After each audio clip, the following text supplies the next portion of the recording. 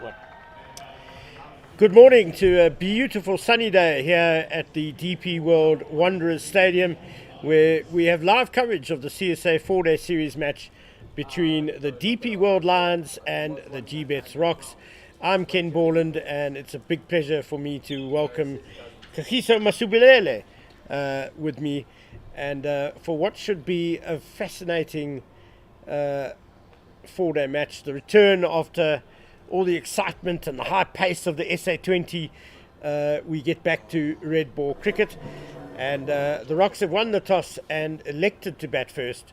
KG, what do you think of that decision, and what do you think of this day? Look, thanks, Ken. Thanks for welcoming me. I think first of all, it's a glorious day here in Johannesburg. There's no, it's blue skies all over the place. So looking forward to some good cricket.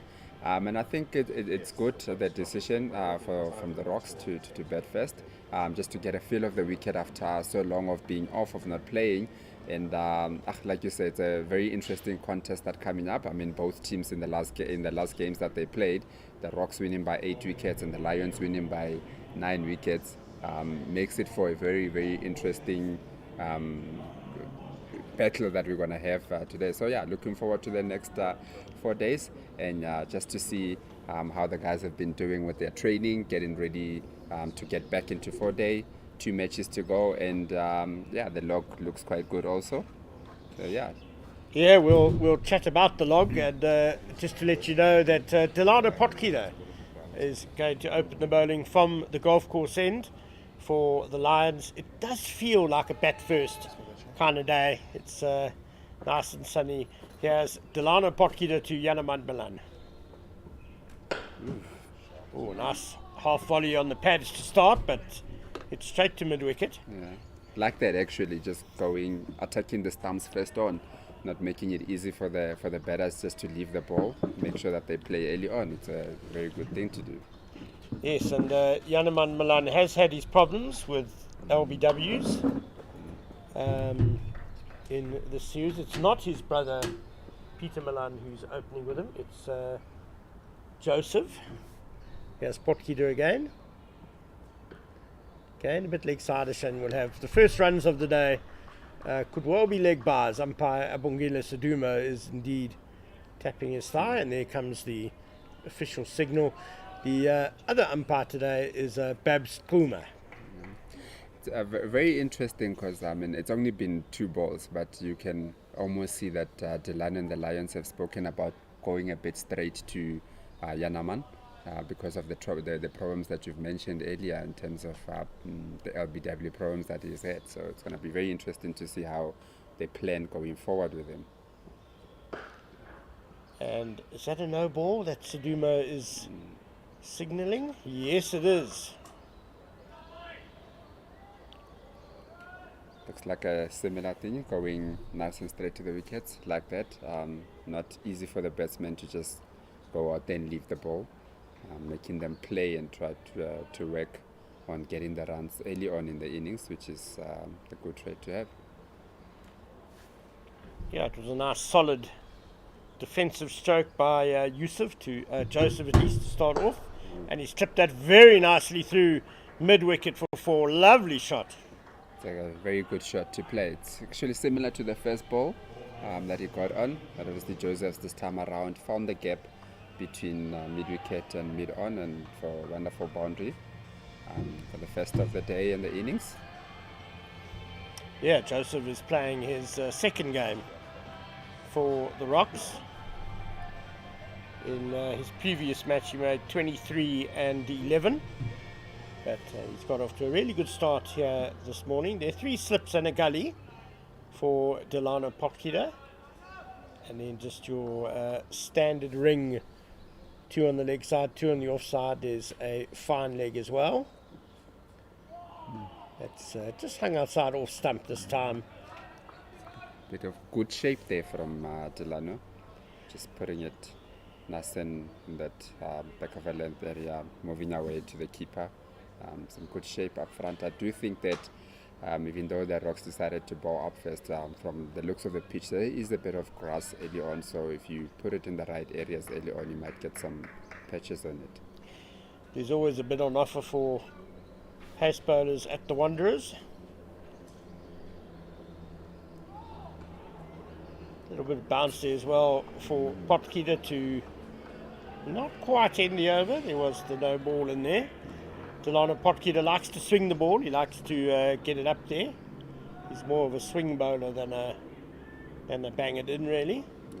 Which I think with a bit of grass in the morning and with the pitch very lively in the morning, if you get somebody that's going to come in and swing it, you might get a bit more out of it.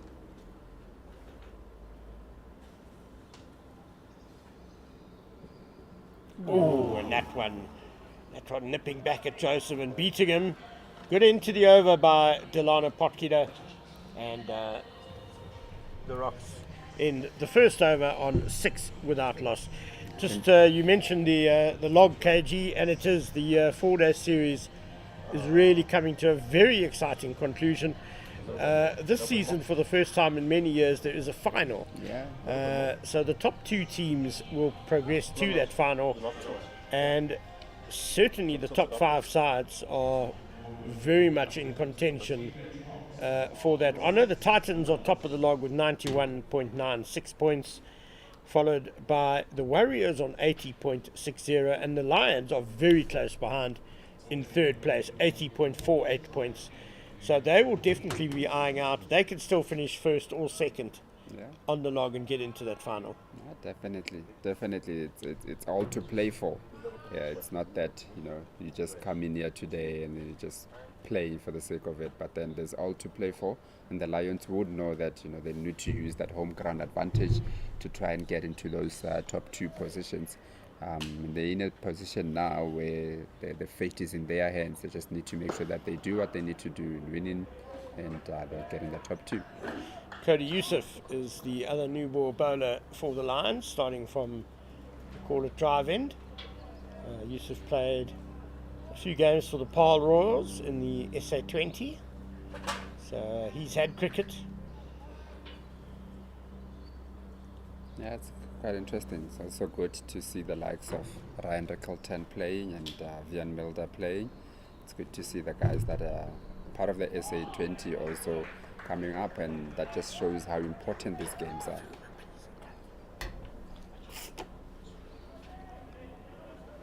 And probably the big news in terms of selection here today is that National Test captain Themba Bavuma is playing for the Lions. It's very fielding in the gully at the moment, and over all his injury problems, and apparently very eager to score some big runs at the end of the summer, which is good to hear. Yeah, I can imagine. I mean, he's been off for quite a while, and I think he only played 1 or 2 games, or 1 game in the SA20. So this will be very good for him to just come out there today and be part of the team and get some runs. I mean, he is the Test captain also, so he needs to go out there and show. And it's a very good for domestic cricket to have your international players being available to play in these matches, especially with 2 weeks to go, with everything to play for. Yeah, it certainly will be a big boost for the Lions, who are, of course, without probably their leading batsman this season so far, Zubair Hamza. He's in New Zealand with the Proteas, who had a very good day in Hamilton today. And the Lions also missing their 2 strike bowlers, Duan Ulifia and Chepo Mareki, while the Rocks are without their leg spinner and very useful lower order batter, Sean van Berg. From the looks of things with Cody's bowling, he's opted to go a little bit shorter than what was going in the first over. So looks like might be different tactics from the 2 bowlers at the moment, with one going a bit fuller and then Cody going a little bit shorter. Yeah, sticking to their strengths. Cody Yusuf is more of a guy who tries to get seam movement and bounce. But it's been a very tidy first over from him, and it ends. It's a maiden, and the Rocks are 6 without loss after 2 overs.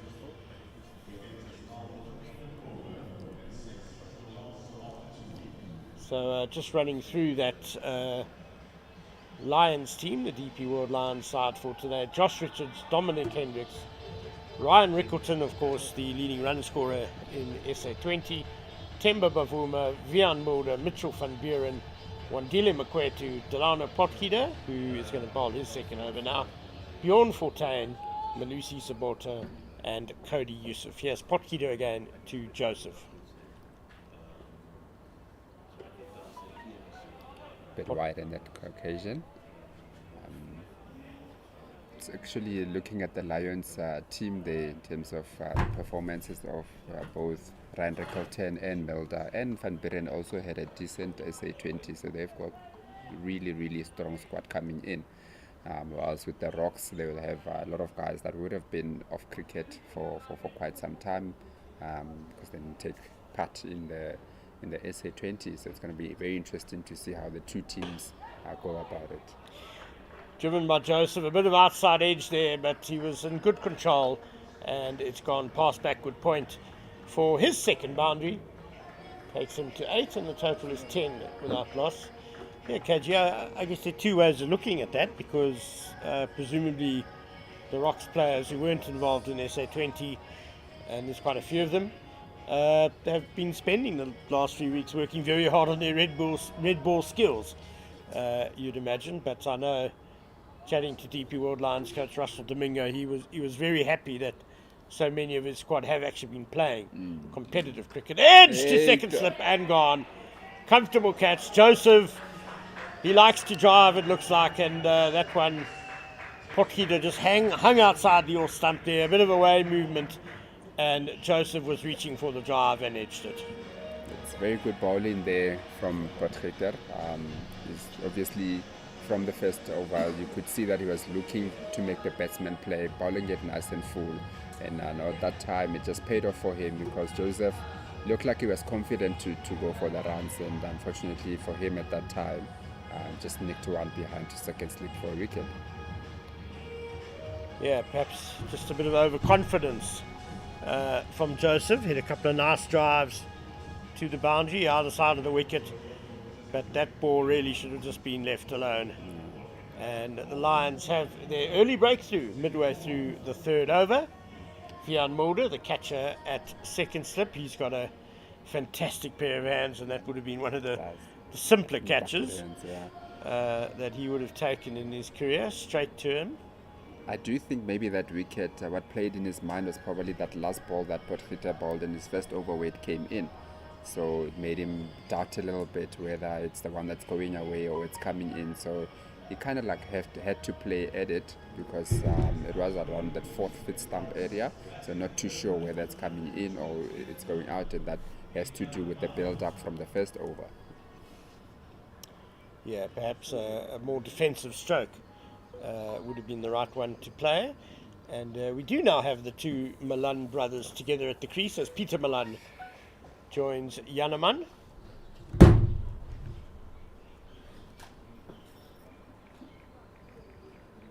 They've had some good partnerships together in the past. Let's see how it plays out for them today. Potgieter again going full, targeting the stumps early on. He was interested. Very. It does look like the plan for him early on is try to go for the stumps, get the batsman to play, and it paid off in the last ball, and he's doing the same thing again, the same way that he started against Yanaman, starting against Peter, bowling it nice, full and straight.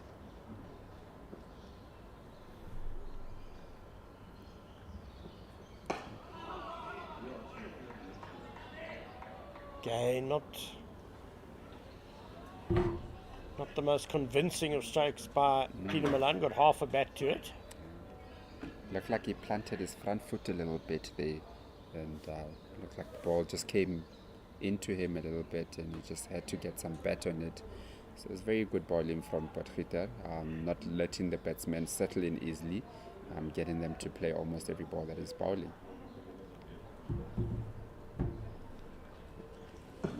Ooh, bit of inside edge. Saving Peter Malan there. He was playing all around a straightish delivery. So the end of a very good over from Delano Potgieter. He made the breakthrough, removing Joseph for 8. And the Rocks are 10 for 1 after 3 overs. Very good bowling from Delano. Although he's went for 2 boundaries, but he's persisted in going full and straight and maybe just a touch outside the off stump. So not afraid to actually be attacking to the batsman, which is a good trait to have. I mean, it's time for the Lions to strike. Teams often talk about throwing the first punch these days. So the Lions have done that today. Here's Yusuf to Yanaman Malan. Just to run through the Rocks team for you. So we've got the 2 Malan brothers at the crease at the moment. Joseph, the man, out for 8. And then the rest of the team is Du Plessis, Copeland, Gajima, Engelbrecht, Viljoen, Stearman, Klutter, and Mahima. Hardest Viljoen also saw some SA20 action.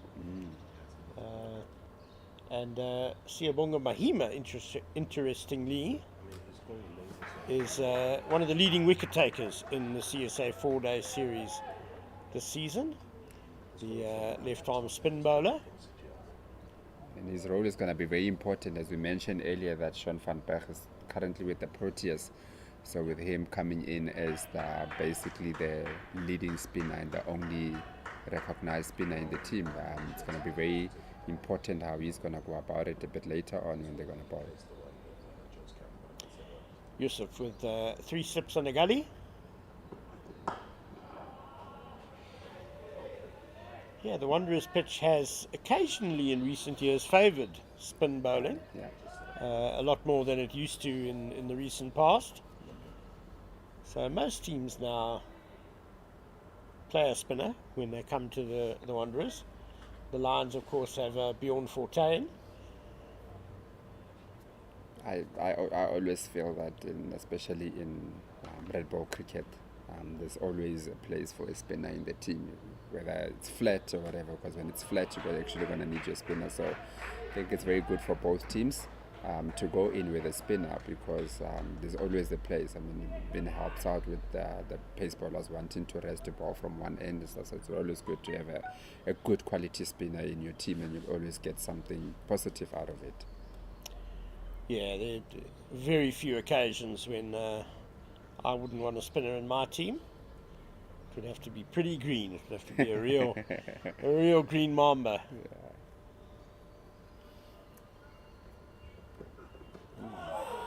Just a bit too high for any concerted LBW appeal, but Cody Yusuf is really bowling very nicely here this morning. Bowling very well, back of the length. I would just like to see him, the way that Delano is going on the other side, pitch one of those balls a bit fuller than what he has been. And we just saw with the last one now hitting the pads, but because this is bowling a bit more short of a length, back of a length, it's going a bit high. So just get them to drive a bit, especially because there is some movement in the pitch. Inside half of the bat, it's gone past square leg. Fine leg will field, and they'll get a single. And that's Yanaman Malan actually off the mark now. So it's taken him 11 wickets in his 3 matches. Yeah, it looked good early on. Like I said, having been involved in the SA20 would have helped him a lot, even though he didn't play too many games. But obviously just being part of the team, practicing on a daily basis and stuff, so you can see that there isn't rustiness in the way that he is bowling at the moment. It's just going in, the ball is coming in nicely, it's good bounce, it's good shape on it.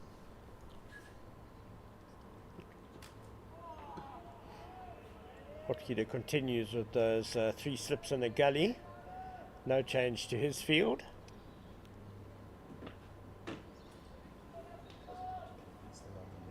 One has to wonder with that kind of a ball if he can go 3 in a row in that same area and just get 1 to come back in, almost like as a setup type of a thing.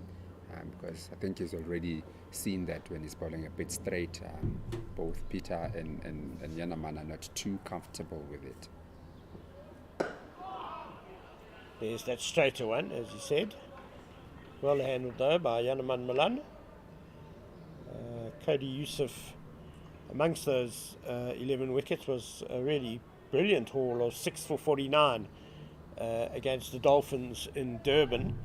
Durban has been a place where the Lions have struggled in recent times, but when they went down there in mid-December, they dominated the game, and were actually unfortunate that weather forced them just to come away with a draw. Nicely steered by Yanaman Malan. That's a lovely shot, just pushed through the gap, nothing too expansive, and away it goes for 4.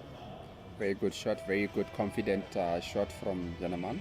I mean, he's been getting the balls that are coming straight to him, so now he got an opportunity to free his arms a little bit there, which helped him a bit.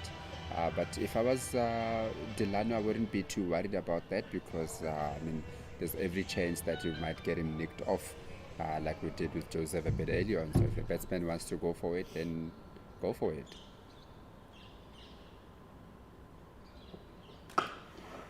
And again, repeated. I guess the difference between Joseph and Yanaman Malan is the amount of control in the stroke. Yanaman twice now is just very nicely steering the ball. It's well controlled. He's hitting it under his eyes, not reaching for it, whereas Joseph, you could tell, was kind of reaching for the drive out there and couldn't control it.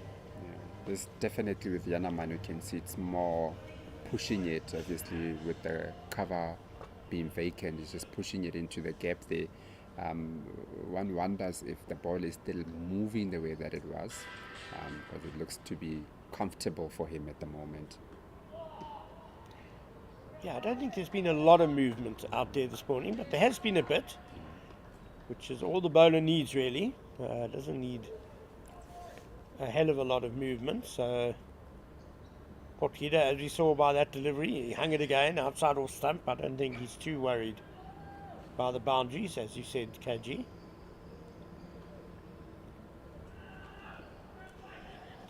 The Lions, of course, their last game in this competition was against the Tuskers here at the Wanderers. It's well bowled and nicely played by Malan. And they had a really big, impressive victory, winning by 9 wickets. And that haul of 23.68 points really pushing them up the log and getting them strongly into contention again for the final. Yeah, no, definitely. They, like we said, I think earlier, that they're a team that should be quite confident from where they left off, and helping obviously with some of the guys that were involved in the SA20 that are just coming in out of having good tournaments. I mean, Vian Melda was actually part of the final on Saturday, where he's been good for runs. I think it's finally someone like Vian Melda is finally coming of age, the way that he's been predicted to play. Recently, he's been going at that. I think the key of the rocks will probably be between the two Malan brothers, because if you look at the batting lineup, there isn't too much experience coming after the two of them. So there's 2 batters in here now at the moment. Will probably need to score the bulk of the runs. Absolutely crucial, no doubt. KG, this partnership between these two guys. Aviwe Kajima's having a very good season as well, though, for the Rocks. Couple of hundreds. He's their leading run scorer this season, actually, while both the Malans have actually struggled somewhat, which is probably a factor in Boland currently being 6th on the log. No, definitely, because like you say, if you look at the team in total, they don't have too much experience. So those 2 guys, Yanaman and Peter, are probably one of the most experienced players in the team. And if they click and they score their runs, then likelihood of them winning is very high. Kenny Malan just getting into a bit of difficulty there, trying to drive Yusuf wide of mid-on. The length was not quite there for him to do that. seems to be a bit of movement in the air there for Yusuf, which is going to be very good.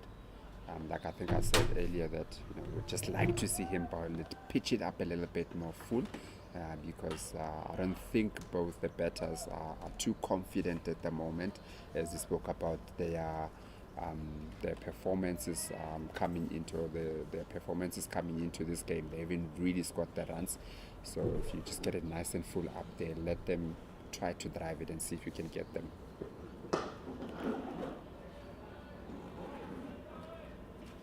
I know I said that said full, but not that full. I think Peter Malan will be a little upset that he hit that straight to mid-off. That was a half volley. I do think it has to do with obviously the confidence of not having runs coming in. Batters sometimes when they get in this situation, they get a little bit too afraid of going out rather than scoring runs. So it might be thinking, I don't want to make a mistake, instead of actually being positive and trying to get the runs. Oh, the full Yorker delivery, and Peter Malan has just managed to get a little bit of bat on that down to fine leg. Cody Yusuf is certainly producing some very probing, testing deliveries here with the new ball. Yeah, it is. Just looks like in this over he's bowled a bit more fuller than what he did in the last 2 overs. I think maybe he's identified what he's been speaking about here, to say that try to get them to play a little bit more, and they're not too confident at the moment. And twice has actually troubled Peter a bit. So I have actually unfairly maligned Peter Malan because he's averaging 59 this season. So nothing wrong with his form. But he has only played the 3 matches, scoring 237 runs, 1 half century, which was a 94. Yaneman Malan, he has struggled. He's got 194 runs in 10 innings, so averaging just 19. As we see, the 6th over has now been completed. The Rocks are 20 for 1, and Delana Potgieter will continue from the golf course end. There are other fixtures being played today in this competition which are important. We'll get onto those through this over. Thoughts of a single, but and now they will get it. No. It was on off as Mitchell van Buren misfielded. He's such a dangerous fielder, though, that I think even though he had to run back and regain the ball, the batsmen weren't keen on taking him on. I think maybe the old cliche also that you don't run to a misfield. It's just, I've just been looking at the way Peter Malan has been going forward. It just looks to be planting that front foot a little bit when the ball is on like first down. Now he comes down the pitch to Delano Potgieter and lashes him through the covers, coming down the pitch to negate whatever movement there was going to be. Got to it on the half volley and beautifully put away for 4. Got an interesting way to almost get yourself a little bit out of trouble, because the last few balls has really struggled a little bit.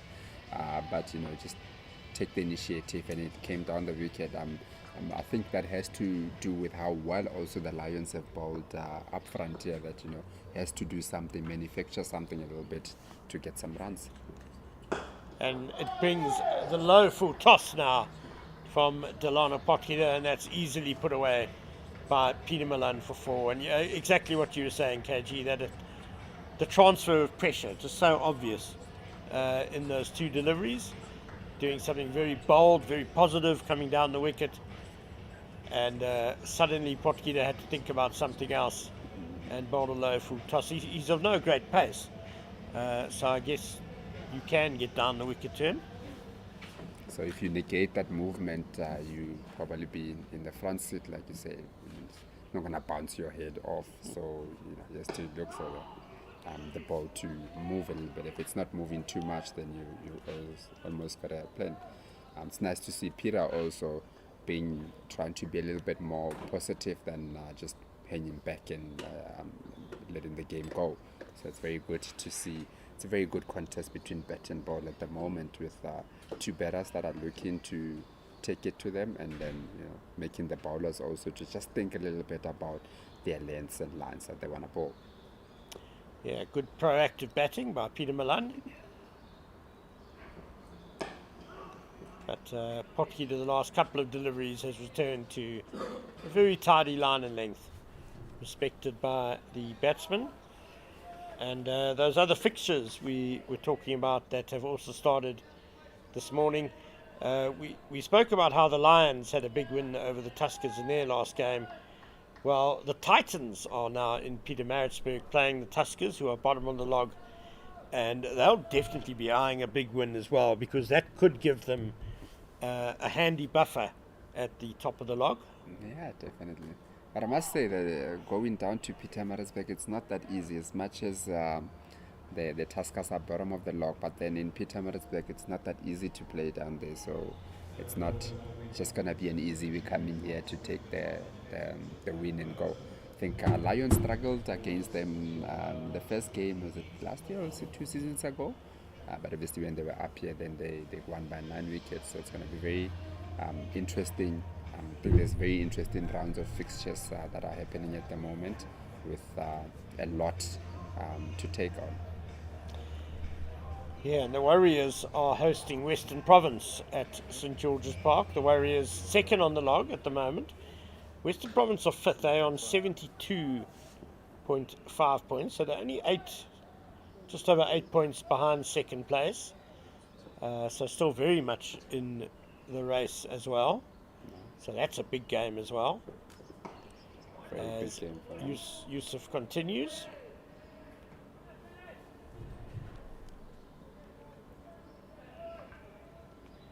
And the last game on the go from today is the Northwest Dragons against the KZN Coastal team, the Dolphins, who are also in the running. The Dolphins, they're on 75.28 points. They're in fourth place on the log.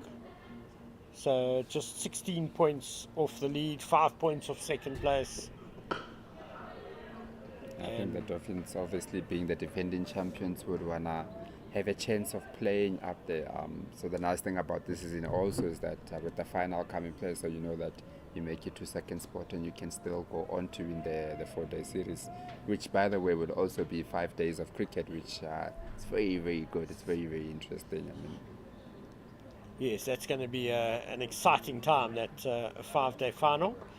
The Dolphins are the only unbeaten team, funnily enough, in this competition this season, but they've only won one game, and as usual the weather has not always been their friend.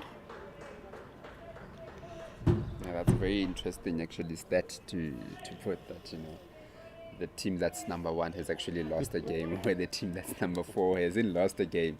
But I think that is the beauty of 4-day cricket, that you can lose a game, but then you can get a lot more points if you win, which is good. I mean, with all the batting points and the bowling points involved on your performances and stuff, it's very good. It makes it interesting for everyone to go out there, want to score runs and want to get those wickets in the first 100 overs. That's right, you do get 6 points for a draw as well, though. But these last 2 rounds of the competition, not just about the race to the final, but also important for the teams at the bottom, because there is, of course, automatic promotion relegation. The 4-day series is combined with the One-Day Cup and the T20 Challenge to see who gets relegated.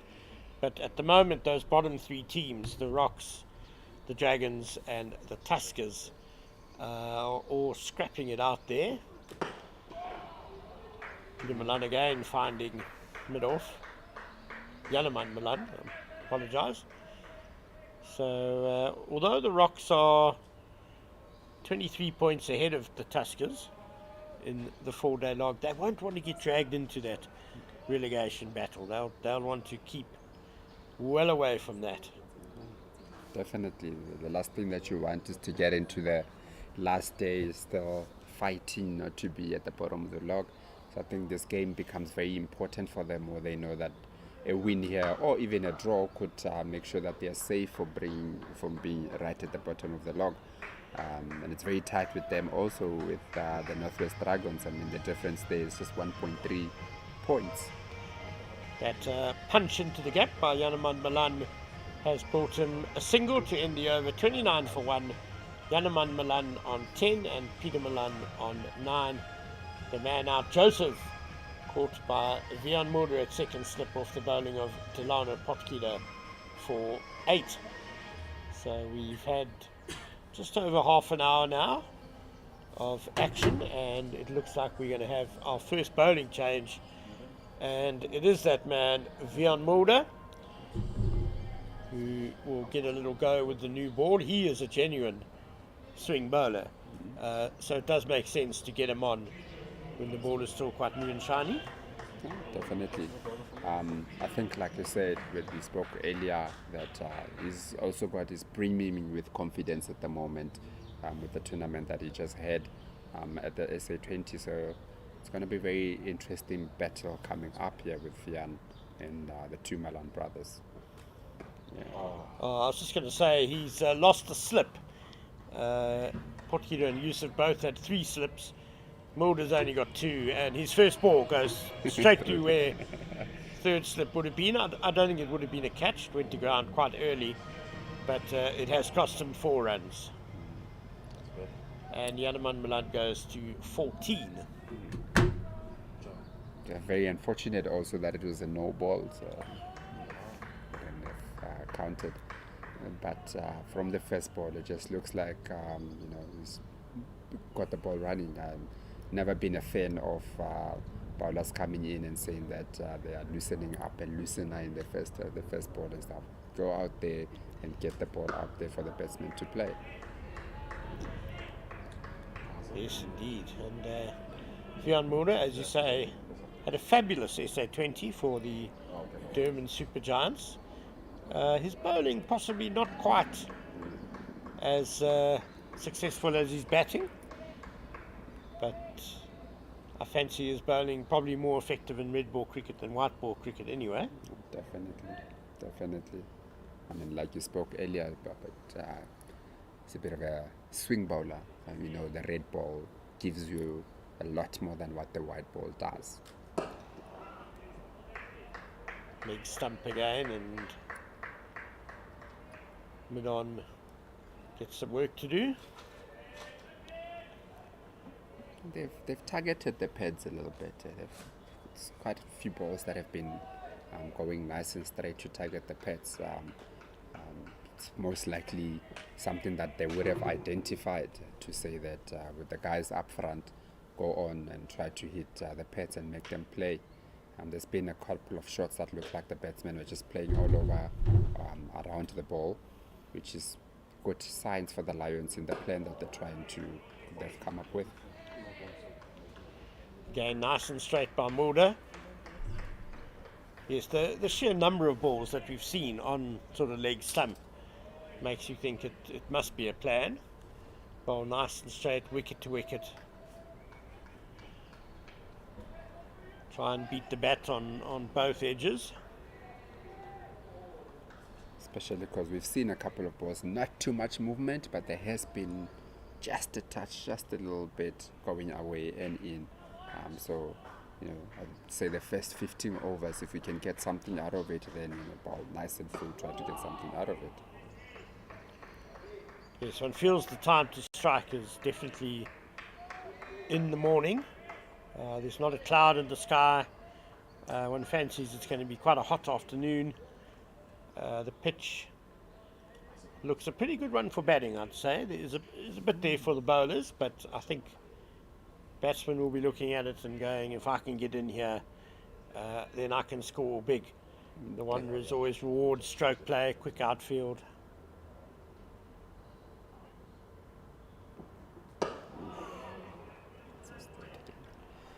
It's going nice and straight again, Vian Mulder. He's not letting the batsmen basically free their hands, which is good, getting them to play around the ball a little bit. Would have thought though that with him having a cover, he would probably go a little bit wider, try to get them to drive, because there's been a couple of fours that have been hit through the cover areas. He's got the cover now, so we would have thought that maybe he might go a little bit, unless it's a bit of an early double bluff where you have a cover, but then you still try to bowl straight and hit the stumps. Another no ball, signalled by umpire Abongile Siduma. Yeah, third slip has gone to cover, just to give Mulder a bit more protection. He does like to get the ball up there, does like to try and get the batsman driving, so I guess he wants a bit of protection. I would think also that with the Rocks deciding to bat first, it's that the Wanderers, I think in the last season or two, hasn't been their traditional Wanderers that we used to, where there's buckets and buckets of runs. There's actually been a lot of games where they finished early, they haven't got so many runs, so maybe they're thinking that the wicket might not be that easy to bat on in the fourth innings, and therefore want to make the best of it up front when it's still nice and hard. Yeah, as the ninth over comes to an end, 36 for 1. I've certainly got no qualms that the Rocks made the right decision, batting first, winning the toss. No real good reason not to bat first today. We definitely spoke about the form of Mahima also. What better time for him to bowl than in the fourth innings, when the Lions would be looking to chase it down, when you've got a nice left-arm orthodox spinner to come up. So I think it's a very good choice from them to go. It's just about now they need to make the most of it. As Yusuf continues, 3 sips a gully. And again, very tidy line there. Cody Yusuf has really been tremendous this morning. He's into his 5th over. He's conceded just 3 runs. And Delano Potgieter got the wicket, but conceded 25 runs in his 4 overs. And we've seen Vian Mulder bowl 1 over for 7 runs. 4 of those were in edge through the slips. Yeah, Cody has been very tidy. Makes it nice for the guys, the bowling in partnerships, bowling on the other side, to be a little bit more attacking, because it is good when you've got somebody that's going at 0.7 and over, and then on the other side you know that you've got a bit more freedom to pitch the ball up there, and as Delano did in his second over, and he got a wicket, because there's a bit of protection on the other side, because at the end of the day it is bowling in partnership. So if the other person on the other side can afford not to go for runs, you can almost afford to be a little bit more attacking in trying to get the wicket, so that you complement the partnership that you have. Yeah, he's certainly doing a good job for his fellow bowlers. We mentioned it earlier that Cody Yusuf is really showing the depth in the Lions' bowling stocks,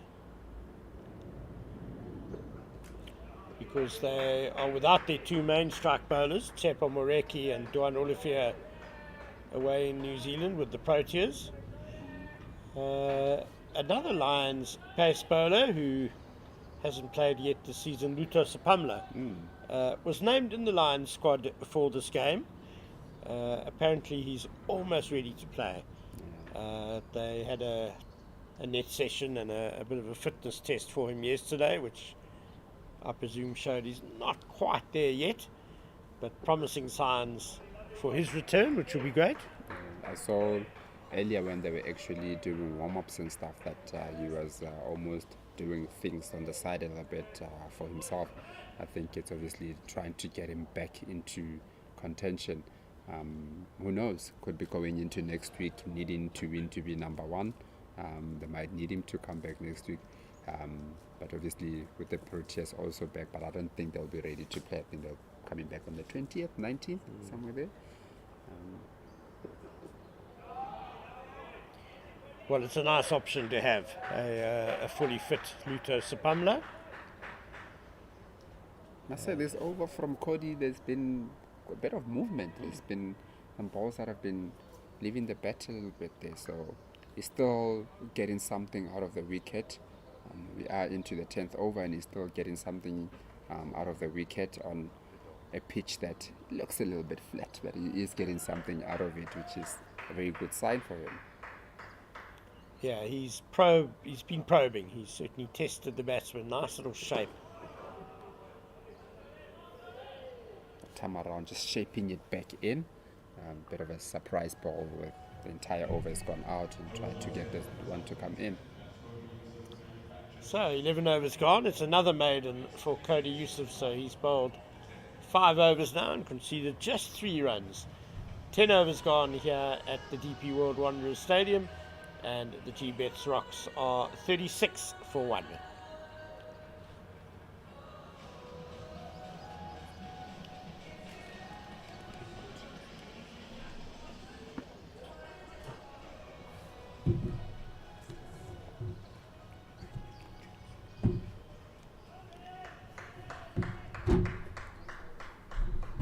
Vian Mulder will continue to Peter Malan on 9.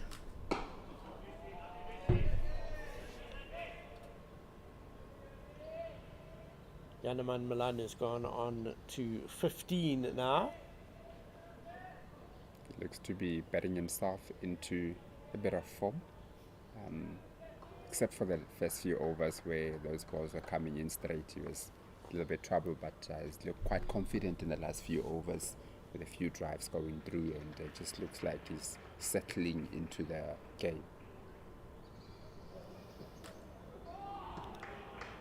Yeah, there's no doubt a man like Yanaman Malan would have been absolutely gutted not to be involved in SA20. As a batsman, someone who burst on the scene, that was really his game, wasn't it? I mean, the shorter formats, he was such a punishing hitter, so accomplished at the top of the order, and the poor guy's game has just really fallen away so much. Let's all hope that he can get back to those heights where he once was. It does seem incredible that Yanaman Malan wasn't snapped up by an SA20 franchise. I think more interestingly for him, though, as with not being part of the SA20, but we've spoken about the form, also not being part of the team that went to New Zealand, which could have been a chance for him to, get back into the national colours. Because like you said, when he stepped in, I think the first season or 2 or so, he was number 1 batter in the one-day side of things, and things just haven't worked out for him in the last few years. That one coming back at Peter Malan, inside half of the bat to mid-wicket. I wonder if Yanaman Malan also hasn't been helped by, in red ball cricket, there's been a bit of confusion maybe as to where his best batting position is. He's batted in the middle order for the Rocks, but now this season he's been opening. There's been a bit of movement to and fro, so perhaps that hasn't helped him either. I think that's the thing with trying to find your best place, and also trying to look at the national team, what's needed, because I think some of the franchises or the players themselves, when they look at what's needed in the national team, then they try to put themselves in that position. I mean, you can think about Aiden Makram also, where he was an opener and went down, opener and went down, almost trying to see where the gap is and stuff. So yeah, I do think that obviously those changes also have made him to be a little bit unsettled in his role. But I've always seen him, to be honest, even from growing up and stuff, as an opening batter. And that's where he gets the most out of his batting.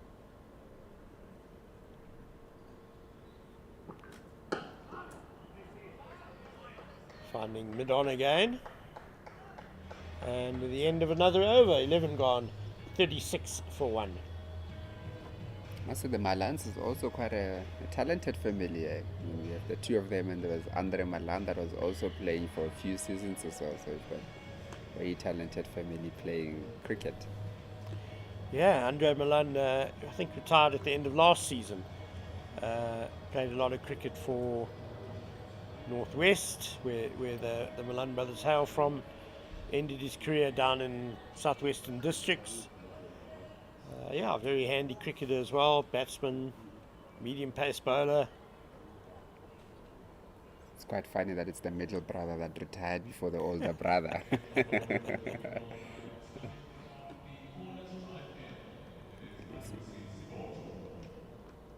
yeah, Peter Malan, someone else who will be thinking, what if only.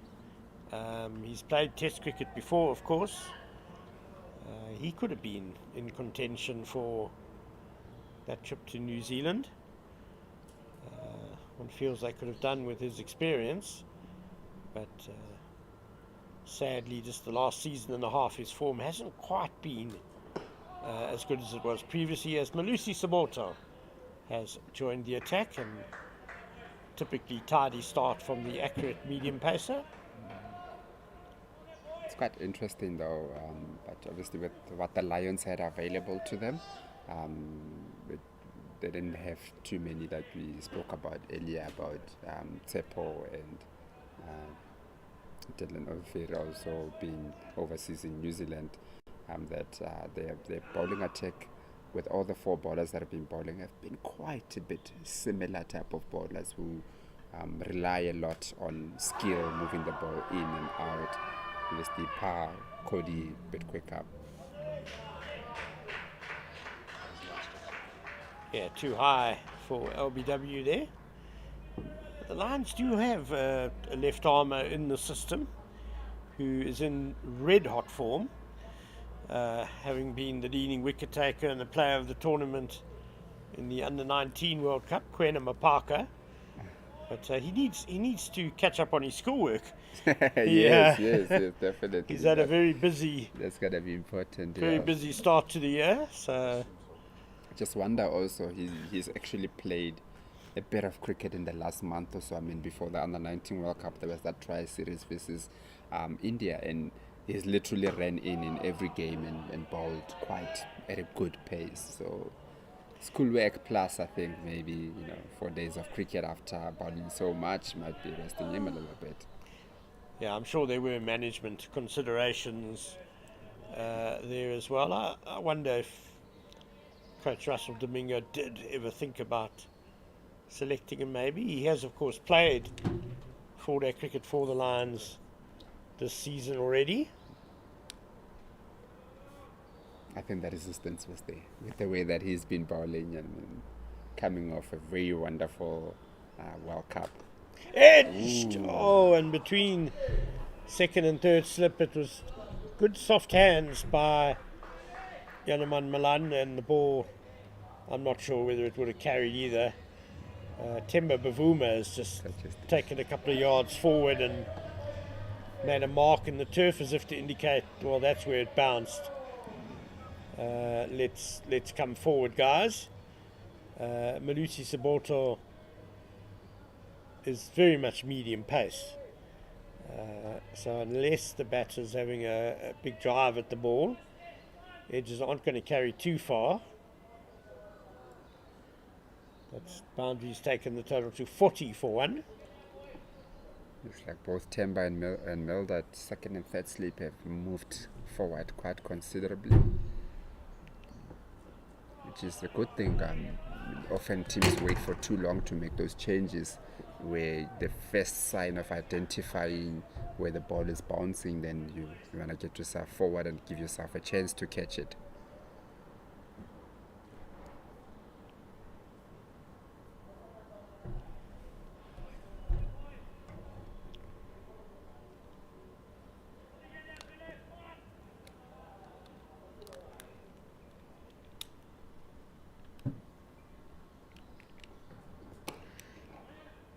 Just steered wide of the slips. Again, the soft hands. And they'll come back for the second as Van Buren gives chase. Played it nicely and intentionally into that gap with nice soft hands, as you mentioned, which is good. Like we mentioned earlier, how big this partnership would be, and so far, with a bit of a shaky start, but then at the moment they look to be a bit more in control than what they would have been earlier. Yeah, the partnership has moved on to 32 now, 42 for one after 12 overs, the Rocks. That's a decent start on the first morning of the match. Vian Mulder to bowl his third over now from the golf course end. Timber Bavuma is edging towards really what is a fourth slip rather than a gully. So there's 2 slips a gap and then Timber Bavuma. It's good to see him coming in nice and close. He's very good in the field also. He's got very good reflexes. So you'd think that if there's half a chance, if there's anybody that can get to it, will probably be Temba. A real live wire in the field, Bavuma. And I'm sure he'll just be delighted to be out there playing cricket. Yeah, definitely. I mean, it's good for him. It's good for the country also to have our national captain playing some cricket. It hasn't been an easy year or so for him with the national team in particular. So just to come out here and 4-day cricket and domestic and try to get back into scoring runs and all of that would be very good for him and his confidence. He's had a wretched run of luck really in the last couple of years with injuries. I can think of a hand injury when he got hit by a throw by a fielder. He's had leg injuries, he's had other hand injuries, he's had illness. He's really missed quite a lot of cricket, Temba Bavuma, so let's hope that he's through all that now and can have an uninterrupted end to the season, and let's hope the whole of next season he's on the field where he belongs. It would be very good to obviously have him back fully fit. Like you said earlier, it's a very live wire in the field. That's nicely driven by Peter Malan to the boundary, and another no ball by Vian Mulder as well. That's his third of the morning, and he's only in his third over. Looks to be some confidence in the batsman now. Peter just leaned nicely into that ball to hit it through the covers for 4. It just looks like he's coming into the game a lot more now. He's a bit more confident. You mentioned a couple of overs earlier. He just came down the wicket to punch one through the covers, and now he just leaned into one also to take it down to the boundary for 4. Yeah, I like that. As soon as he spotted that there was length to be driven there, he was quickly onto it. A nice controlled shot, but didn't let the opportunity pass him by to get a boundary. And it looks good that they're still willing to respect those balls that are a bit too wide for them, because sometimes batsmen can get a little bit overconfident and try to go for everything. But when it's not there, they're actually leaving it, and when it's there, then it's there for the taking. Like with that ball now from Vian Mulder, just identifying that it was a good enough ball. You just need to give respect to the bowlers and wait for that one that you can punish or lean on. 2 experienced batsmen out there moment, and it's been a very controlled batting display so far by the Rocks.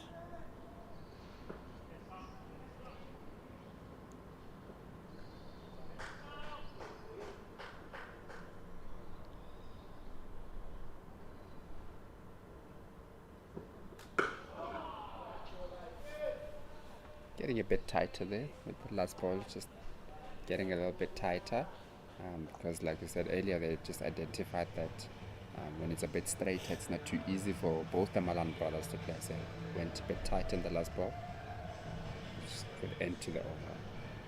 Yeah, Mulder just having a chat with umpire Saduma about where exactly he's gone over the line.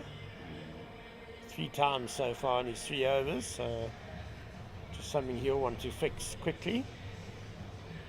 47 for 1 after 13 overs. Yanuman Malan on 21 not out, and Peter Malan has 13.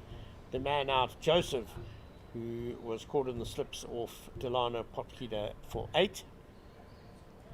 And Malusi Saboto will continue from the corner drive end to Yanuman Malan.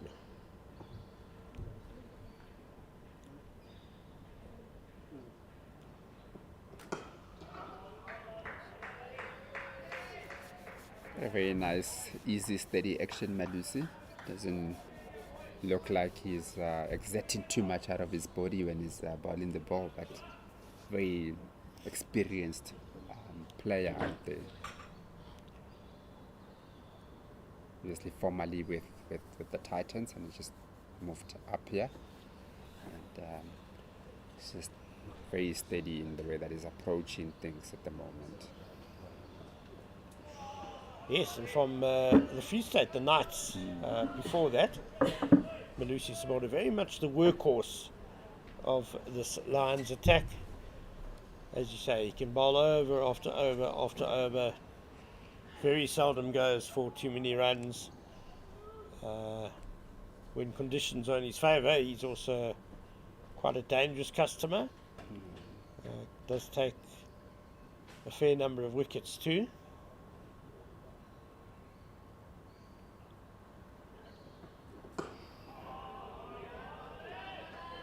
Probing there a little bit. It just looks like he's very close to that outside edge, even though it's hitting on the inside, but it's not. It's definitely not coming out of the middle of the bat from the batters when they're defending it there. So he's probing quite nicely there on about that 4th foot stump area. He does nibble it around, does Malusi Sabota. Makes him a tricky customer, and he's so accurate as well that you have to play a lot of his deliveries. That was a good leave though.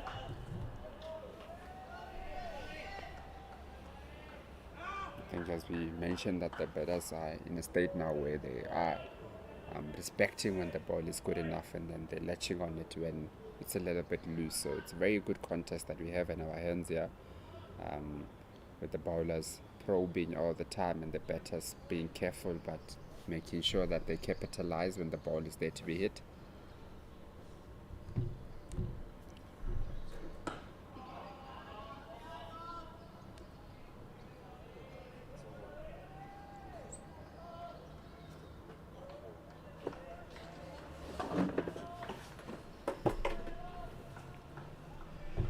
Just a fine leg on the boundary for Sabota, 3 slips. Man at backward point, a cover, a mid-off, mid-on and mid-wicket. It's pretty much been the same field set by Dominic Hendricks the whole morning.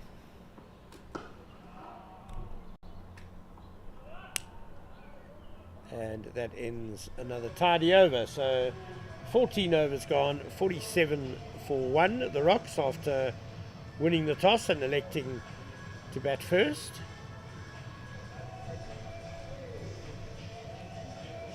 Had 1 hour of cricket gone, so not a bad over rate either by the Lions. 14 overs bowled.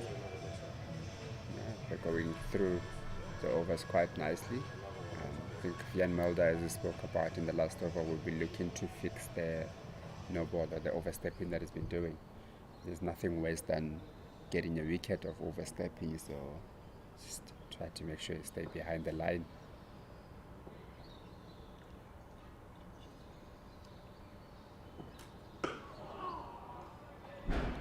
So a very good line from Mulder.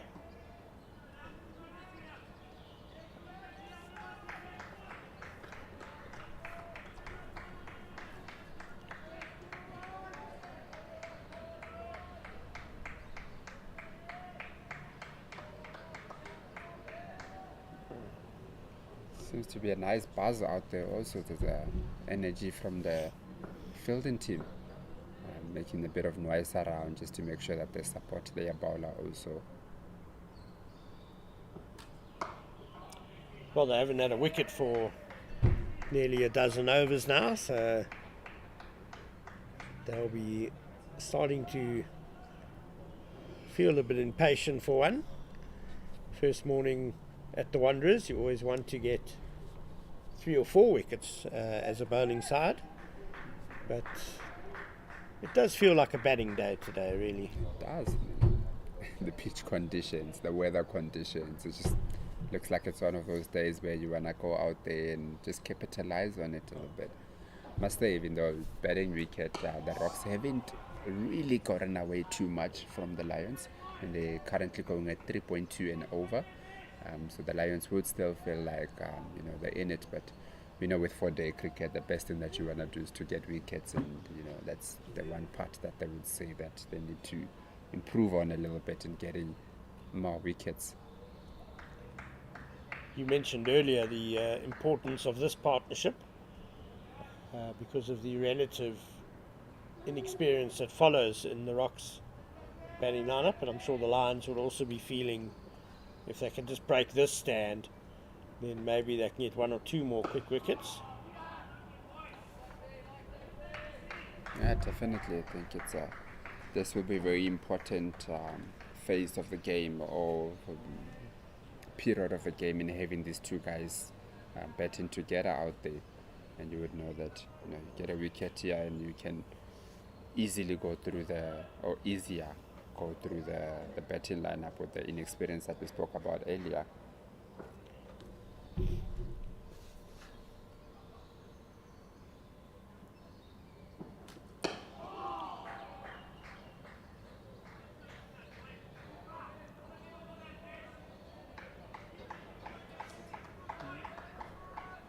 Peter looks like he's just enjoying bat and ball at the moment. One gets the feeling that Vian Moore is trying to entice him into driving at the delivery that's not quite there to drive, but Peter Malan, we know he can be very patient. He can bat for long periods, so he's got great powers of concentration. It's a nice battle at the moment, a battle of wills between these two. Yeah, I think it's a matter of who's gonna break first here. Like you said, with Peter Malan, he can literally bat the whole day without worrying too much about scoring too quickly. So the bowlers have to be very patient in how they go about their bowling.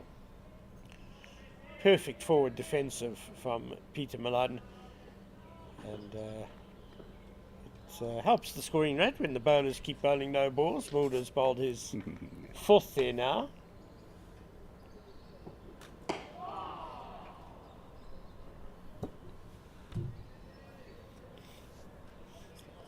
And so that will be the first drinks break of the game. The Rocks 48 for 1 after 15 overs. Janneman Malan 21 not out. Peter Malan on 13. Joseph the man out for 8. And that's after the Boran side won the toss this morning and elected to bat first.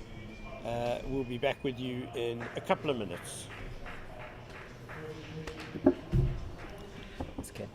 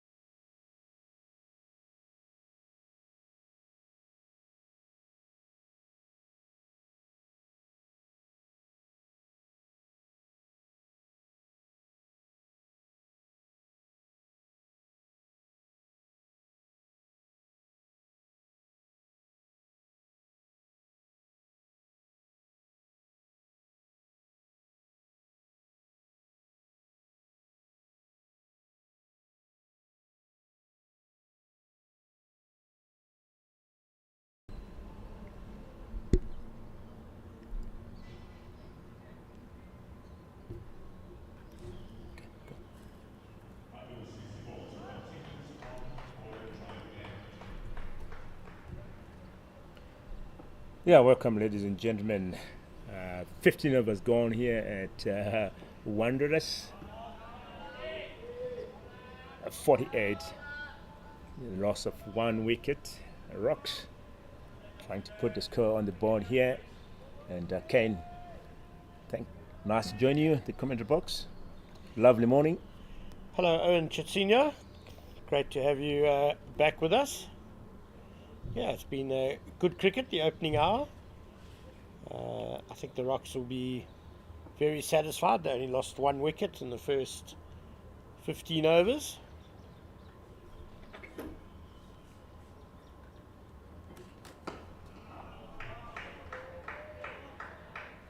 Yes, just 1 wicket here. That's M. Joseph gone for 8 from 8 balls. And by the way, it's Valentine's Day. Kane, happy Valentine's Day. The ladies out there, it's a special day. What are your plans after today? It's going to be a long day. And obviously, your madam will be waiting for you there. Yeah, well, I'm working all day, aren't I? And so is she.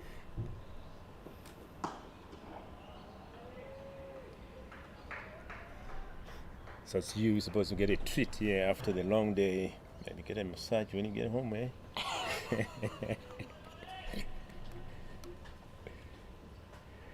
So that's Suboto into attack here for the Lions.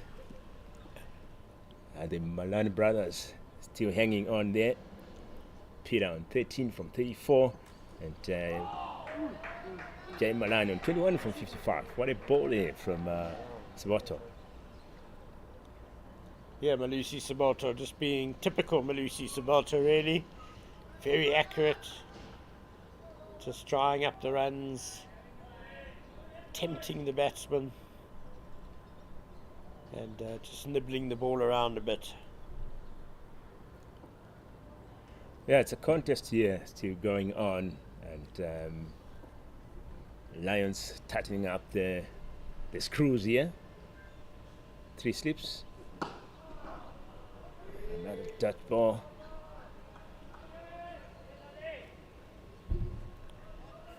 But looking at the squad for Lions here, it's a loaded squad, eh? Seeing Rickerton in there, had a really good time at SA20, scoring good runs.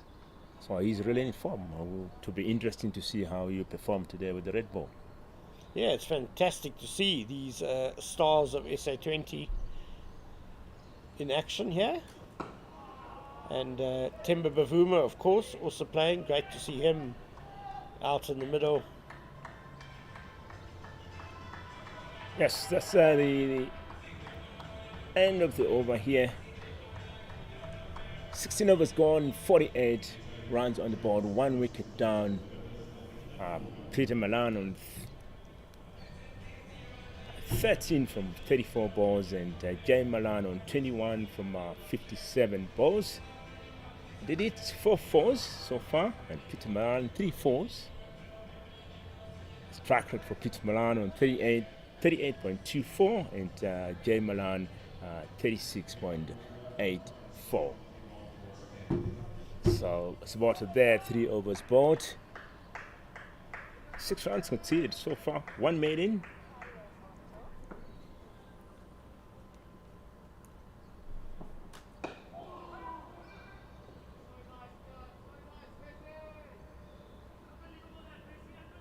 So Moda back into attack. Bowling his 5th over. 13 runs conceded so far. Very economic at this point. Yeah, there's just been a period, the last sort of 5 overs or so, where the Lions have put the Rocks under a little bit of a squeeze. Not many runs scored. Bowling really tight lines. And it'll be interesting to see whether the 2 Malan brothers can survive this period of pressure.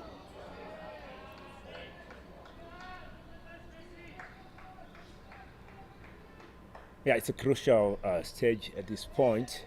So Malan brothers hanging in there, the family affair. Can they stand that pressure and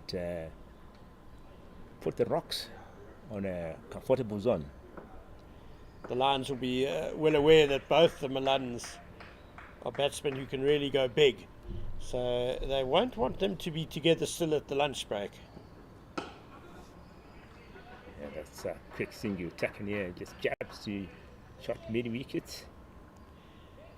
It's the second time this morning we've seen Peter Malan just willing to come down the wicket just to change things up, disrupt the bowler's length a bit, and just release a bit of pressure there with a single. The previous time he lashed it through the covers off Delano Potgieter for 4, but that was good cricket by Peter Malan just to rotate strike. Yeah, good cricket, using that experience, like you said, trying to release that pressure, taking every opportunity to get some runs on.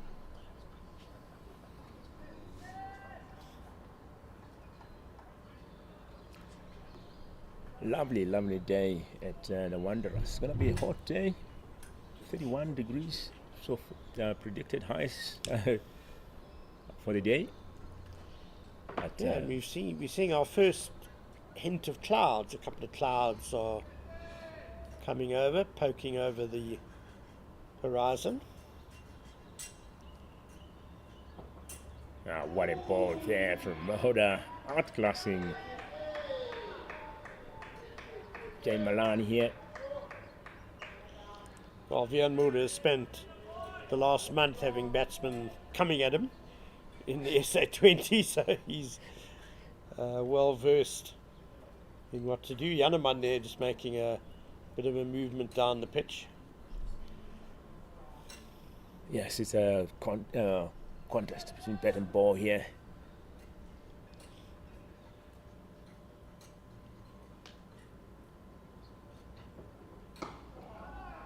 Keeping the good line and length, and it's working, as we have said, for Mona. And dot balls, having dot balls will really put pressure on the batters, and once under pressure you end up making a mistake, and that's the end of the 17th over. 49 runs on the board here, 1 wicket down. It's action coming to you live from Wanderers Stadium, Johannesburg. Day 1, the Rocks taking on Lions. Malan brothers at the crease, trying to put runs on the board here for the Rocks. Playing against the loaded Lions. As we've said, Mavuma there, Rickerton, Moda. It'll be interesting to see how Mavuma will perform today. He has been out for some time. Yeah, I'm sure he'll be eager to spend as long as he can at the crease, get a really nice big score to his name. It's about to back into attack. Maxfield there by Mavuma, and batters tucking on, looking for 3. Good running here. That definitely will be pressure release here for the Malan brothers. Very good running to get 3 out of that one, and it brings up the 50 for the Rocks in 79 minutes of 108 deliveries. We've had 9 fours so far this morning. Yana Malan 21 not out now, Peter Malan on 17, and the man out was Mahir Joseph, out for 8.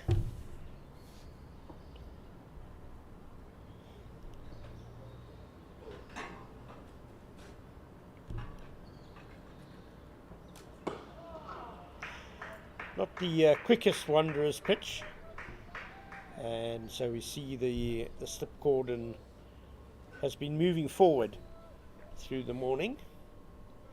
Had a couple of edges drop short. So you can see from the picture there that it's quite a browny grey looking pitch, not much grass on it. The last ball of Vian Mulder's previous over there still just nipped away a bit, so there's still a little bit in it for the bowlers. We've had 17 overs.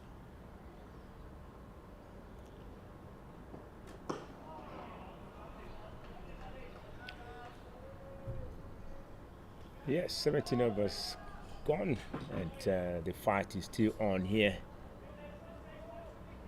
It's a matter of patience for the batters,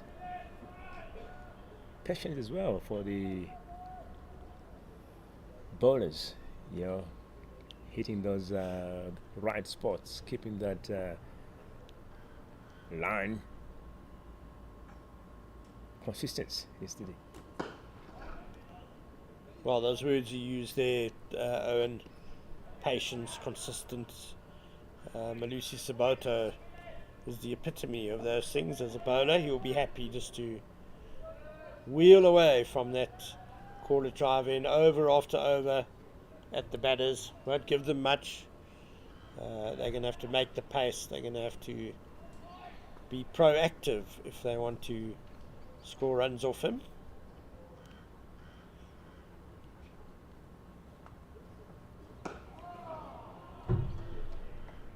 And at this point, Lions fielders enjoying every moment here. I think at this point they're in control.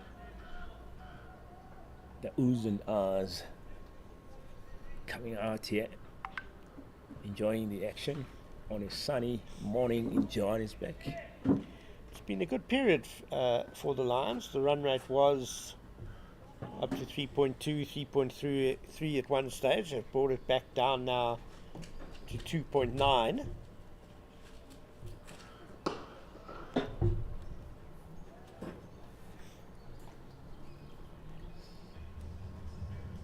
Bjorn Fortuin quickly across there to cut off the single. So that's the end of the over. 18 overs gone, 52 for 1. It's about there, 4 overs bowled, 9 runs conceded so far.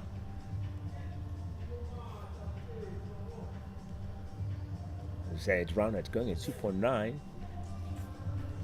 Still got 80 overs left for the day. Malan 21 and Peter Malan on 17. And Bjorn Fontaine coming in to bowl.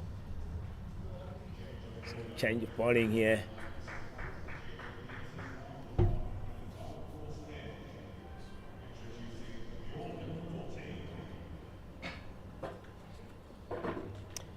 Yeah, the Lions have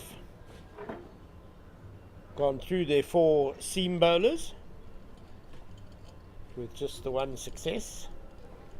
Time to have a look at a bit of spin. It seems a slowish pitch.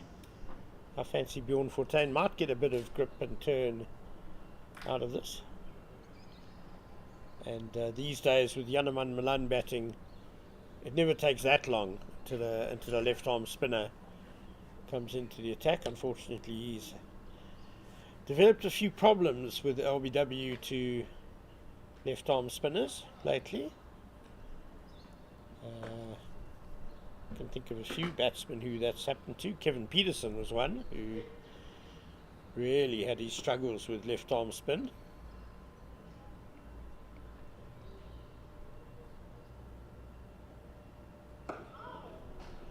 Starting well there, dot ball. Coming left him around. He's got the slip in place. There's a deep backward square leg. He's about 20 metres in from the boundary, mid wicket, mid on.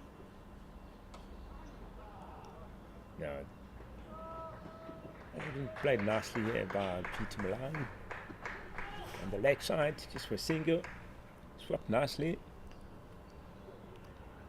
It was a good sweep, but a good field placing. That deep backward square leg. There's a mid-off, a short cover, a point, and a deepish cover as well for Johannesburg Malan now against left arm spin Bjorn Fortuin. And we know, of course, that Bjorn Fortuin has an absolutely lethal arm ball. That's how he gets most of his wickets. So this will be a challenging time for Johannesburg Malan. Yeah, challenging time, and it is up to them to stand this change of bowling. Once they get through this, then they know they've really have their arrows down at the crease.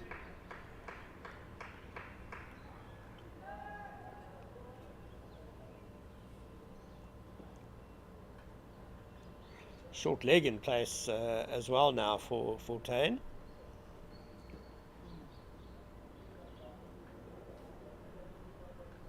So great start here from beyond. Only one run conceded in his first over. That's 19 overs gone. 53 is the score. 1 wicket down here. On a lovely sunny morning and special day. Love is in the air. Happy Valentine's Day to all ladies out there, and all guys as well. It's not just ladies who need to be pampered on this day. Ladies also need to pamper their guys there. So I hope it to be a nice day to all lovers out there. Looking forward to getting pampering when I get home as well. You seem to be very big on Valentine's Day, Owen. It has been very happy for you. It looks Spread like the it love. was, Spread the love. It's always good to celebrate when you get the chance.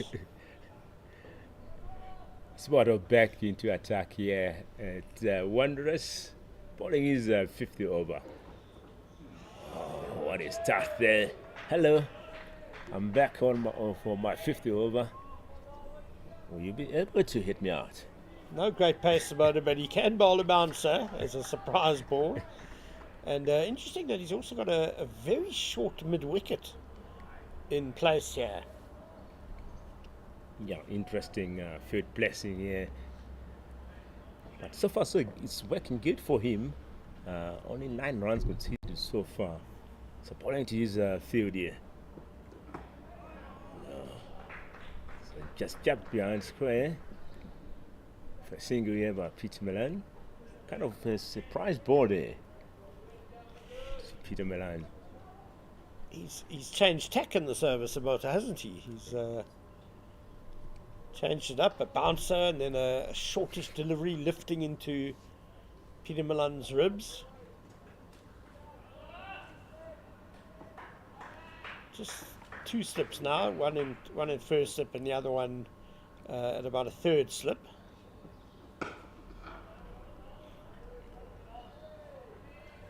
So good variation so far here from Swato. Really, three surprise balls that he brought at different variations.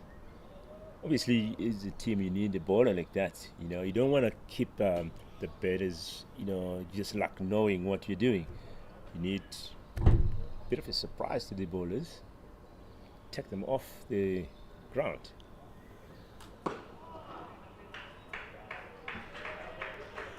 There's always that balancing act between, you hear bowling attacks talk about staying patient, sticking to the game plan, building pressure in one area, but then you've also got to adapt to conditions, and as the ball gets older, as the ball gets softer, what is this particular Wanderers pitch offering? So it's a balancing act between those two virtues, if you like. Yeah, definitely.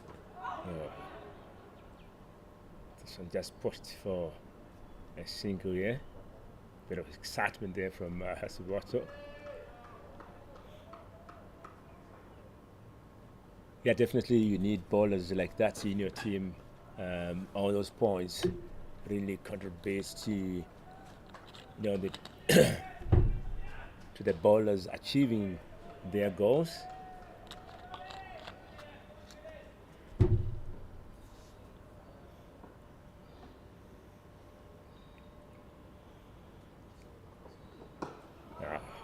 Great finish here to the over.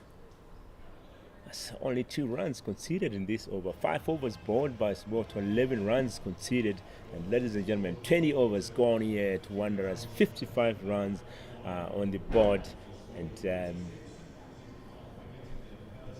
Peter Malan there on 19 from 42 balls. And Jay Malan on 22 from 74 balls. So it's a Malani brothers show at the crease. Really stood up nicely at the crease there, standing up to the pressure of the bowlers. Partnership now on 45. And runners going at 2.7, dropping down here. So good work here from Lions. And beyond back into attack. Oh, he's just a kind of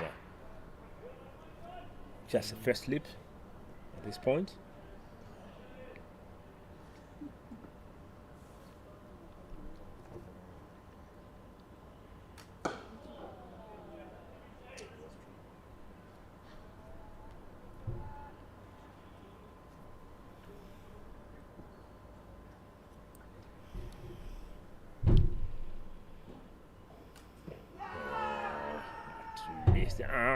The shot from beyond here, but this one going way down leg.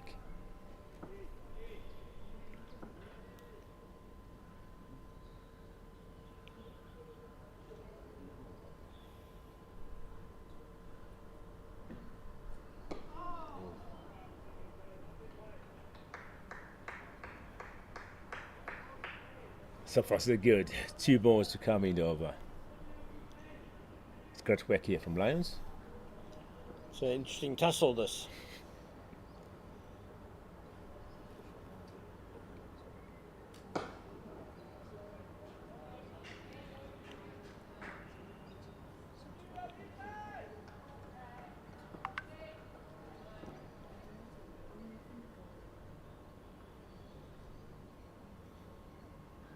Oh, what a ball to finish off the over here from Beyond, and that's 2 overs bowled. Only 1 run conceded. Well, that last one did show that there's a bit of turn and bounce in the pitch, albeit that one from well wide of the stumps. 21 overs gone, 55 on the board. So day 1, the Rocks taking on the Lions. Malan brothers doing the job at the moment. Partnership with 45, so just what was needed after the loss of an early wicket, having won the toss and elected to bat first. They've got through the first 21 overs relatively unscathed, and the Lions have brought back who I think has been their best bowler so far this morning, Cody Yusuf. Yes, he has bowled 5 overs, conceded only 3 runs, 2 maidens.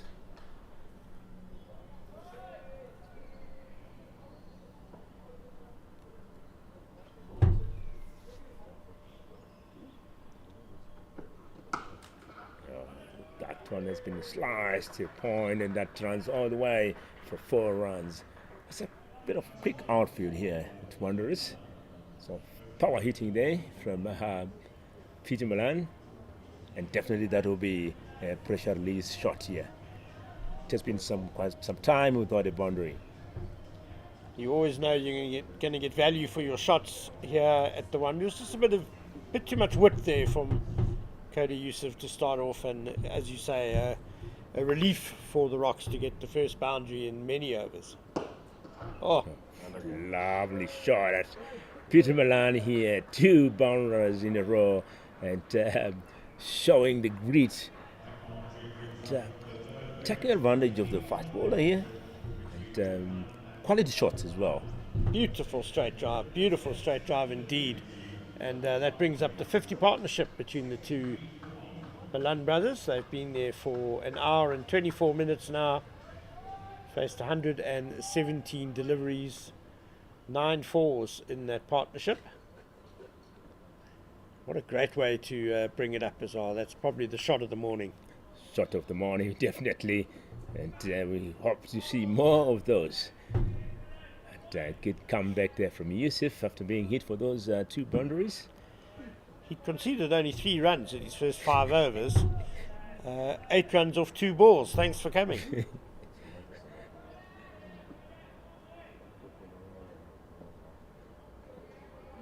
That's why they always say cricket is a funny game, you know. Not if you're the bowler in this instance. Yeah, in the sense of him conceding only 3 runs in his 5 overs, and then comes 2 balls, 8 runs. Wandile Makwetu doing good work there at mid-wicket to prevent any more runs coming off the bowling.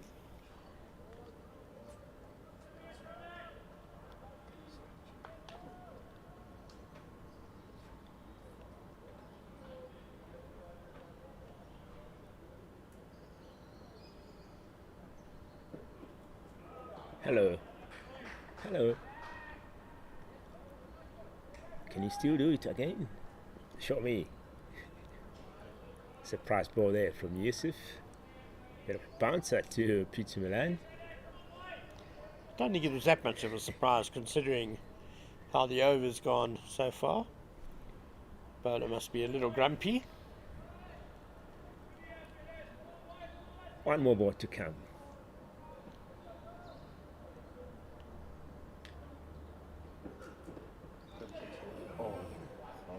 That would have been edged and dropped by the keeper there.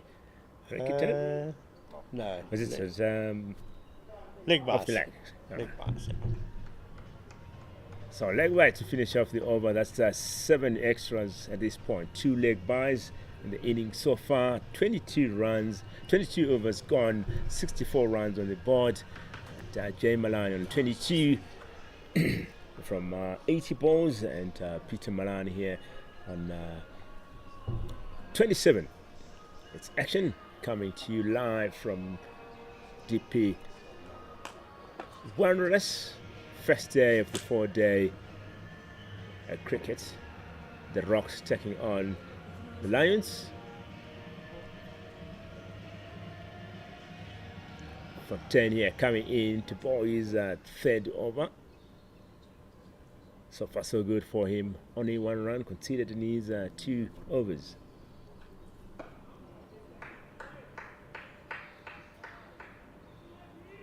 Beyond here keeping his line tight. It's really working for him. Dot balls coming in here.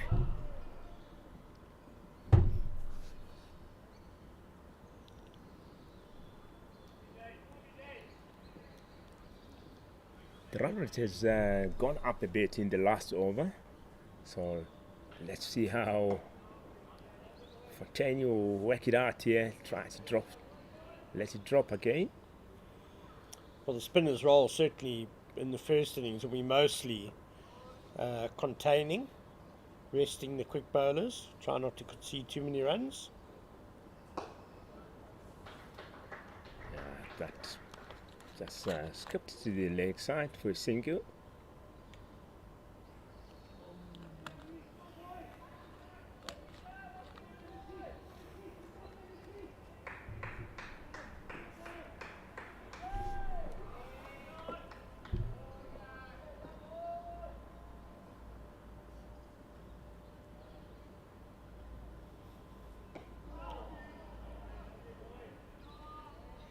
Nicely flighted by Fontaine there, drawing Yanaman Malan forward, and he wasn't to the pitch, and he got the outside half of the bat there.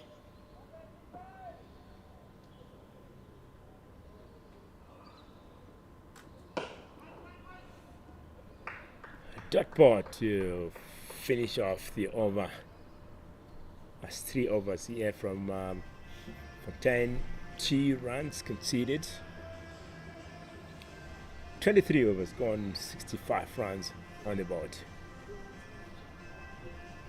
Still got a long day. 75 runs, 75 overs still to come. So still plenty of cricket to come from the Wanderers here. A perfect day as well to, if you are around Johannesburg, come around, watch some cricket here. As always, Wanderers. So perfect venue to come in to enjoy some cricket. it's a stunningly beautiful day. Not too hot yet, and the grass bank is looking really inviting. So yeah, if you've got nothing better to do, come and watch some of the stars of the SA20 in action here. Ryan Rickerton, Vian Mulder, Mitchell van Buren, Hardis Viljoen was in the Rocks team. What is that here from Yusuf? And let's not forget, of course, our national test and ODI captain Temba Bavuma is playing as well. So lots of great players on display. Yes, great players, yeah. Quick single, checking.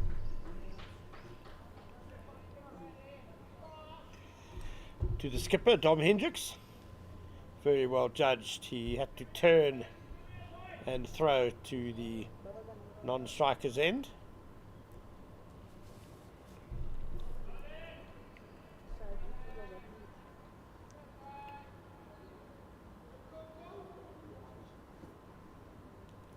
Cody Yusuf also did well in the SA20, bowling now.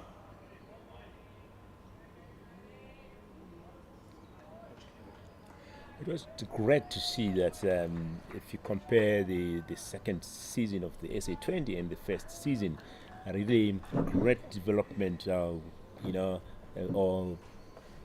great difference between the first and the second. So great work there from the team. Graham Smith and his team putting on a lovely tournament. It's a lot of work behind the scenes, but having the finals day sold out was a great thing, and also having the defending champions defending their title. Yeah, Cody Yusuf very nearly snuck through the defences of Yaneman Malan there, just on the inside edge saving the batsman. You're dead right, Owen. The SA20, the second season was always going to be a challenging one. Can you repeat the successes of the first one? And I think they definitely achieved that. And as you say, the final sold out, and I believe it was sold out 3 weeks in advance, which is a great achievement considering that no one knew yet who would be in the final. So well done to Graham Smith and to all the many teams that operate in the SA20. I'm guessing, judging by your comments about Valentine's Day, Owen, that your favourite part of the SA20 is the kiss cam. Yes, please.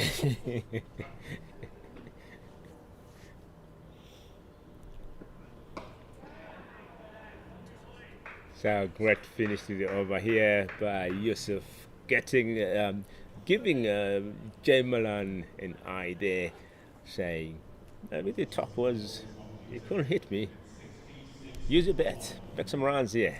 And ladies and gentlemen, that's 24 overs gone, 66 runs on the board, 1 wicket down here, and partnership getting to 56 runs.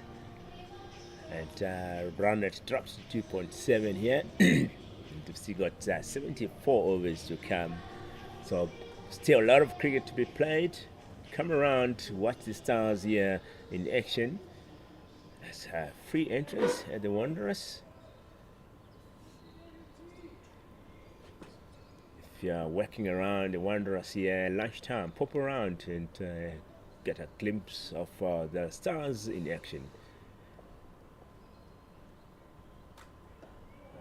Fontaine back into attack, just played through the sleeves, a chase, and 2 runs, good running a chase by. Nicely played by Peter Malan there. He just waited for the turn and steered it wide of the slip.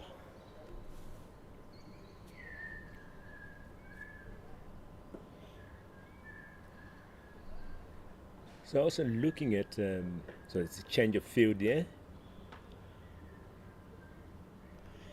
So beyond moving Bafuma to second slip. Yeah, plug that gap where he's just pushed the ball, and a shortish cover is still in place. No, he's going back to a conventional cover.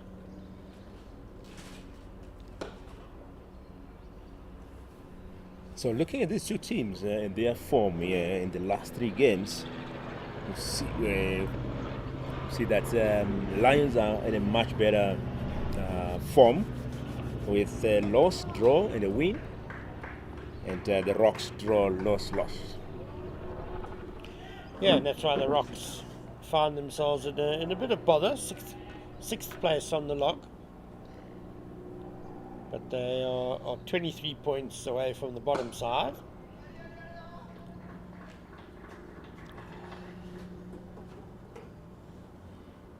So as long as they play pretty decent cricket in these last 2 4-day matches, it's unlikely they're going to finish last.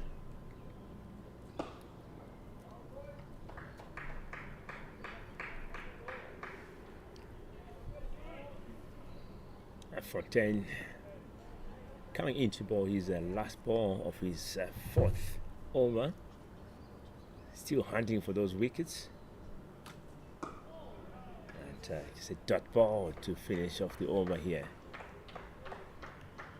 I think at this, yes, they're getting the dot balls, they're hitting good line and length, but I think at this point they need to break this partnership. It's building nice and slow, but you don't want it to keep on going.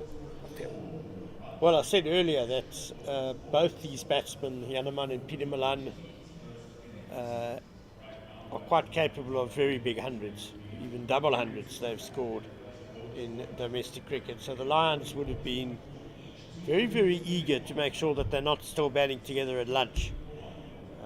They've got about half an hour left to try and make sure of that. The partnership worth 59, and it is a bit of a worrying time for the Lions. Worrying times, and Yusuf back into attack here to bowl his 8th over. Dot ball to start 8th over. 12 runs conceded so far. Peter Malan on strike, but in his previous over, Cody Yusuf a couple of times had Yanaman Malan in a bit of bother. I'm sure he'll be eager to bowl to him again, but he's got Peter Malan in his sights at the moment. Edge!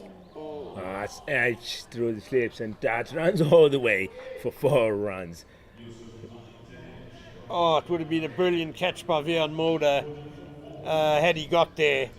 It was dying on him. He was diving full length to his right. And that boundary attacking Peter Malan to 36 runs here from 36 runs. Building up nicely, this partnership. Like you said, at this point, definitely Lions want to break this partnership. Peter Malan seems to have settled down at the crease at the moment. He's playing those shots and putting some runs on the board, playing through the gaps. Was that the half chance that the Lions needed to take? And angry comeback here from Yusuf. Always expect that after hitting the bowler for a boundary. Expect a short ball, a yorker. Well, it didn't really hit it. He barely hit it. He edged it. No, there was on the edge, yes. He But was those runs gone. very nearly out.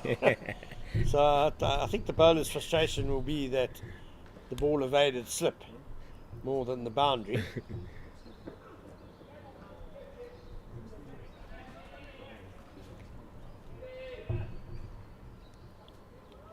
Yes, it's a contest here. At the Rocks standing up against the Lions. Runs coming in at a slow pace. Just lost 1 wicket at this point, and these Malan brothers working steadily at this point.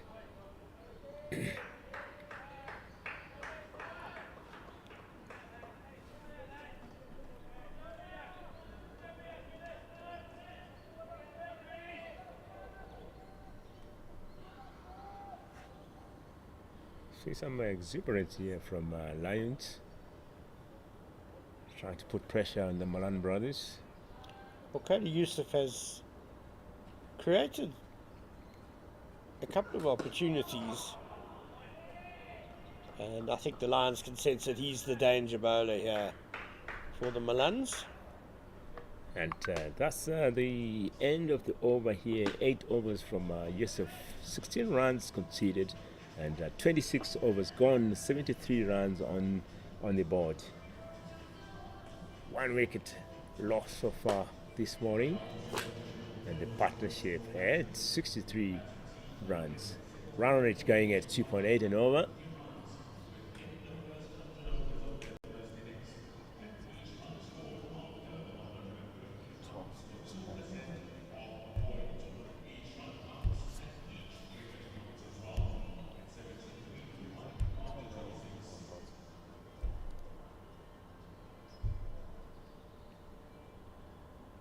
Fontaine back into attack.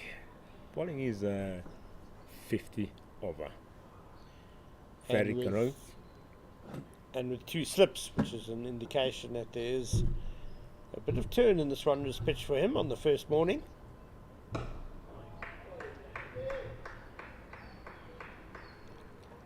Yes, so far he's doing a great job here. Only 5 runs conceded.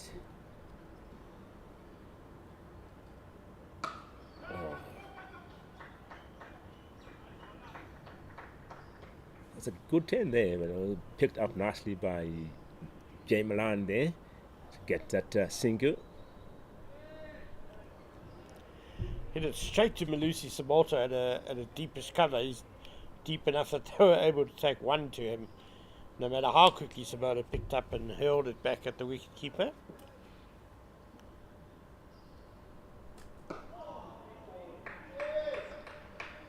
There's been some good running between the wickets by these two. You would presume they have a good understanding as brothers. Yeah, good understanding. Obviously, they grew up together. They should have been. That has been played nicely and driven nicely and misfield and good chess here. Wandile Makwetu, normally a wicket keeper, doing very good work in the outfield there. Yeah, good just to cut off that boundary.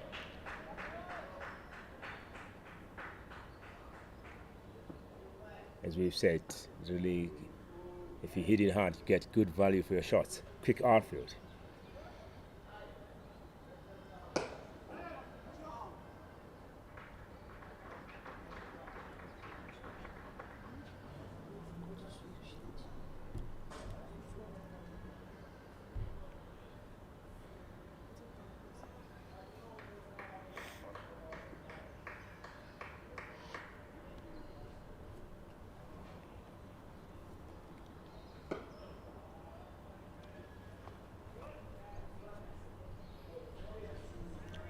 So it's the end of another Bjorn Fontaine over.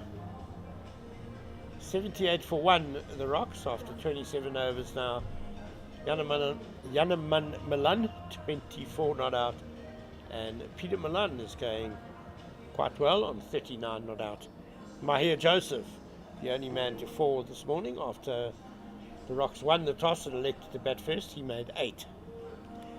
As we head towards the lunch break with the Lions eager to get another wicket or 2 for their morning's work.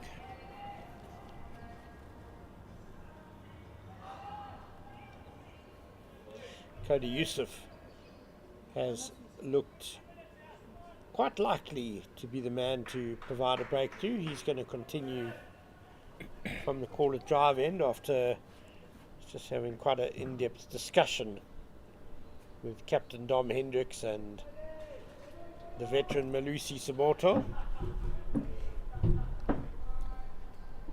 2 slips for Yusuf, probably a first and a third slip really.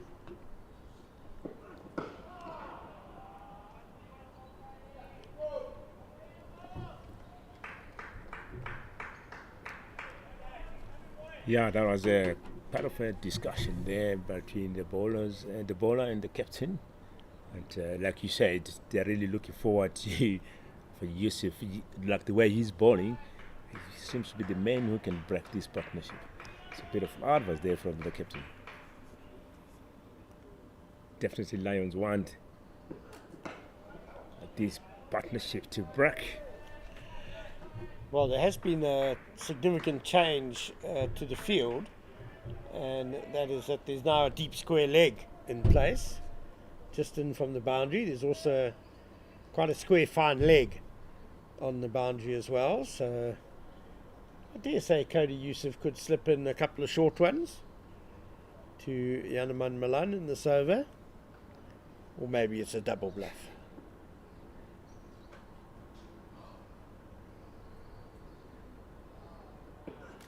Ooh, what a ball there.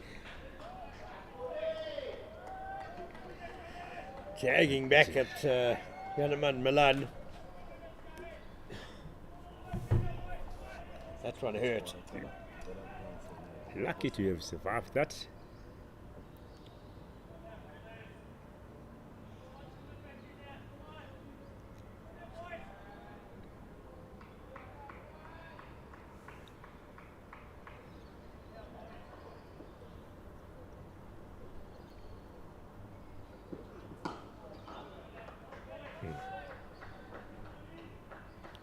It's great work here from Yusuf. Hunting for that wicket here.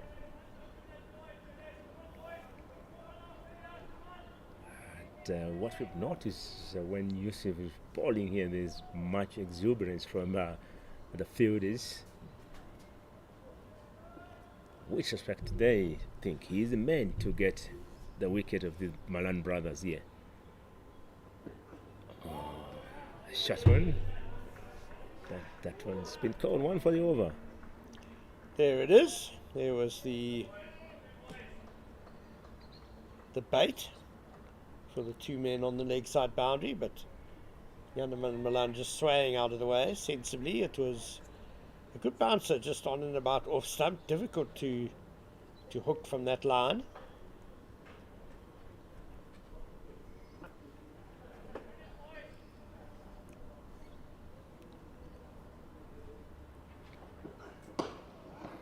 Yeah, great shot here, and that runs all the way for 4 runs. What a way to finish the over here from Malan with the boundary. And ladies and gentlemen, that's 28 overs gone here, 82 runs on the board, 1 wicket down. And Yusuf there, 9 overs bowled, 20 runs conceded.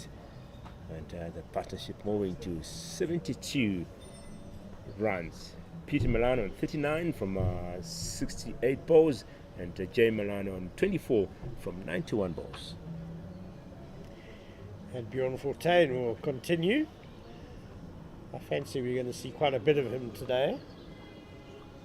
He's bowled 5 overs for 10 runs. Still got 2 slips. There's quite a square fine leg, about 10-15 metres in from the boundary. A straightish mid-wicket, a mid-on, a mid-off. A shortish extra cover, who will run in and field now. And then a deepish cover, a little bit more than halfway back, and a backward point. So far, good job done by Bjorn, restricting the runs, getting those dirt balls. Yeah, and he's got a couple to turn. So, that's nicely struck. That's played nicely, ladies and gentlemen, and that's 6 runs from Peter Malan. What a shot here, lovely shot, picked up nicely. Just over pitched a bit by Bjorn Fortuin, but Peter Malan has been very quick to pounce on the fuller length today, and that was just a lovely bit of timing. Pretty effortless, straight back over the bowler's head toward us for 6. That takes Peter to 45 from 69 balls.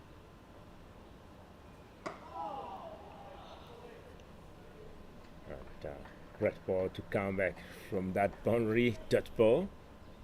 The oohs and ahs coming back.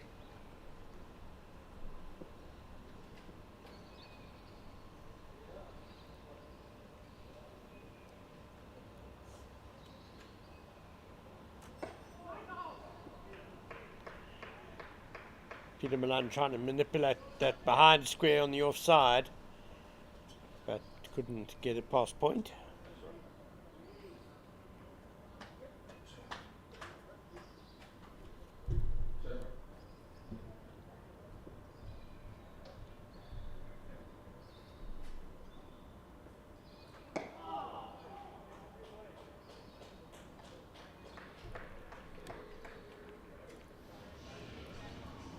So that's the end of the over.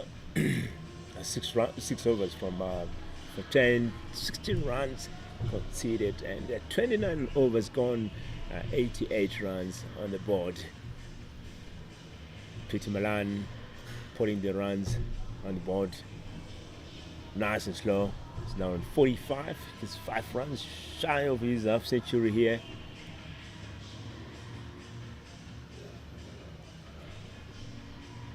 Malan brothers take it nice and slow.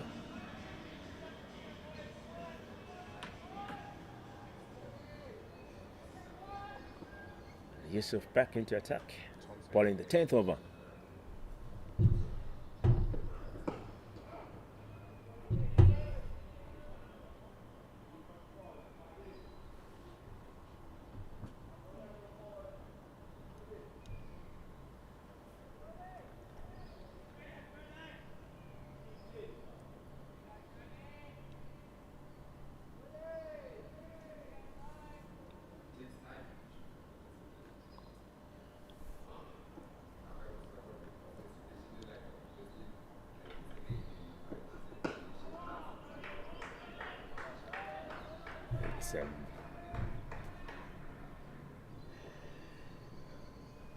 Lions here looking at all avenues of trying to break this partnership here.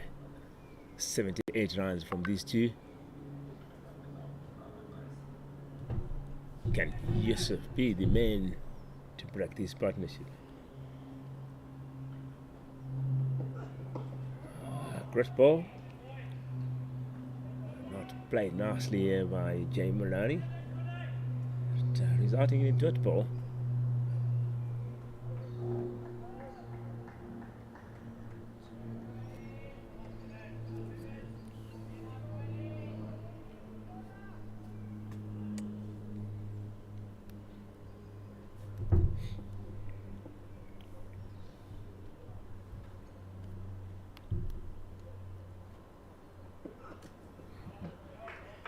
That's another shot ball. Yeah, there are still those two men back on the boundary on the leg side. Had a deep square leg and quite a square fine leg on the boundary.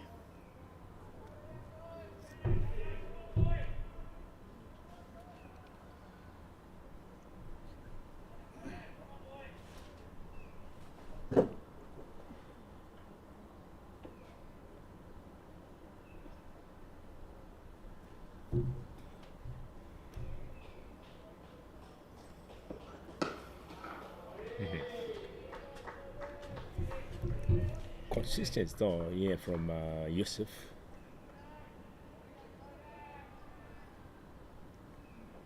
Both these Malan brothers, I was talking about their ability to bat big, get big hundreds. Well, both of them have double hundreds in their careers. Johannesburg Malan, a high score of 200 not out against the Knights in Bloemfontein in 2021-22. He's got 600s in his... This will be his 60th innings now in first class cricket, Division 1, that is. That was a good short ball, that. Good short ball to finish off the over here. And that's Yusuf there putting the pressure on the Malan brothers here. And Peter had to Malan has to duck that one to finish off the over. That's 30 overs gone, 88 runs on the board here at the 1 wicket down. 600s Yeah, for and, his career. So Peter Malan has a high score, a mammoth 264 for the Cobras against the Knights as well in Cape Town in 2020-2021. And he has 13 Division 100s. This is his 113th innings. So the caliber and the pedigree is certainly there for these two to go big.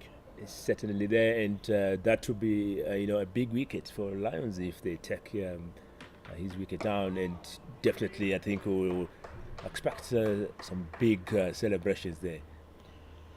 They know he's the man who can stand there and put some runs on the board. That is shown really by his stats. Oh, what a ball there, and good lead as well from Peter Malan, showing his pedigree as a seasoned batsman.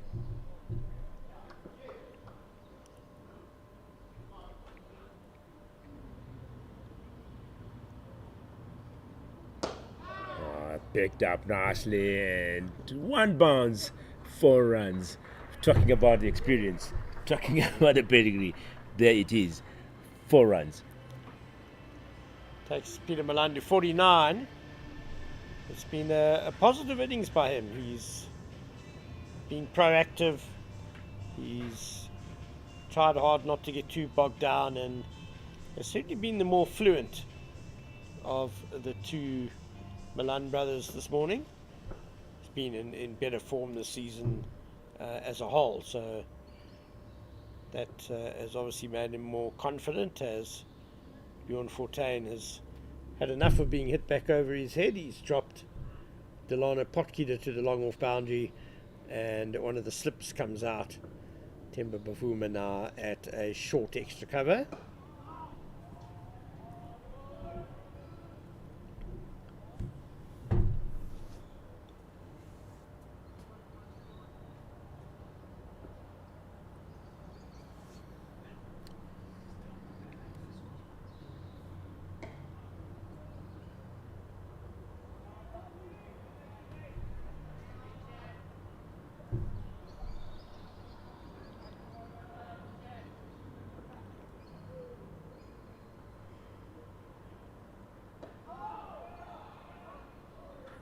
Just edged the slip there, and ladies and gentlemen, that's Peter Malan, and 50 runs.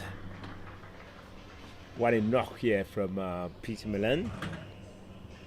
That's his 50th first class half century. It's his 20th in Division 1 cricket. Coming up in just short of 2 hours, off 80 balls, 7 fours and a 6. What a great knock here. And definitely that's a boost for him to keep on going and aim for that 100.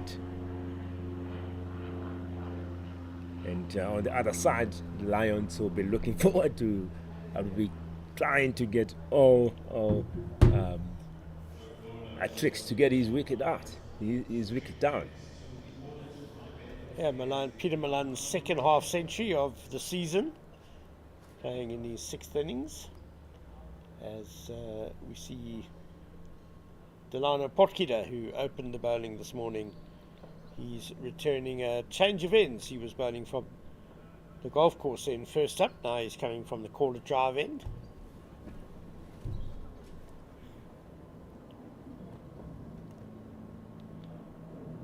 Oh, it's twice he's aborted now. He's run up.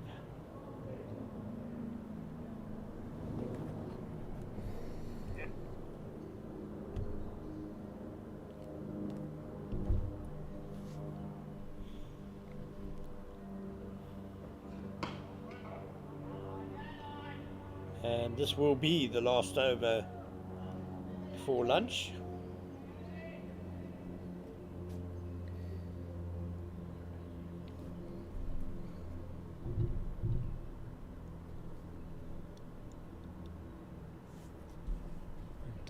Definitely Lions.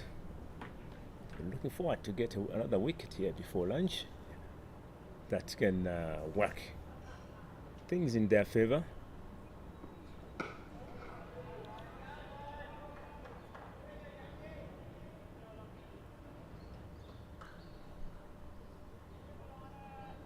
And I think at this point, the Malan brothers will be saying, let's hang in here. It's almost lunchtime. It's not a good time to lose a wicket. Well, they've done all the hard work this morning, so they'll definitely not want to give it away with just 4 balls left until the lunch break.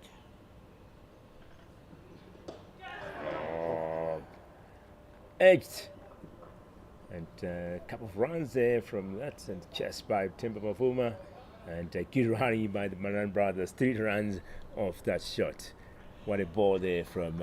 Well, it was a bit of a rash shot. I mean, I just said they won't want to give anything away. Last over before lunch, having worked so hard.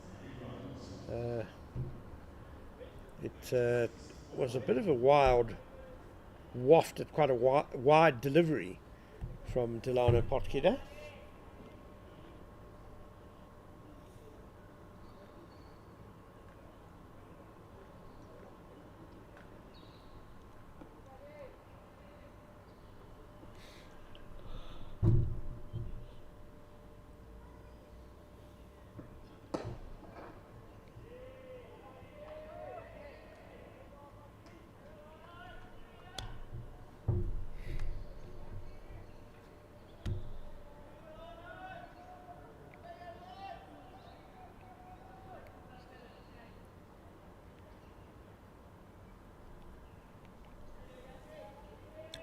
So 2 balls to come. – 28 runs conceded so far from Delano's overs, and dot ball.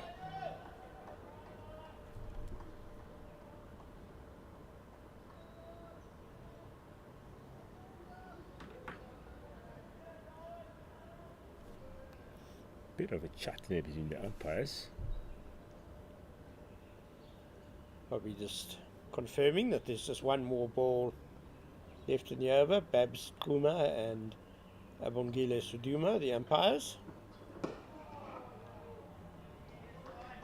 Great finish to the over. And ladies and gentlemen, that's 32 overs gone here at the Wanderers, and the score is 96. 1 wicket lost this morning. And that's a wicket of M. Joseph, who is bowled by Delano, gone for 8 from 8. And Delano there bowling 5 overs, conceding 28 runs. And the partnership here, 86 runs. And good knock from Peter Malan, it's around 53 runs. And Ronald going at 3 and over. Still got 66 overs to go. So still plenty of cricket to be played at Wanderers Ken on the first day. Yes, the Gbets Rocks will be very pleased with that morning session, having won the toss and elected to bat first, losing the early wicket. Mahia Joseph caught in the slips of Delano Potgieter, but then the 2 Malan brothers have worked hard. They've shown good judgment mostly and bided their time well. They've added 86 for the second wicket to take the Rocks to 96 for 1, and we'll be back with you in 40 minutes or so. Yes, ladies and gentlemen, go enjoy your Valentine's lunch.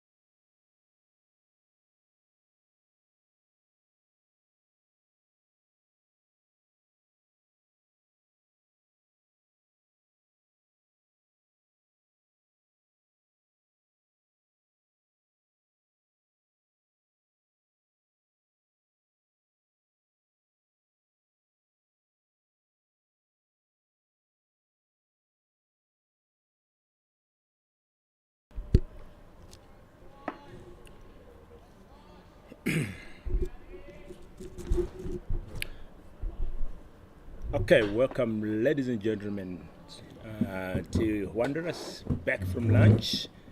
The Rocks taking on the Lions. It's 32.1 overs, 97 is the score on the board. The Malan brothers are still standing here. And Delano into attack here for the Lions. Bowling his it's Mulder. Bowling his sixth over. 5.2 overs bowled so far, 15 runs conceded. And Ken, welcome back. How was your lunch?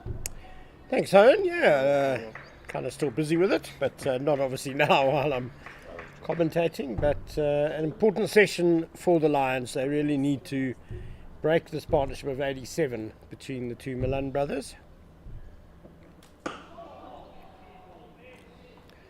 It's starting to look like a really good toss to win by the Rocks.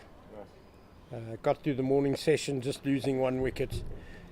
Conditions look quite nice for batting out there, and I think they'll be looking to really take advantage now in the afternoon. Yeah, definitely they'll be looking to take advantage here. Like if you see Peter Malan is enjoying his driving seat here. He's now on 53 runs from 86 balls. Like we said before, he's a solid batsman. Some good runs, a couple of hundreds in his bank. So it will be a big wicket here for Lions if they can take his wicket. Yeah, Janeman Malan has probably had a few more scares than Peter.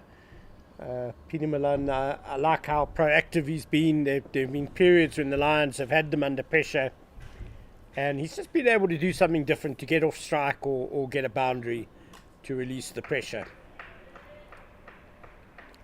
Shot ball there from Mulder. Yeah, there are two men back on the boundary on the leg side again. Deep square leg and a fine leg.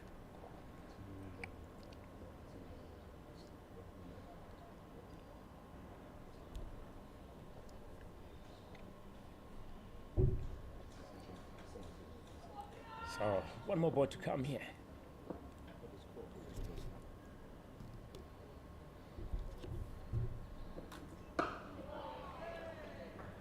Finishing with dot ball here and look there from Boda at Peter Malan. They've played together at national level, so they know each other, you know. Would they have? I wonder, Owen. It's an interesting question.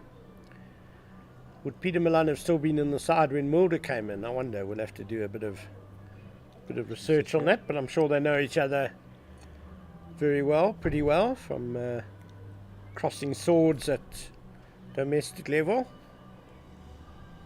So that's 33 overs gone, 97 runs on the board, and the partnership still growing here. 87 runs between the Malan brothers.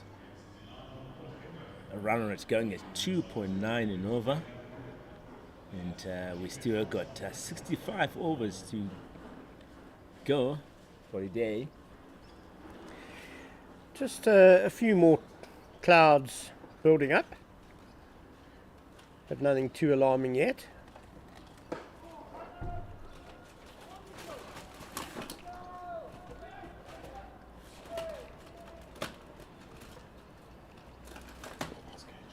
That's a shot to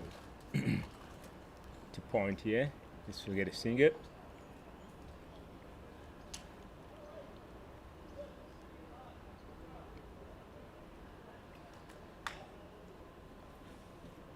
Like you said, it was a good toss to win. If you were playing there, Ken, and you've won the toss, what would have been your call? Oh, it just always felt like a batting day today.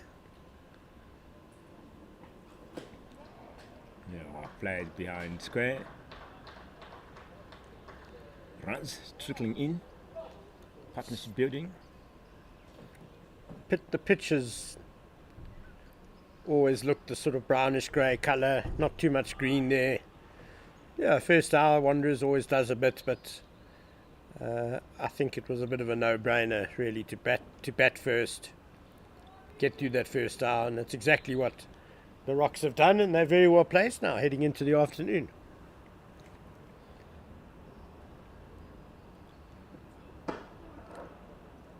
Yeah, really, they are cementing their presence at the crease here.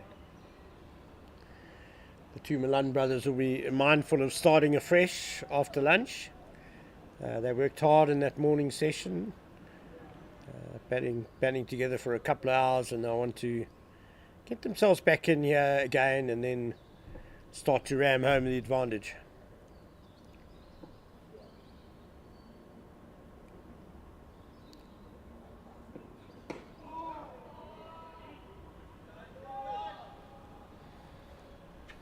Consistence from Delano. Bowling is sixth over, 30 runs conceded. He's the main who took the first wicket this morning. Had a good start this morning. Yeah, he's conceded a few runs because he's been attacking. He's tried to get swing. He's pitched the ball up, so he got driven through the covers a couple of times.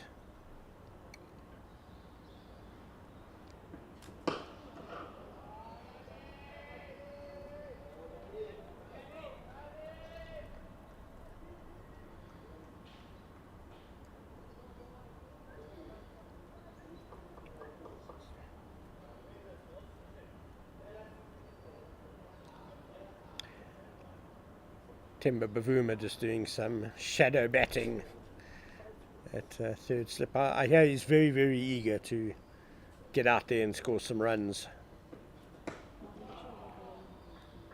Yeah, it'll be interesting to see how you perform today. And ladies and gentlemen, that's at the end of the over there. Delano 6 overs, all 30 runs conceded. 34 overs gone, 99 runs on the board. The Rocks here working hard to put runs on the board, and at this point the Malan brothers hard at work at the crease. And ladies and gentlemen, I'm joined here by KG. So Welcome. How was the lunch, Bert? It's good. It's good. Nice and tasty. Not sure if it was as good as the recovery of the Rocks after losing an early wicket. They've really just come back there in that first session to almost dominate the session there in the first part of the game. Yeah, it was a good comeback here, and as we've said, the Malan brothers really standing up here and putting runs on the board. Good partnership so far, 89 runs between these brothers, and Mulder back into attack. Bowling is 7th over, 15 runs conceded so far. Yeah, it's just weird. When we spoke earlier in the day, we said that this wicket will be a very key wicket in the game. I think with these two guys, if they score big, then the team would do well. So I think a lot of hopes for the team would be banking on this wicket. A good ball there from Mulder, and Pete Malan, the last minute decision to leave that, but that's sure he's great as an experienced batsman as well. Yeah, I think he's identified what's needed in this game, and it just looks like the wicket has just become a bit flat towards the end of that first inning. So he's just identified that he just needs to buy some time out there, just stay out there. The longer that he can stay out there, the more that he can get the runs. Yeah, it's about patience, respect the good balls, punish the bad balls. It's 4 days of cricket, so there's no rush here. For a very long time. I think with that shot that he played now, though he didn't get runs, but earlier on he just looked a bit uncertain with that length and line, the ball coming straight. But then this time around, he just looked in control to hit the ball. Went straight to mid-wicket, but he looked a bit more in control. Just looks a bit more certain, and he's settled into this game quite nicely.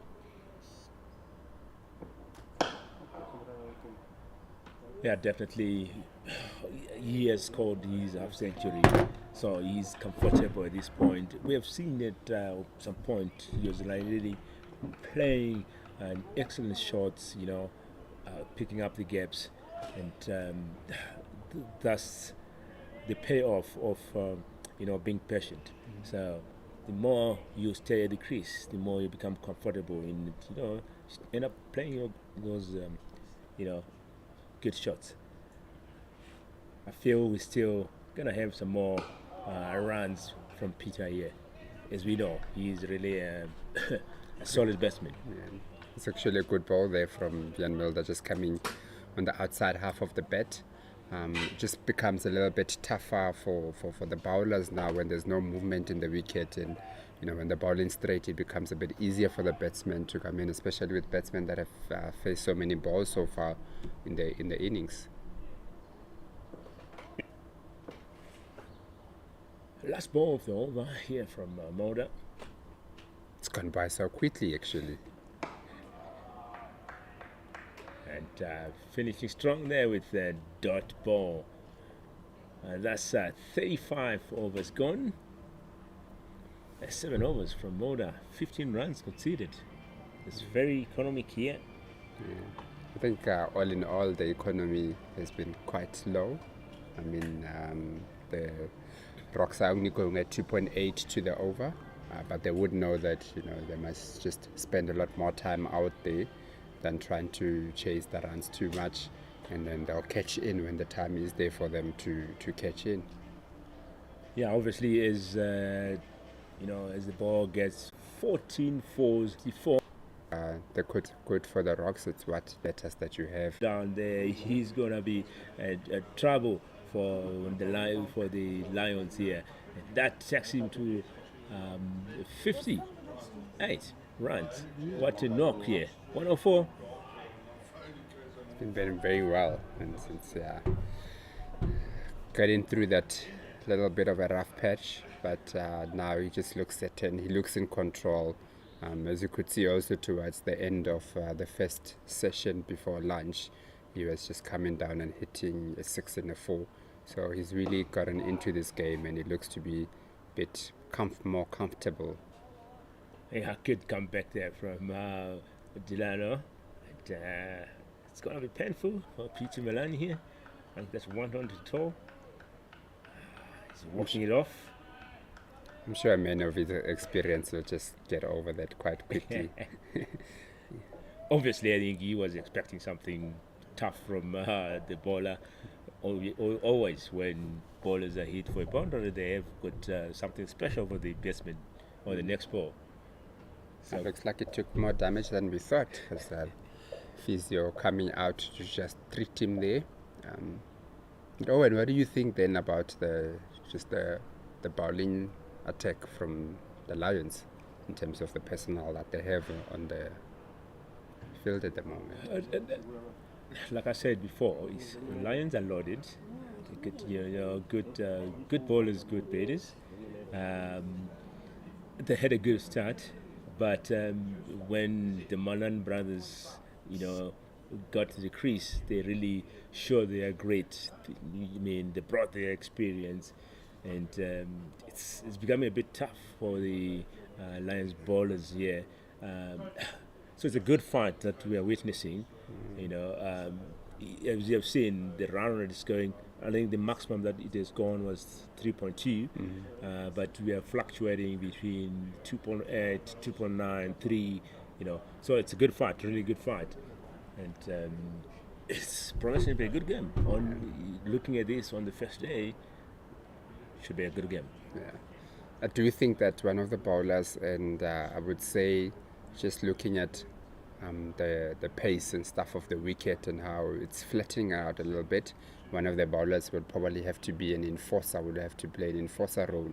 And I think looking at the way it's been going, it looks like Cody would probably be that bowler that has to come in and almost play like the Duan Olivier role that he used to do, where sometimes you're going to just have to go for a bit more for that short ball, especially when there's no movement in the wicket. So it's just to be a bit of an enforcer and make the batters to be uncomfortable.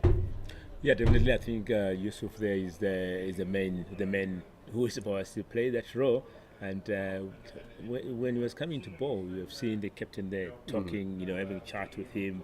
And every time he was coming to bowl, there was much exuberance on the outfield. So trying to encourage him to get that. I think we have seen two instances where he almost took a wicket. Yeah. So yeah, good strategy there from the Lions.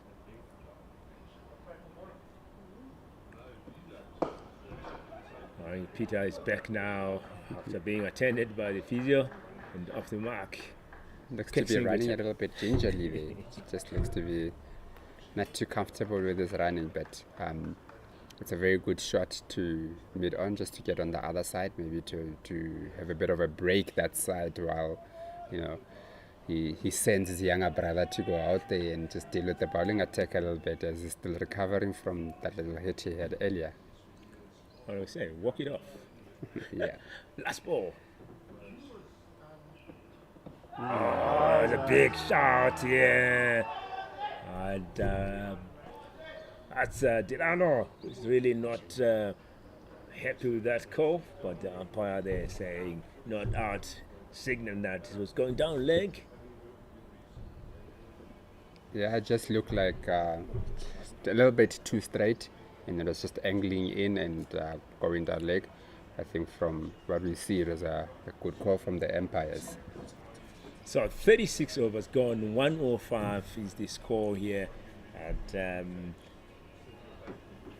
Peter Malan on 59 and James Malan on 30. Run rate going at 2.9 and over. And partnership really building nicely here. 95 runs between these two. It's a family affair at the crease. And Lions are finding it difficult to deal with this family. Yes. Build up back into attack. A lot of movement from Peter Malan. That just shows you how comfortable he's gotten to the crease and how much he's almost dictating the tempo of this game at the moment. I mean, he's coming down the wicket now. He's actually even taking guard now. He's taking it further down.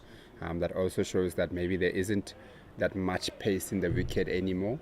And obviously you've got medium bowlers that are normally bowling is actually quite far down outside of his crease. Men on confidence.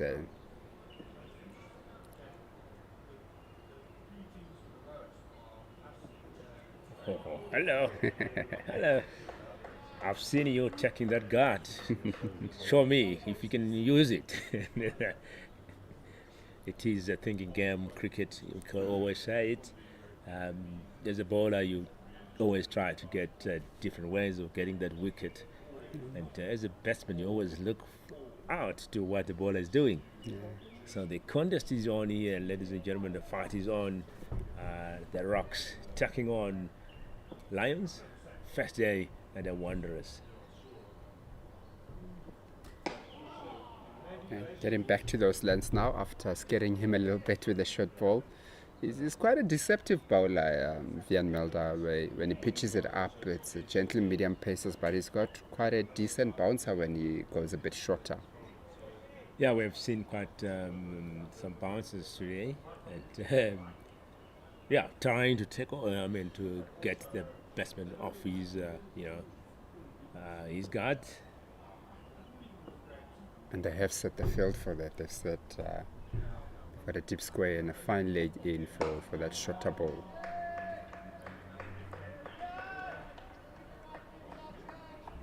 Then just after lunch here, it's just a matter of who's going to make the first mistake to go out. I think the first 10 overs or so after a break are very critical in how the rest of the session might go. So the Rocks would have identified that, they just need to stick it up and keep going at the way that they've been going. Yes, the run rate might not be as high as they want to, but wickets in hand are always golden. Another short ball here from Vian, and definitely that should have been the talk here in the dressing room at lunchtime.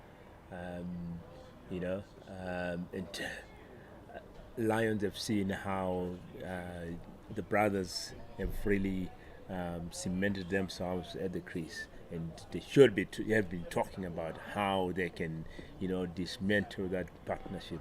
And as we can see, it looks like the strategy is being implemented, but the brothers are standing their ground, So it's a matter of who makes the mistake. Yeah. I think though with the Lions, it's a patience game. It's a 4-day cricket.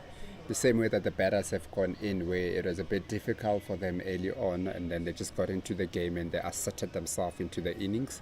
The Lions will probably need to go the same route of just being patient with the plan that they have.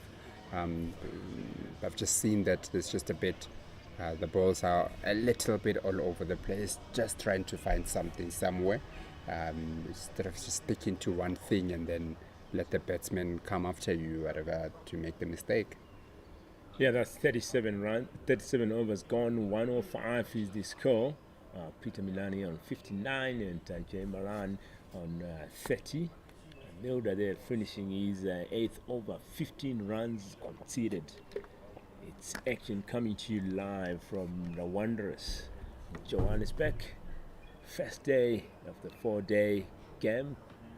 The Rocks winning the toss and electing to bat first. And they're busy putting runs on the board. I think with the partnership is going on at the moment, the Lions would have identified that Malan is probably the wicket that they might get earlier, because after lunch he hasn't kicked on yet after lunch. He hasn't kicked on, but he's supporting his brother there. Here and there rotating that strike. As we've said, they really know each other. They grew up playing cricket together, so they know the tactics. It's just amazing that Peter Malan is a scoring Yanaman who, in white ball cricket, Yanaman would have been the one that goes in at a quicker rate and Peter not so much. But then I think it's just identifying what you need to do as Malan gets a nice full one and he hits it through the covers for a boundary. Maybe that's the shot that will get him back into the innings and being a little bit more confident and flow of runs. Yeah, that was a lovely shot on the ground. And as we've said, the outfield at Wanderers is so quick, so you get the value for your shot. Great shot there from Jay Malan.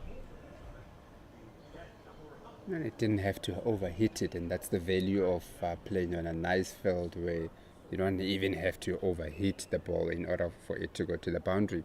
Just lint in it and go it for the boundary.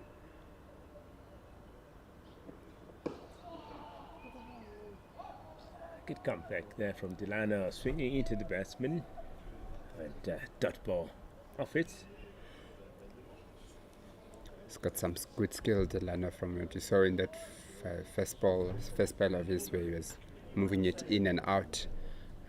It's obviously going to be a bit more challenging for him now when there isn't too much movement, to see what kind of tactics then he employs.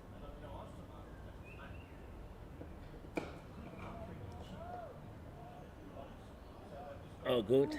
Dot balls. It's the beauty of 4-day cricket. Just the nice thing about it is just seeing what kind of tactics the batsmen are going to come up with, and also the bowlers, what kind of tactics they're going to come up with. Nice thing about it is that you've got time to really play around in how you want to go about things, and that's the beauty of the game.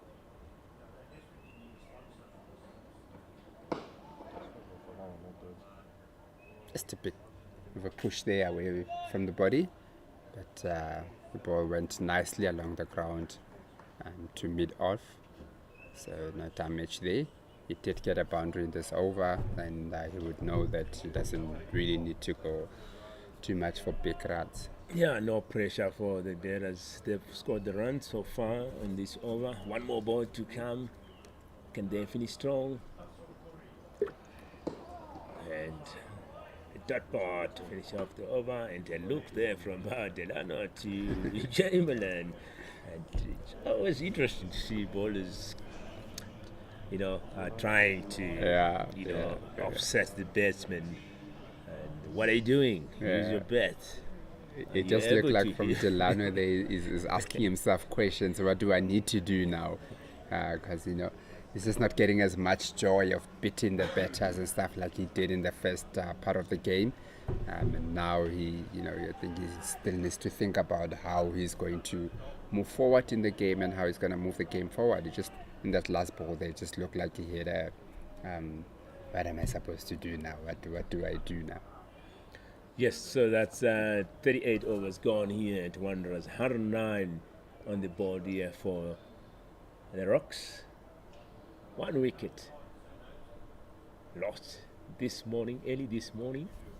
It's like a change of tactic from the Lions, with Vian Mulder coming around the wickets, and I think it's what we spoke about, that need to start coming up with plans now, because the pitch is not that much assisting at the moment. So him coming around the wickets, Vian Mulder coming around the wickets, it obviously means that they do have a change of plan, and Themba Bavuma has moved from the slip cordon onto leg slip. Let's see what they employ here. Yeah.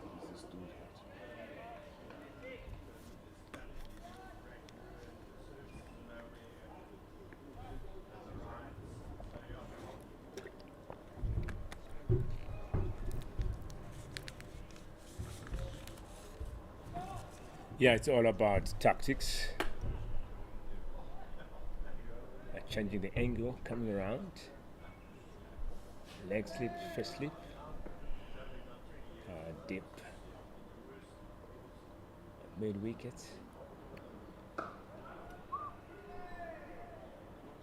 And Peter Malan trying to get those gaps, but crossed in, and Boulder there trying to get Peter out of his crease.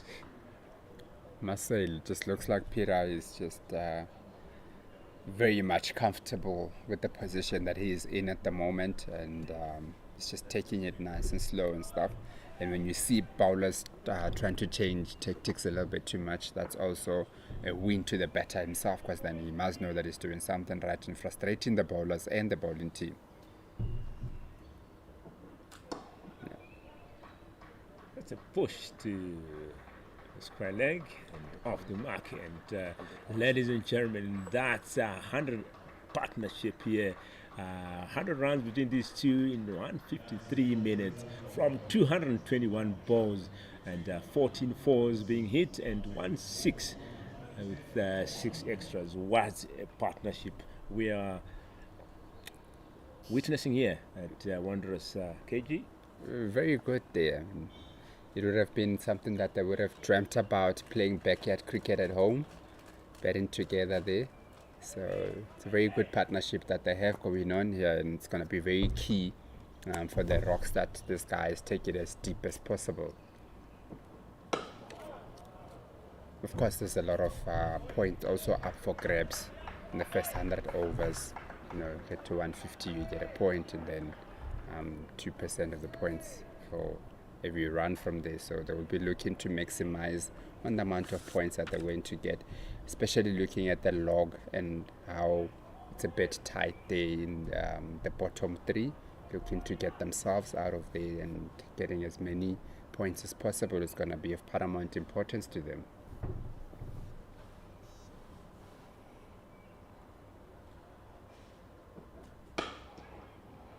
Yeah, talking about the log there, we can see Titans sitting at the top comfortably, and Lions on 3rd. So I can say that from second position it's a bit quite tight. The Rocks sitting at number 6. Yeah, certainly the top 5 just looks a bit cluttered there. There's a chance for everyone, and obviously with this year, the top 2 going to the final, I think it brings a bit more hunger to the teams to make sure that they finish in that top 2 so that they can play in that final, which will be a 5-day affair. Oh, ladies and gentlemen, that's Vian here begging his first wicket, getting the wicket of J. Malan, and breaking this partnership that was really causing trouble here for Lions. These two brothers have been really cementing themselves at the crease, and that's Malan gone for 34 runs from 122 balls, faced 107 dots and did hit 6 fours and spent 167 minutes at the crease. What a bowler here to come in and dismantle this partnership that has really put some good runs on the board. Yeah, definitely. A bit of a loose shot there from Yanaman, where he just almost left his bat out there hanging for the taking. But as we've said, that he just hasn't asserted himself after the lunch break, and he just played a bit of a loose shot there and allowed Melda to basically get his wicket. So a very good, timely partnership to break. And let's see then how they're going to go about with the new batter coming in.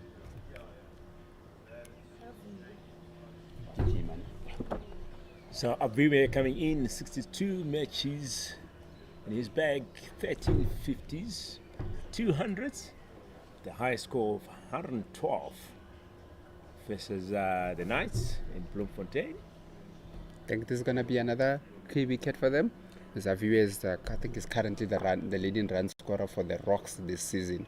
So he's actually the man in form for the Rocks, and they will be looking for this partnership after the previous one to almost give them the same benefits of over 100 plus partnership, because this is where the experience basically ends for them. After this, they do have obviously quality batsmen coming through, but in terms of the experience then, and this is as much as it gets for the Rocks. And change of bowling as well. Beyond Fontaine coming back after bowling in 7 overs, conceded 21 runs. And obviously, like we said, Aviwe, strong batsman coming in to join another strong batsman who has really cemented himself at the crease. Peter Malan is now at the driving mood, So joining Peter, obviously they'll be looking forward to build another partnership. Can Lions let that go, or Lions will be looking at getting at Aviwe before he settles down at the crease?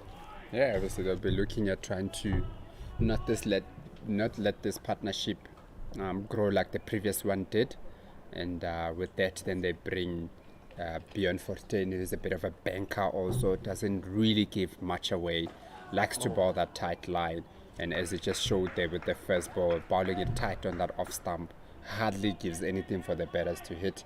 I think it's a good change to bring him in and see if he can break this partnership before it even becomes anything.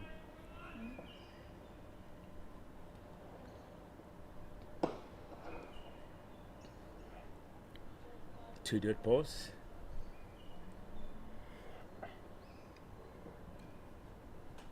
Just want to see if that wicket will get Peter to come down more a little bit, being afraid to go out.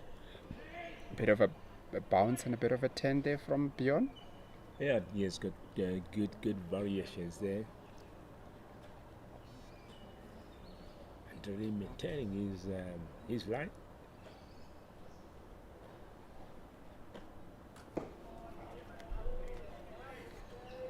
That ball from Beyond.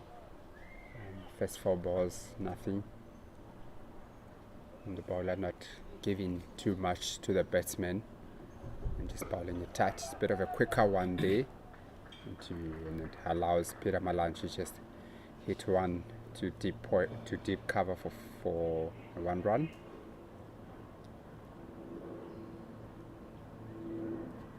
So a bit of chat between the batters here. Obviously, Peter Malan here advising Aviwe on what to expect from Beyond, and one more ball to come here from Beyond. You don't want your partner to go out on the first ball, so I'll give you some tips. And a big shout here from Beyond, and the keeper racket on, but the umpire say not out. That's an end of the over there. That's 8 overs from beyond 22 runs conceded, and ladies and gentlemen, 40 overs bowled today, and 111 runs on the board, 2 wickets down. And Peter Malan on 61 runs is a man who is cruising today, 61 from 119 balls, and economy going at 2.8 at this point. Yeah, so in terms of the run rate, not too much damage has been done by the rocks, but obviously keeping wickets in hand is always very golden. As Vian Mulder still in the attack from the from our end, where we're sitting from the golf course end, and he's persisting with going around the wickets to Peter Malan. Obviously they would have identified some sort of a plan, but first ball just bowls it straight into the pads, and Peter just hits it down to mid wicket for 1. So we'll be happy obviously to get off strike the first ball, and Vian has to now change his tactics again to the new batter and going back over the wickets to see if he can get something out of it.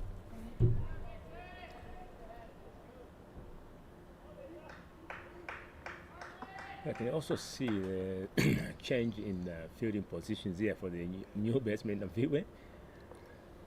2 slips, Garland. Going on the attack, early one.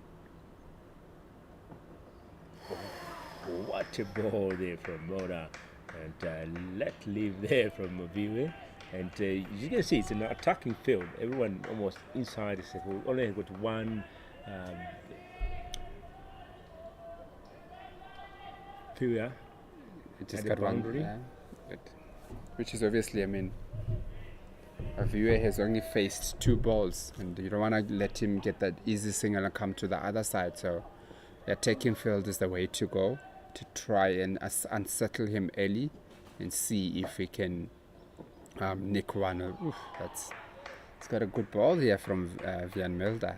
He's challenging that off stump a little bit, making it difficult for Viwe to know whether to leave or to play, and just waiting to see if that looks like. Just needs to be patient in that channel. Just keep it there in that channel. Needs to be patient there and see if he can get something out of it, or to get the batsman to play a foul shot. Good tactic here from Lions, trying to put pressure on the new batters, on the new batsmen. And no run. And obviously, I feel on the last ball, they will most probably move the field out to just give him a single and let him come back to. Listen, if our this is 4-day cricket, 1-day cricket would, but I think with 4-day cricket, it's a chance to get another wicket. He is a top order batsman, so I wouldn't suggest that you open the field up to get him on the other side, because that's just easy runs that will be giving away. And ladies and gentlemen, that's a beware of the mark here. 2 runs off that shot. Good running between the wickets here. Looks like they're keeping the field the same. I don't want to give away too many easy runs here. Need to struggle for those runs.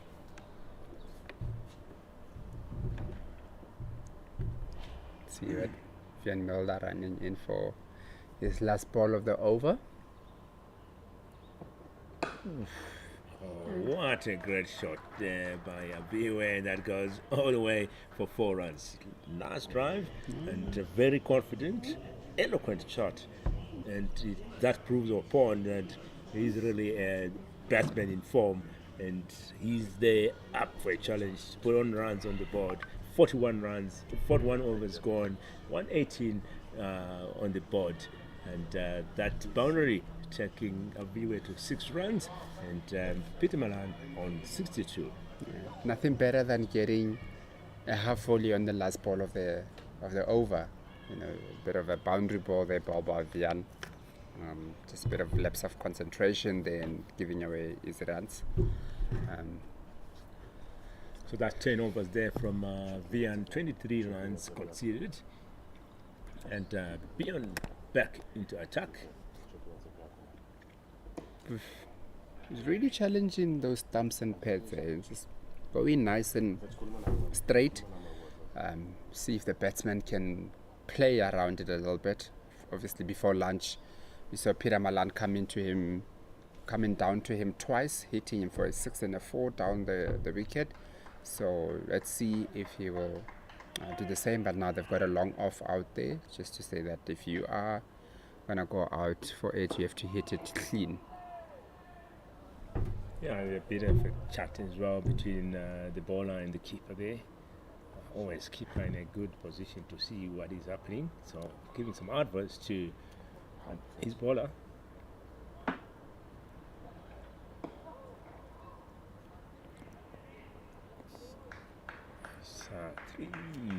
Three dot balls. At this point, Bjorn doing his job The very banker. well. Ooh. That's Just really pull the length a little bit there. Just enticed him by pulling the length a little bit there, so that if he wants to hit it, he needs to stretch forward for it. So that's a quality ball there from Bjorn. Unlucky not to get the edge.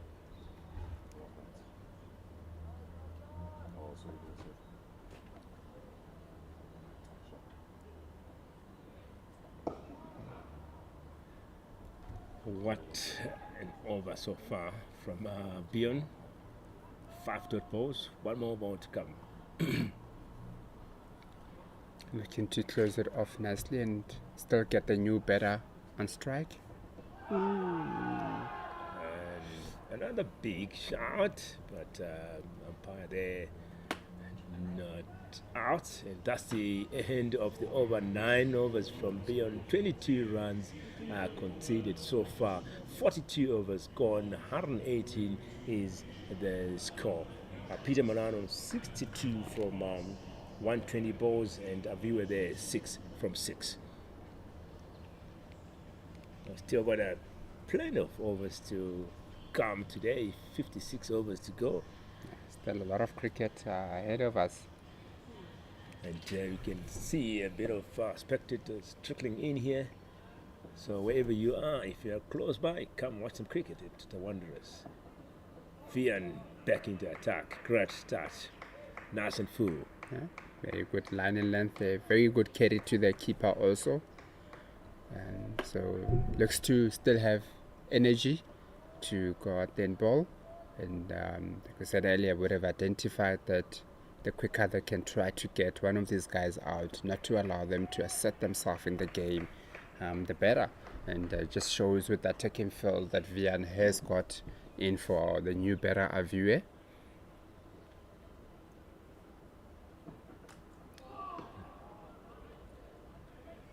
That's the consistency we are talking about. Hitting that deck at the same spot. Dangling the cheese a little bit out there for him to go for, but Aviwe so far resisting to go for those ones that is resisting to chase those ones that are a bit wider than they should be. And very good contest that we have on our hands here. We understand that this period of the game is going to be of paramount importance. It might say which way the game is going to go with this partnership in particular. Yeah, crucial moment.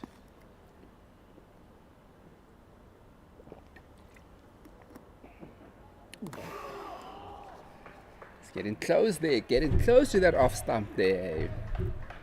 Very confidently. Perfect line and length.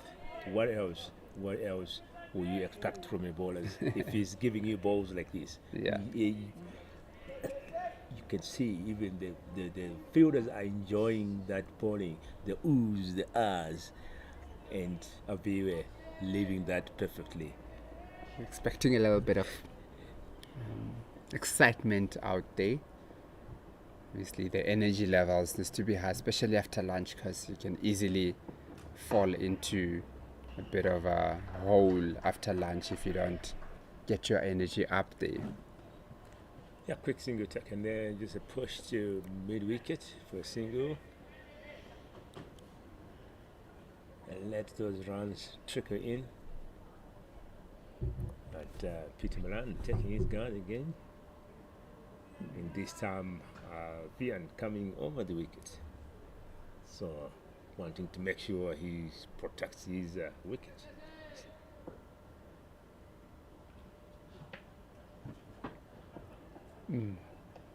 Okay, Peter still coming down the wicket.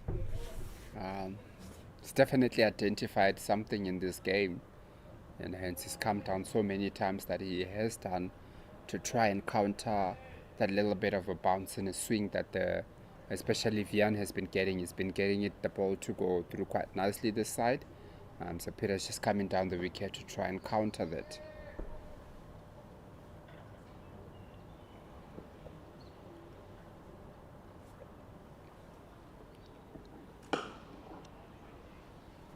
A dot ball to finish off the over. 43 overs gone, 119 as the score. And Vian, 11 overs bowled, 24 runs conceded so far. 1 wicket in his bank. So he's still hunting for that second wicket here. Been very tidy with his bowling. Very tight, consistent, perfect line and length. And several times outclassing the batsman here. And we always say for the bowlers, it's all about consistency. Hit that deck, same point, same spot, and there is a chance of the batters making that mistake. You want to keep them guessing. So good work so far by the bowlers. Beyond back into attack. He's very economical, slowing down everything here, slowing down the pace, slowing down the trickling in of the runs. He's playing his role perfectly.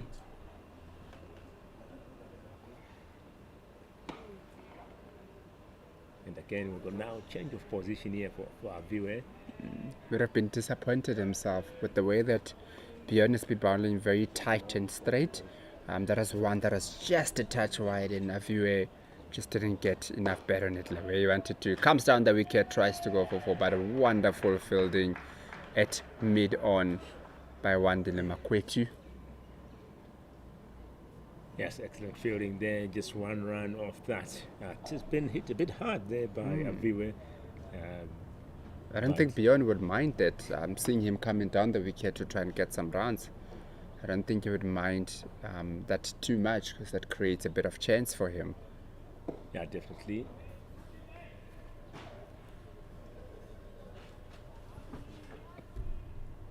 Brilliant contest here, ladies and gentlemen. Coming to you live from Wanderers. Up in the end. Papuma underneath it. And that's taken. And ladies and gentlemen, that's a big wicket here. Peter Malan gone caught by Papuma. And hard work from Beyond paying off here. And Peter Malan is a big wicket. That's the wicket that they've been looking for since mid-morning, and after all that time they've taken it. That's Peter gone for 62 runs from 126 balls.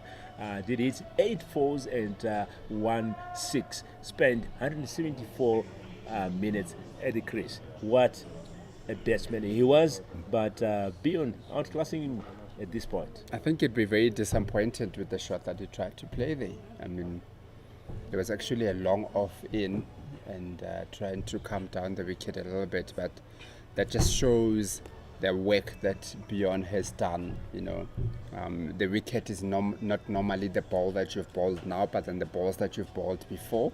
So I think with the way that Bjorn has really built up his bowling and stuff, has frustrated the two batters a little bit. Just before that, Avia also came down and tried to hit him a little bit. And yeah, it's good patient bowling from Bjorn, and at the end of the day he gets a wicket out of it. Yes, and the new batter coming in there, Jen Du Plessis, 37 matches, 950s, 800s, with an average of 41.4 and highest score 203 versus Porter. So a solid batsman coming in here Yeah. to join Aviwe. But I think it was a great moment for Lions, breaking that partnership of Aviwe and Peter Malan before it had really caused some trouble for them. So good work, and let's see how they will react in this other partnership. It's also two good batters coming in. Yeah. I think then the Lions would then identify that Jean du Plessis, as much as he's averaging 41 and has had a good season, it's actually his first game in Division 1. He's on loan currently from SWD, so he's been playing his stride in the Division 2 section. So they probably will try and put a bit more pressure on him early on and just remind him that he's playing a bit of a level above. And as you say that, ball was nice and straight from beyond. End of a very successful over, getting the key wicket of Peter Malan. I think they wanted a wicket, but getting Peter Malan's wicket at this point of the game must be even more than what they would have bargained for. Yes, 10 overs from beyond, 23 runs conceded, and getting one wicket, big wicket of Peter Malan. That's 44 overs gone, 120 is the score. And back into attack is Yusuf, who has bowled 10 overs so far, 3 maidens, and conceded only 20 runs from his 10 overs. So I think the strategy here is again get them in, get the batsman out before he settles down. Yeah. So get off a good strategy here from Lions. Yeah. I could assume that, as we spoke about earlier, that Yusuf would probably have to be the enforcer. So now when you need a wicket, you bring in an enforcer to try and get that wicket early on. And nice solid block there from VM Kichima from the first ball of Cody. And just a dot ball there. But yeah, I think the Lions must be in good spirits after lunch. Having gotten 2 wickets of the in-batters, they would feel that they are a little bit ahead here in terms of dictating the game, and they've started off this session very, very nicely. Yeah, 2 new batters at the crease. And the batters trying to, when you get to the crease, you want to put your eye in, settle down, and then you can start opening up. But Lions at this point, the strategy is to get them before they settle down. That's why, as we have said, Yusuf is coming in and try and bring some havoc here with the ball. It's good that they still have an attacking field in the 45th over. So clearly they've identified this part of the game to say that, we could get some really good wickets, quick wickets here to get into the lower order of the Rocks. And thus they've continued to attack. As you said, with the Rocks not losing too many wickets so far, but they only going at 2.7 to the over. So the Lions would identify that, as they're not scoring very quickly, put them under pressure, get the field in, put them under pressure, and try to get a lot more wickets. A great shot there from Fiwe behind square, and a couple of runs off it, and other 3 runs. Bit of a fumble at the boundary there. So good running. They want to runs to build up here. It looks like from Yusuf so far that he's looking to go in nice and straight to the batters.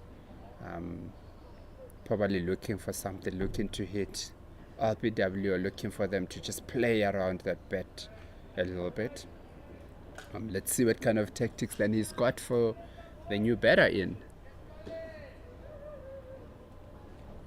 Still looking to get off strike is Jean du Plessis.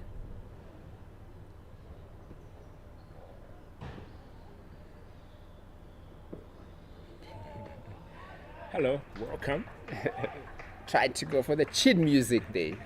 Going nice and short early on just to wake up Jean du Plessis and welcome him to the wicket. That's one more ball to come here from Yusuf. Can he finish strong here? get that wicket. He's been working hard since this morning.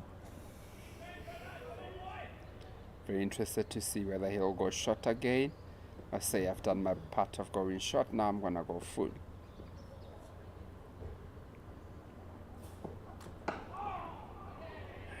Dot ball to finish off the over. 45 overs gone at the Wanderers. 123 runs on the board. 3 wickets down here.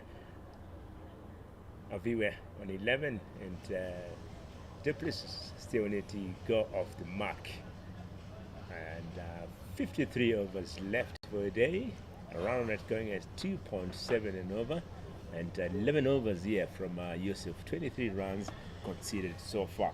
He's still hunting for those wickets. Yeah. Can he get that wicket? Beyond back into attack after getting that big wicket of Peter Malan. He's bowled 10 overs, 23 runs conceded. He's been bowling a very tidy spell so far. Very Going at tidy. 2.3 and over, and he's hit the pad a couple of times also just to create a little bit of panic into the batsman. So I think that's why it brought in the foul shots of trying to come down, because you can see that he's attacking those pads there.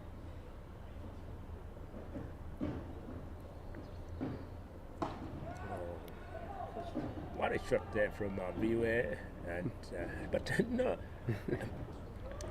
not much power. Yeah. Managing to get 2 runs off that.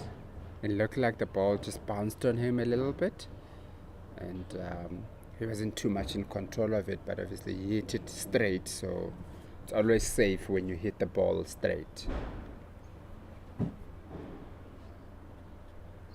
I must say, Aviwe looks like he doesn't want the game to be dictated to him. He has tried to play a couple of shots, especially when facing beyond. And as I say that, he goes down for another sweep. Kept the bowler interested there. It's a nice sweep down to mid-wicket for another 4.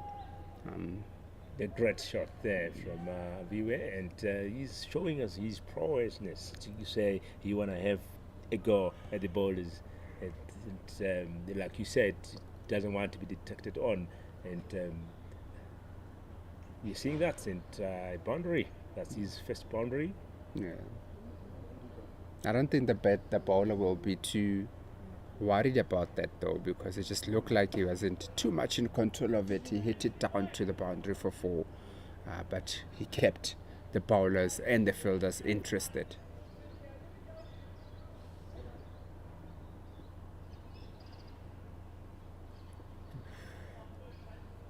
That's Trying good. to entice him there.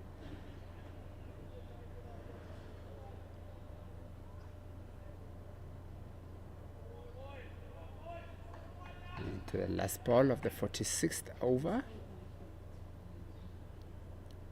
Ooh.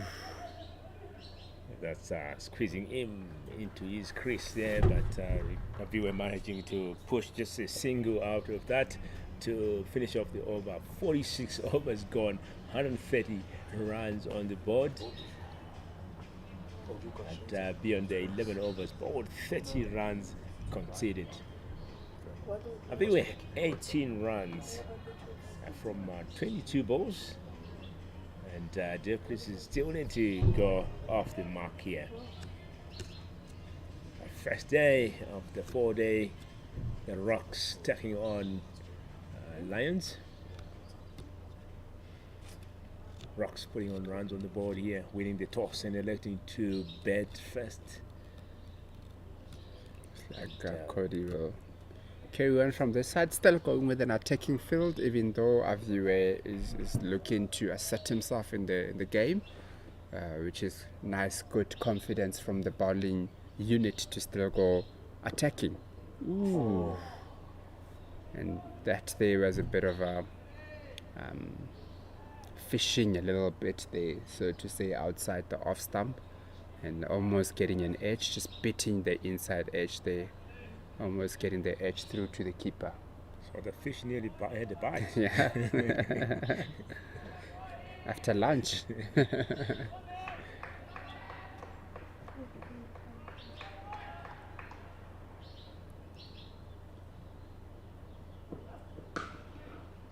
This time around it's a bit closer and nice control and a good shot from our viewer just to cover for a dot, but just looked a bit more better, got closer to the ball now and was in control of the shot.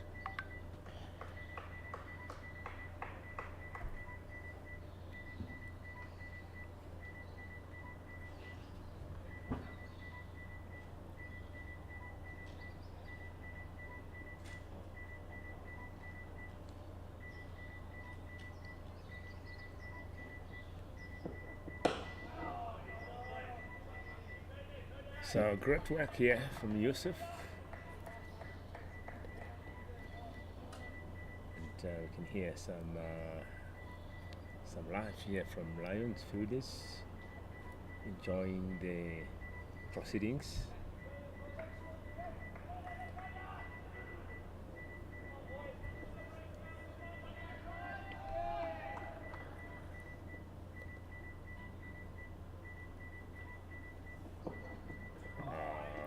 Thought about it, he thought about it. If we thought about taking it on, that's probably a good decision not to. It's just a bit outside the off stump there. So Cody pushing it quite nicely here. I wouldn't be surprised if he was brought back in just to go for a spell of like 3 overs where he just comes in there and he just gives it all, his all.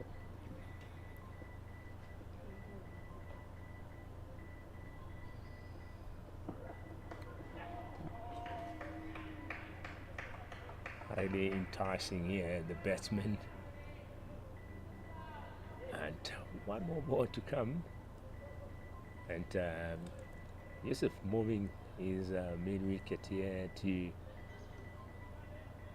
What do you think? He's going to go for it or double buff? I think double buff, yeah.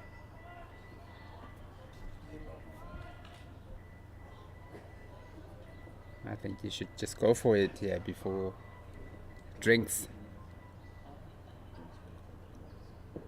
Oh, double bluff it is. Good call there, Owen. What a way to finish off the over here from Yusuf. That's 12 overs bowled by Yusuf. 23 runs conceded and 47 overs gone here at the Wanderers. 130 is the score. 3 wickets down, and Aviwe on 18, and Duplessis still need to go off the mark. And ladies and gentlemen, that's drinks at Wanderers. First day, the Rocks taking on Lions. Rocks winning the toss and electing to bat first, and at this point they are still standing. So enjoy the drinks. Catch you just in a short while. And with the drinks, I will give way to Kane to join KG. It's Owen.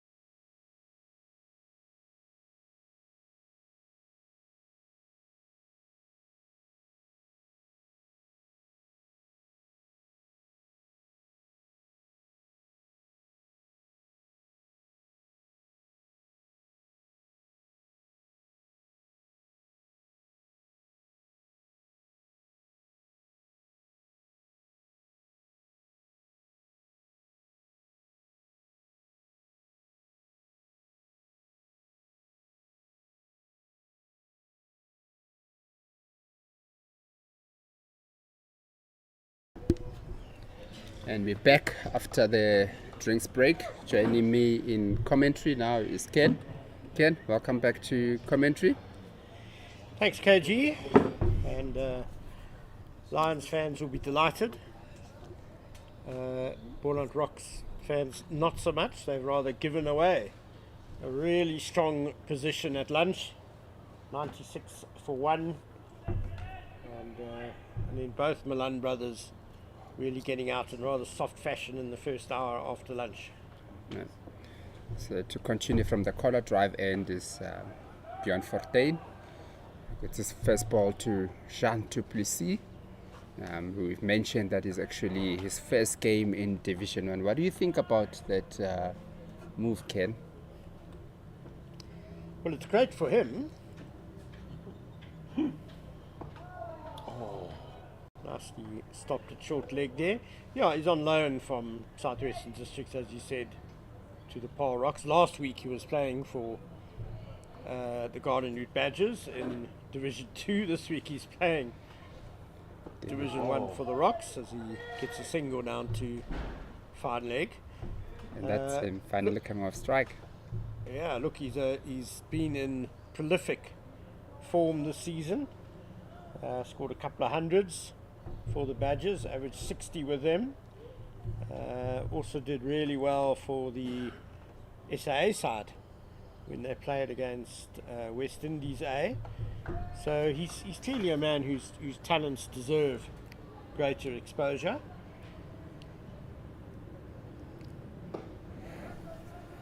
It's Bjorn Fortuin continuing in his thing. We are just hitting one down to mid off for a quick single. And the fielder there would have been interested in throwing it in for a run out. But at the end of the day, it was a quick single down to mid off. Bjorn has been bowling very tight. He's hardly giving anything away, hardly any room for the batsman to go at it. And he's just controlling the tempo of the game a little bit as to how they're playing him. He goes for a quick one there, kept them interested, went for an LBW, but it's a bit too high from what it seemed, and tried to take a bit of a chance with a catch there with Van Mulder taking a one-handed catch at first slip.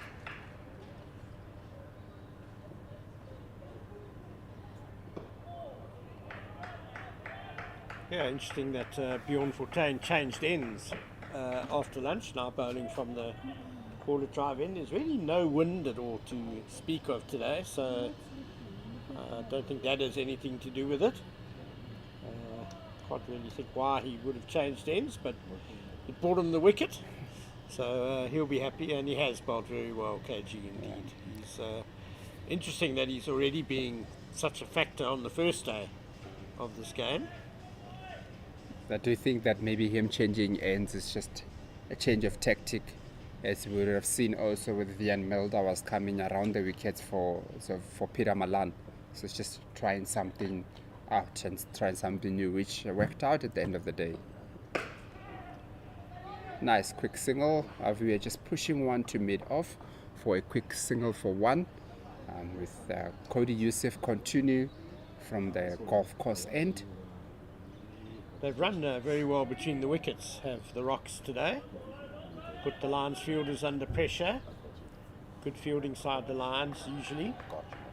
But it's good to see that urgency by the batters. Which is very important, because sometimes you can just bat yourself into a hole of not going for those singles and just forgetting that you need to keep the scoreboard ticking. And they've done really well in making sure that that little opportunity that they get to go for a quick single, they really take it and get the scoreboard ticking. Yeah, and I think that's been important, because I think the Lions have bowled pretty well today. They've actually been quite disciplined, bowled good lines and lengths, made it hard for the batsmen. So it's been important that they did not just let themselves get bogged down. They've tried to shift the pressure a bit, and one of the ways you can do that, as you say, is by rotating the strike. Like the fact that the Lions also have persisted with an attacking field with 2 slips and that's almost taking a page out of Peter Malan's book there with Jean du Plessis coming down the wicket, trying to counter that little bit of swing that Cody has.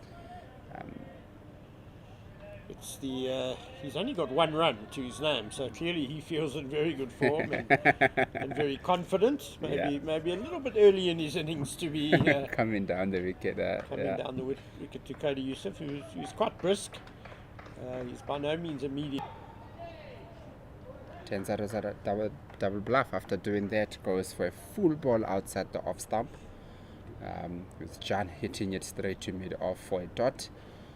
He would be itching a little bit just to get off. I mean, just the pressure, obviously, of the game of losing. They've lost 2 wickets in quick succession, and the pressure on himself also coming into Division 1, as we've said, from being in really good form in Division 2, just the pressure of getting the runs going. Yeah, I made a mistake when I said he played against West Indies A for the SA side. It's actually India A who he played for, and he scored 106 and 50 not out in the match in Potchefstroom. And yeah, that kind of put his name up there in lights, announced himself on the national stage. And sure, there will be pressure that comes with that. And obviously the Rocks are expecting a lot from him, having forked out to get him on loan. Looks to be itching to get on with the game. Yeah, it's the second time in this over that he's looked to come down the wicket to get something out of the bowling. So he's just looking a bit itchy to get the runs. Yeah, itchy's a good word actually, because you want to be busy at the start of your innings so that you exude confidence and you don't let the bowlers get on top of you. But you don't want to be frenetic. There's, you also want to stay calm. So there's a bit of a line that you don't want to cross. He has been moving around a lot, and as he does that, moves across a little bit and hits it to mid-off for another quick single, which has been very good from the batters. They've really looked to take on the fielders in terms of getting those quick singles, because the fielders look like they're hanging a little bit there on the circle, and the guys have identified that that's one way for them to get wicket. I don't think the Lions will be too disappointed to see Jean du Plessis coming to be on strike again, because I think they would identify with what we've been seeing is itchy to get some runs to say that they can enforce a forced stroke out of him and possibly get his wicket. Yeah, so spinner Born Fortuin has got mid-off and mid-on in place, saying to du Plessis there's all that space behind them if you want to go for it. There's a short cover for the mistimed drive, short leg and a slip.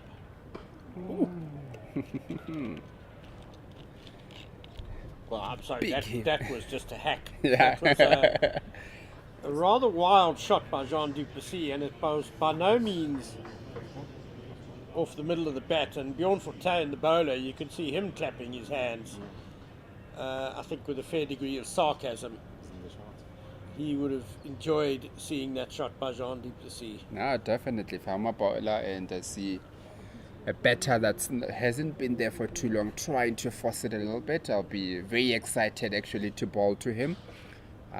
Just wondering what's going through Jean du Plessis' mind as he is out there. From where we're sitting, we just see that he's not willing to be a little bit patient, but rather try to take the better. So I'm just wondering what's going on through his mind in terms of how he wants to approach these innings in particular. Well, trying to force it was a very good phrase you used there, but he has managed to push the short leg out to a short mid-wicket. And that's a good single to cover point. It's always good when the batter is in this state and then they just get one just to get on the other side and just to calm down a little bit and just watch, because our viewer on this side has looked a little bit more composed in how he wants to approach the innings. As to say that he hits one nicely down the wicket, and it's going down to the boundary, and that's a wonderful fielding to just restrict it for 2 runs. Only 2 runs. It's very good fielding. We spoke about Jean du Plessis being in form, but Aviwe Gijima is having a wonderful season. Yeah. He is the leading run scorer for the Rocks this season. Before this innings, 367 runs in 10 innings, averaging 52.42. He's made a couple of hundreds,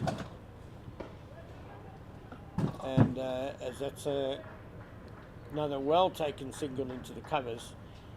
He played that gorgeous cover drive early in his innings for 4 off Delana Potgieter, I think it was. That really just spoke of a man in form, a man whose confidence is sky high. No, definitely. I think we were speaking about how, as much as the wicket of Peter Malan and Malan, but Aviwe's wicket is probably right up there in terms of the wickets that you want to get early on. And as we say that, Bjorn continues probing there on that pads, looking for that LBW bold type of And Gijima's got away nicely in this innings already. He's on 23 not out. He's looked nice and busy here. He isn't just hit the force, but he's also looked to take on the fielders when they are just on their heels a little bit and getting those quick singles. Busy but controlled. Whereas Jean du Plessis, I don't know if maybe he's used to playing this way in Division 2, used to going out and dominating the weaker attacks there. But he's looked a little bit more frenetic than controlled. And that's the end of 50 overs with the Rocks on 143 for 3 with Aviwe Gijima on 23 not out, together with Jean du Plessis on 7 not out. And as we say that, the Lions bring Melusi Siboto into the attack from the golf course end. He's a bit of a banker also. He hardly gives anything away to the batters to hit. Yeah, 5 overs for 11 runs, very typical Melusi Siboto figures. We're halfway through the 100 overs where teams can get bonus points from, and the Lions have got their first bowling bonus point with that 3rd wicket, and the Rocks are still 7 runs away from their first batting point.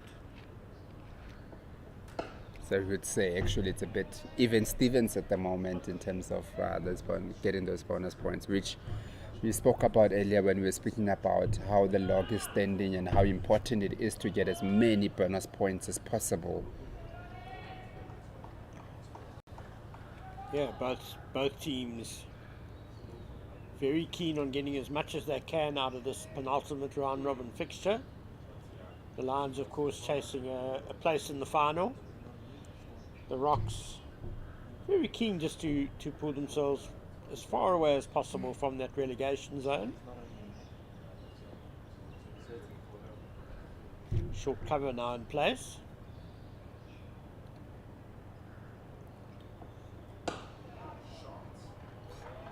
Man in form, like we said. Hey, I mean, you've got 4 fielders in front of him, and he picks up a gap nicely, controlled down the ground for a 4.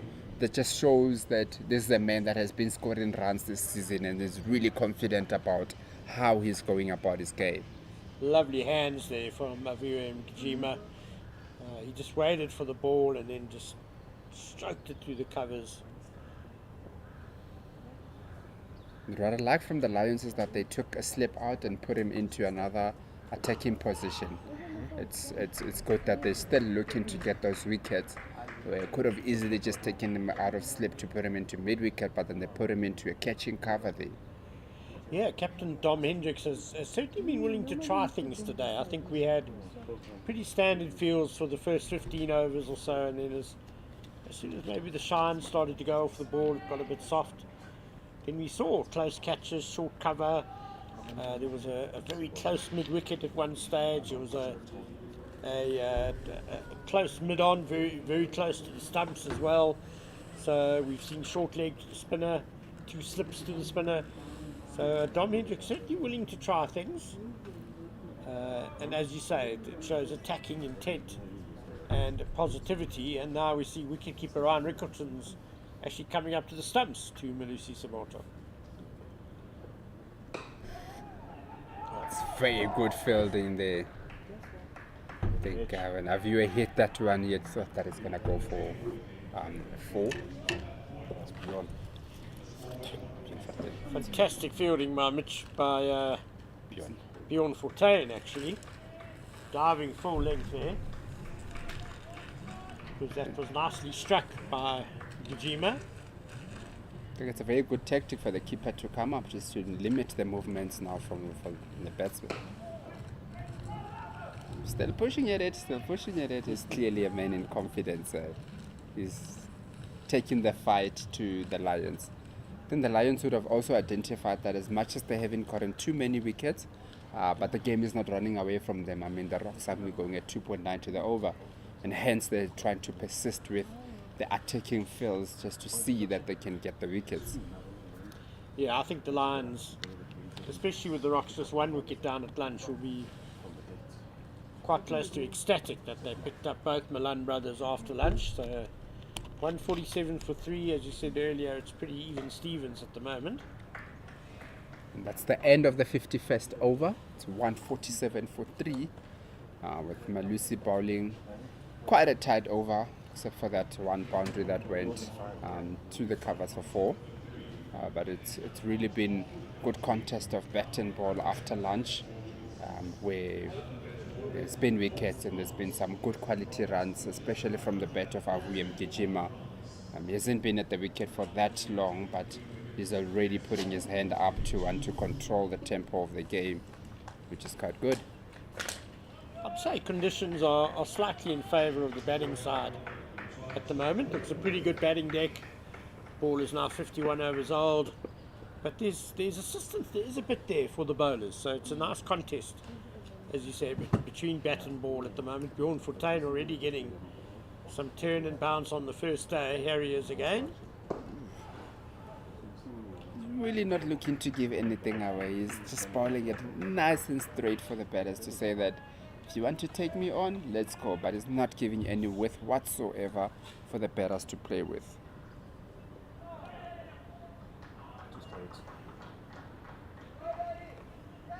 As I say that, he turns 1 down. It's a good chase down to the fine leg boundary from Delano Botgieter, and just pulls it in, saves 1 run, and that's 3 runs from that ball. Brings up the 150 for the Gbets Rocks, of 315 balls, 24s and a 6. And that's obviously the Rocks also getting their bonus points. Yes, they're on the board.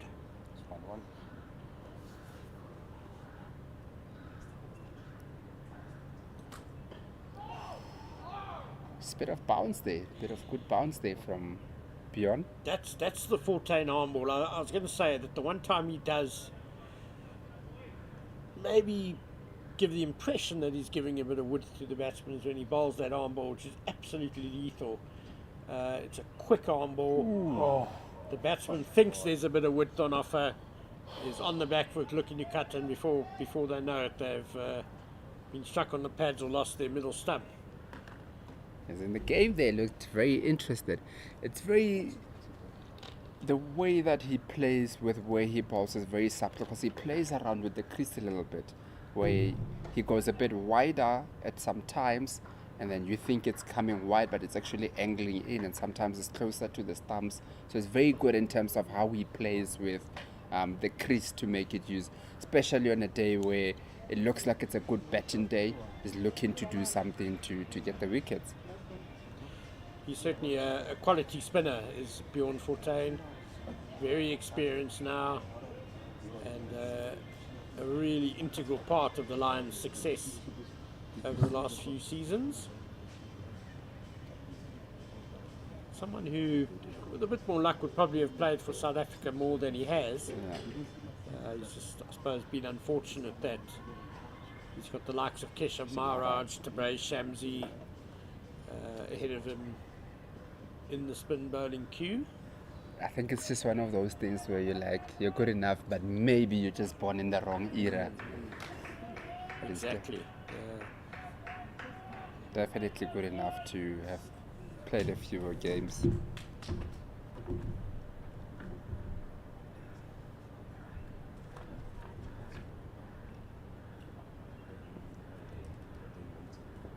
Malusi still into the attack, ball into Aviwe. Interesting, going for a short ball there. Trying to catch him off guard a little bit. You don't really expect it from Malusi Sabato, No. but he does slip in the bouncer every now and then. We've seen 2 or 3 from him today.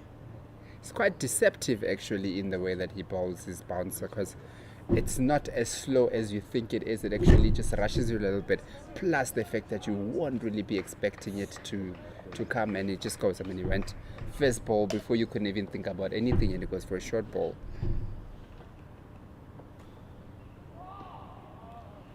That one seemed away quite sharply off the pitch, but very short and very wide.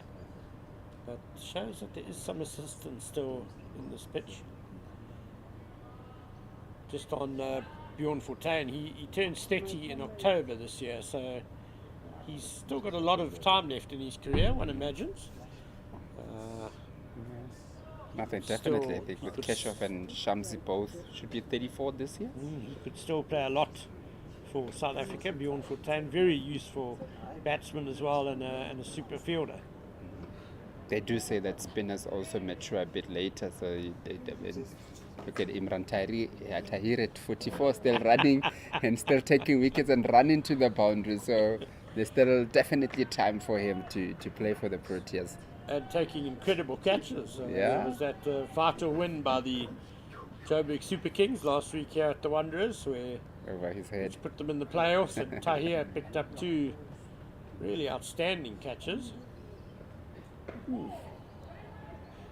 Looks like a nice little movement there from Malusi, enticing Jean Duplessis. It seems to have gone a bit more quieter now, and it's probably the nerves have maybe settled a little bit, and is trying to understand the game, to say that he doesn't need to force himself to get the runs and just be patient for those runs. May well have been nerves, KG. Yeah, you're right. It could well have been.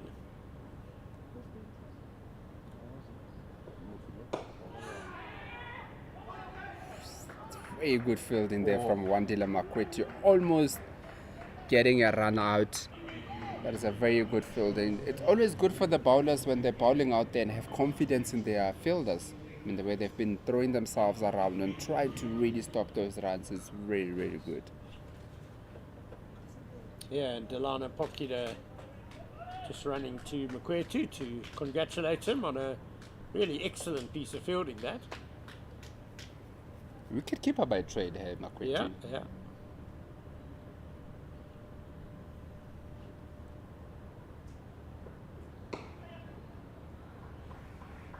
And Naviwe just nudges that to mid-wicket for an easy single. Malusi would have been disappointed with just moving the fielder over to the offside and bowling it just a touch too straight and allowing Naviwe to get a single. Yeah, it's the end of the 53rd over, 154 for 3. Just looking at some of the other matches that are on the go today in the CSA 4-day series around the country. In Potchefstroom, the Northwest Dragons are playing the Hollywood Gbets Dolphins. The Dolphins won the toss and decided to bat first, and they, I think I better just refresh this score because I fancy it might be a bit outdated now. Yes, they've reached 221 for 4. The Dolphins. Marcus Ackerman lashed 82 off just 69 balls. Yeah. Bryce Parsons is 51 not out, and John Smuts 28 not out. There have been 2 wickets for Duan Janssen there for the Dragons.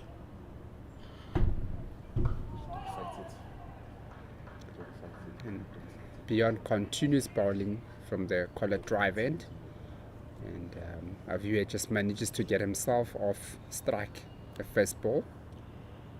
In Pietermaritzburg, the log leading Titans are playing against the Tuskers of KZN Inland.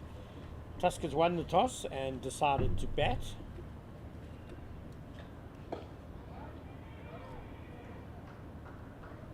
Another single there from the bat of Jean du Plessis, who seems to be getting a bit more confident in his stroke playing, not really chasing for it anymore. It's a very key partnership again of the game here. Tuskers have made a good start at the Oval in Pietermaritzburg. They're 166 for 2, with Yassine Valley on 81 not out.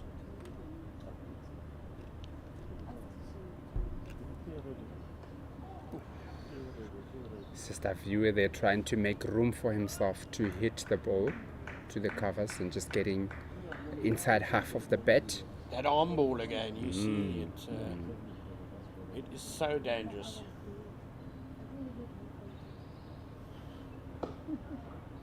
Just a bit fuller one, and a viewer just punches it down the ground to mid off for a single. It's 1 ball to go in the 54th over. The score is currently on 157 for 3.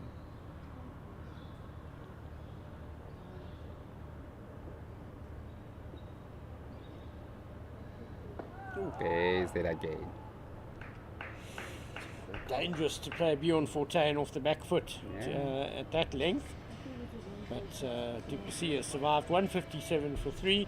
The other match on the go at the moment is at St George's Park in Gqeberha, where Western Province won the toss, decided to bat, and they were bowled out for 141. 141 all out. Gavin Kaplan made 45, and Tony De Zorzi opening the batting scored 35. And not much else for Western Province to write home about there. Alfred Matoa, the chief wicket taker, with 4 for 32. And Ronaldo Meyer took 3 for 29. Eastern Province in reply are 26 for 1 at the moment. Looks like the wickets are falling quite quickly. Already 11 wickets in the day. Yeah, that could be quite a low scoring thriller at St George's Park. The battle between 2nd and 5th place, but as we keep saying, the top 5 on the log are so close together that all 5 teams are in contention for the final, which will be decided after these last 2 rounds of round robin play. Still into the attack from the golf course end is Malusi Siboto. First ball balls it nice and full, and the viewer just gets back to it for a dot. Still persisting with the attacking field from the Lions. Still got a slip, a gully, and a catching cover.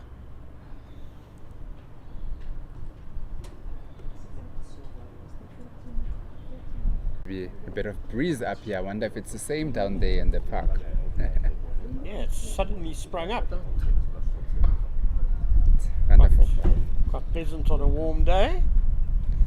Yeah, there is a bit of clouds coming in.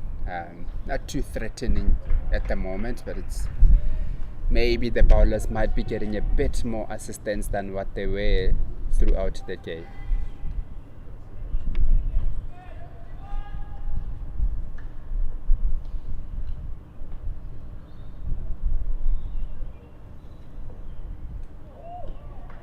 Wonderful movement from Malusi there. It's been quite steady the way that the Rocks have gone about their innings. I think the highest we've seen them was probably going at 3.6, but they've been in and around that 2.9, 3 per over run rate. Clearly not in a hurry to just score as many runs as possible. Well, I think credit to the Lions bowlers who, have stuck to their task well. There's not a huge amount on offer for them on this first day, but they've been disciplined and kept things nice and tight. So they're just looking for the pets, and we were equal to the task. Just hitting it down to mid on for a dot.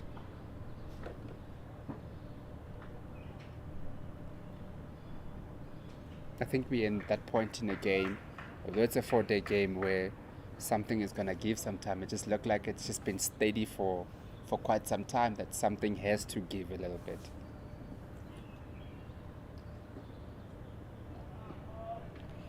There's a bit of a partnership developing now between Kajima and Du Plessis. 37 they've put on. Du Plessis had a bit of a risky start, if you like. He seems to have calmed down a bit now, settled into his innings. And Gajima looks well set. He's on 32, not out.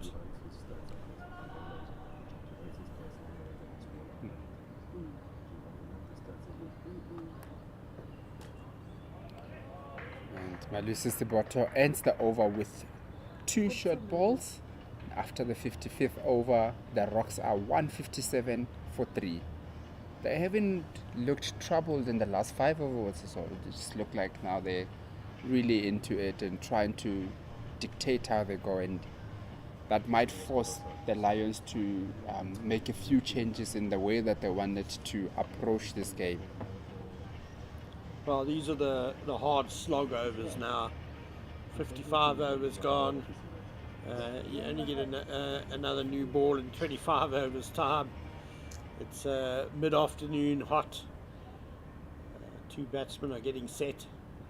The Lions are going to have to work hard here and just hope that their discipline and the pressure that they can exert can lead to a wicket or 2.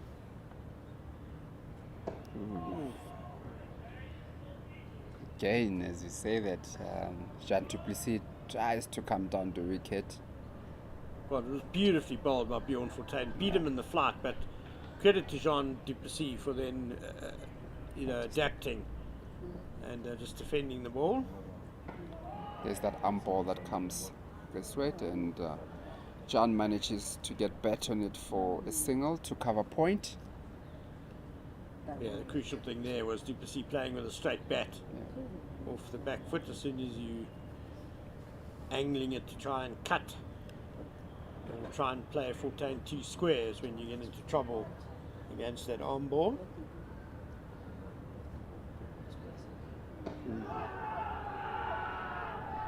Coming down again, and they're feeling for pad first. Yeah.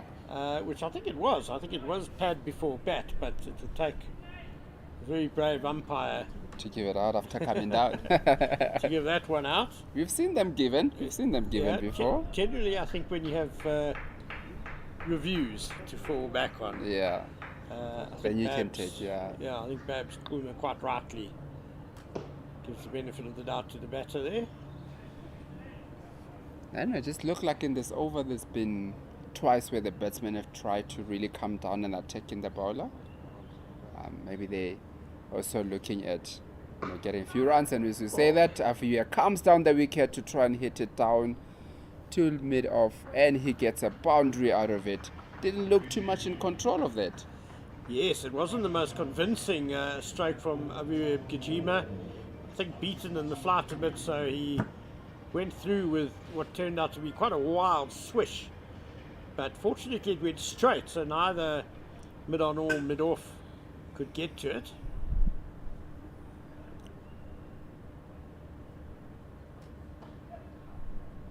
And Avue just hit 1 to point again for a single. It's been quite an interesting over. Well, we spoke about the hard overs that lie ahead for the Lions now, and I think one of the key for the Lions would be Bjorn Fortuin holding up an end,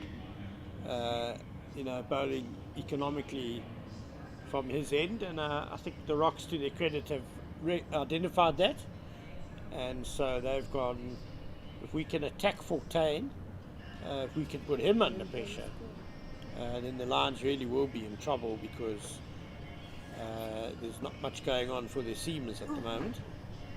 Seems to be a conference there from the Lions. I'm trying to figure out how they're gonna go about the innings going forward, and that always says that the batting team is probably doing better than what they would have liked them to do, and hence they just have a conference in the middle of the game and see what plan they can come up with to try and break this partnership.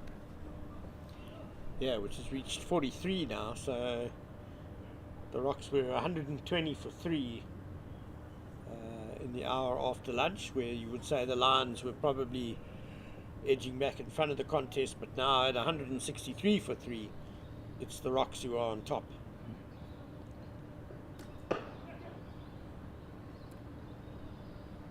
I don't think you need to say too much about how confident Gijima has been.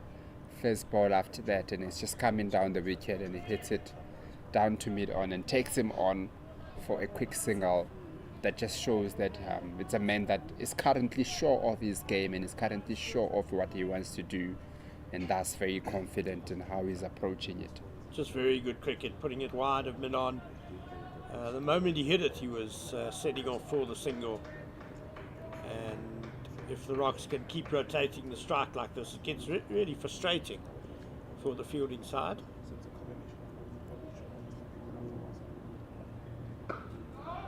I must say it's very responsible and brave of Aviwe. He normally would bat around the 5-6, but then today obviously came up to bat at 4.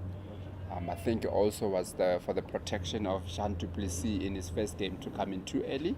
And then he took it on and say that he will come in earlier. Yeah, I think rightly so. He's the leading run scorer for the Rocks this season.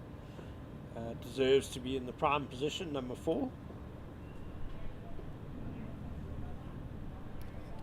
Another shot ball from Malusi Siboto with, I think he identified that Jean came down the wicket and just bowled a short one, and Jean just lets it go to the keeper. So there's a strong ring of fielders on the offside for Malusi Siboto. One slip. Temba Bavuma is really very close in at gully, and there's a cover point, a cover, a mid-off. All quite close in. Short mid-wicket, catching.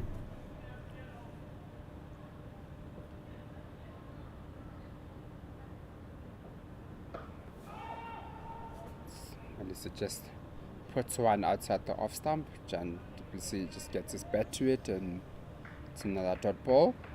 But I must say, Jan is starting to look like a confident batter, moving a little bit better now, and not just throwing his bat out there.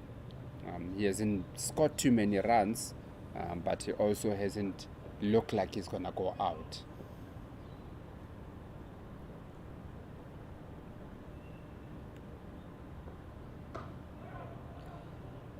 Yeah, I think this field setting is a response to the Lions feeling they're conceding a few too many singles. So Sabota is just bowling outside off stump. Strong ring of fielders on the offside, and saying that to the Rocks, there are going to be no quick ones here, but if you want runs, you're going to have to try and pierce the field. Or hit it over. Yeah.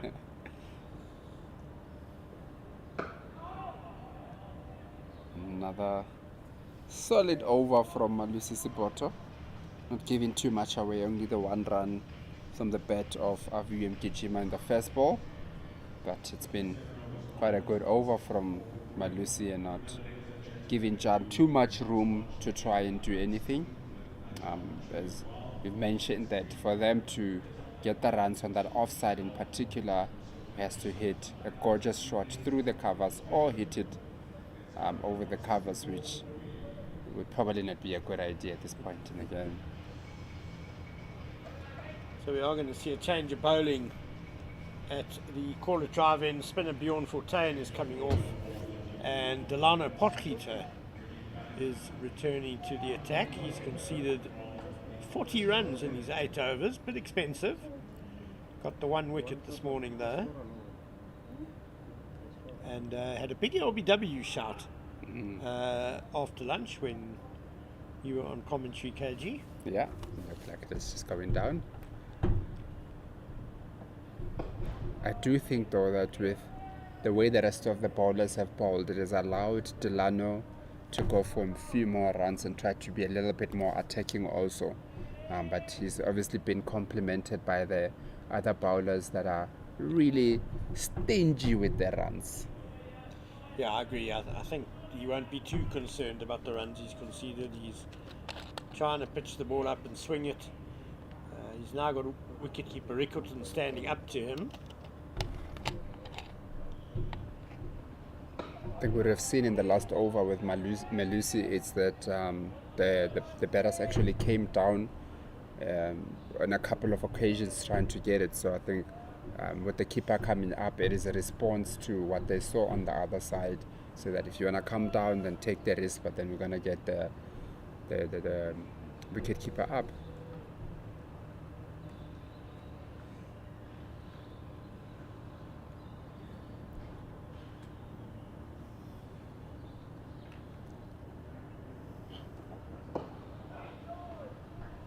And Avuye gets a nice one on the pads, and he manages to hit it off the pads for 2 runs. I must say, I don't know, just looking at how things are going at the moment, it just looks like the Lions are a little bit flat now. Just hoping that something comes in. They are obviously making the changes, but the Rocks just look a bit unfazed at the moment, taking those quick singles and just waiting for the ball to come to get a single. Yeah, I don't think I'd say the Lions are flat. I think it's more that they're in a holding phase. And as we say that, there is what looks like it was a nick through the wicket keeper for a boundary. Would have said that's a chance missed. Well, that's the drawback of the keeper standing up, because it was a full toss from Potgieter that Kajima edged. You'll never know if it would have carried with Rickleton standing back. Yeah. But he certainly had very little chance of catching it standing up to the stumps. And that brings up the 50 partnership between these two batsmen of 84 deliveries. They've quietly went to that 50 partnership. It's a good drive from the bat of Avuye Mgijima, but doesn't find the gap and hits it straight to Cody Yusuf at the cover for a dot.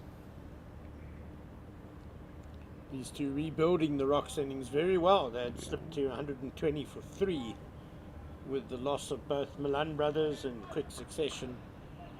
But now 170 for 3. It's looking good again for the side from the Boerland.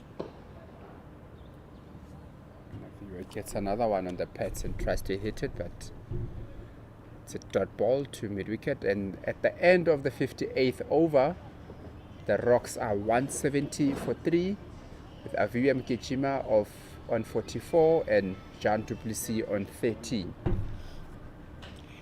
Just to run through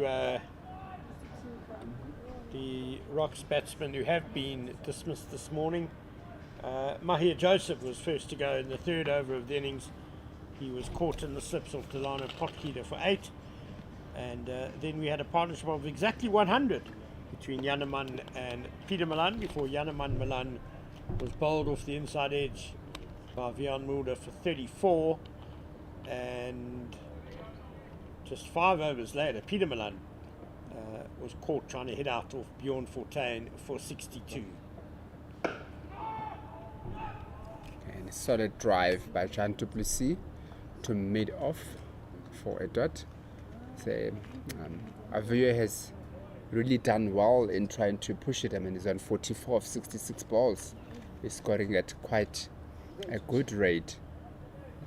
In comparison, obviously, to the run rate that they are going at, he's really trying to push it up a little bit without also giving too many chances away, not giving any chances away, actually.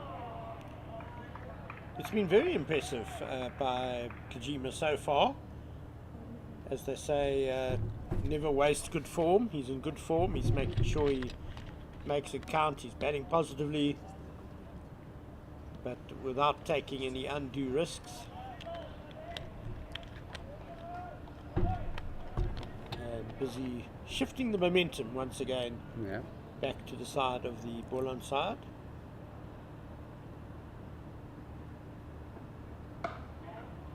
It's a nice shot through the covers from the bat of Jean du Plessis who we have said that he's looked to settle in a little bit more and plays a nice control shot down to cover for 2 runs.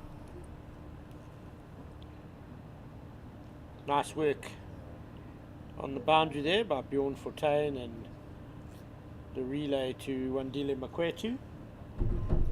Quite a good arm for a wicket keeper. Yeah, I was looking at that.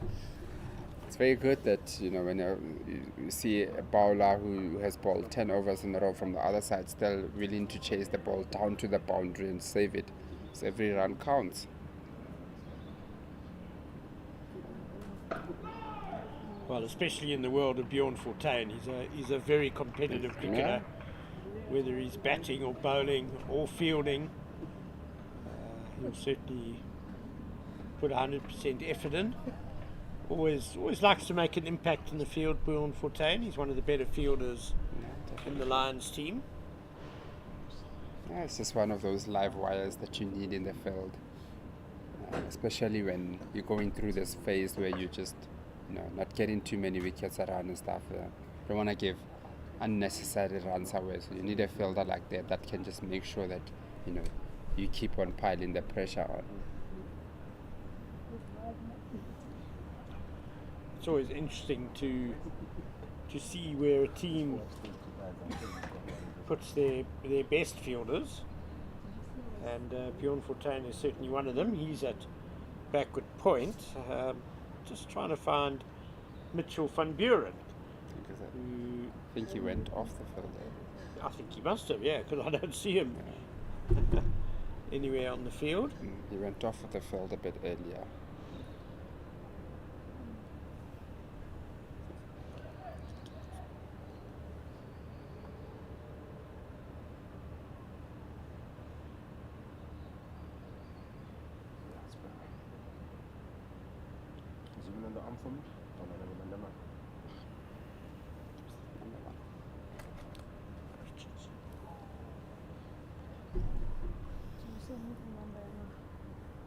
Everywhere, Kajima just changing helmets.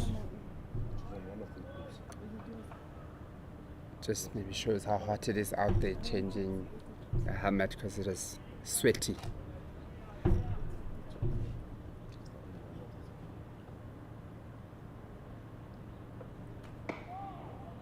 Solid block from Jean du Plessis to bring the end to the 59th over, and the ball and rocks are on 172 for 3, with a partnership going very steady on 52 runs between Aviem Gijima and Jean du Plessis.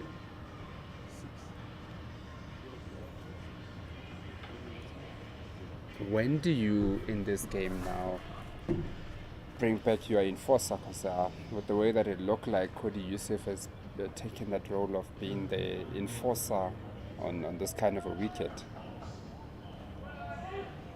Yeah, he's had a fair amount of bowling today already, Cody Youssef. He's bowled 13 overs, which is the most of the seamers. I suppose we might get a little burst out of him before tea. You never know. Mitchell van Buren has been on the field. He was hiding down at deep square leg.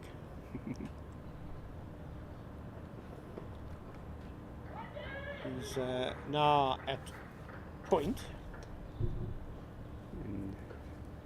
First ball of the 60th overs is Gijima just nudging one down to find leg,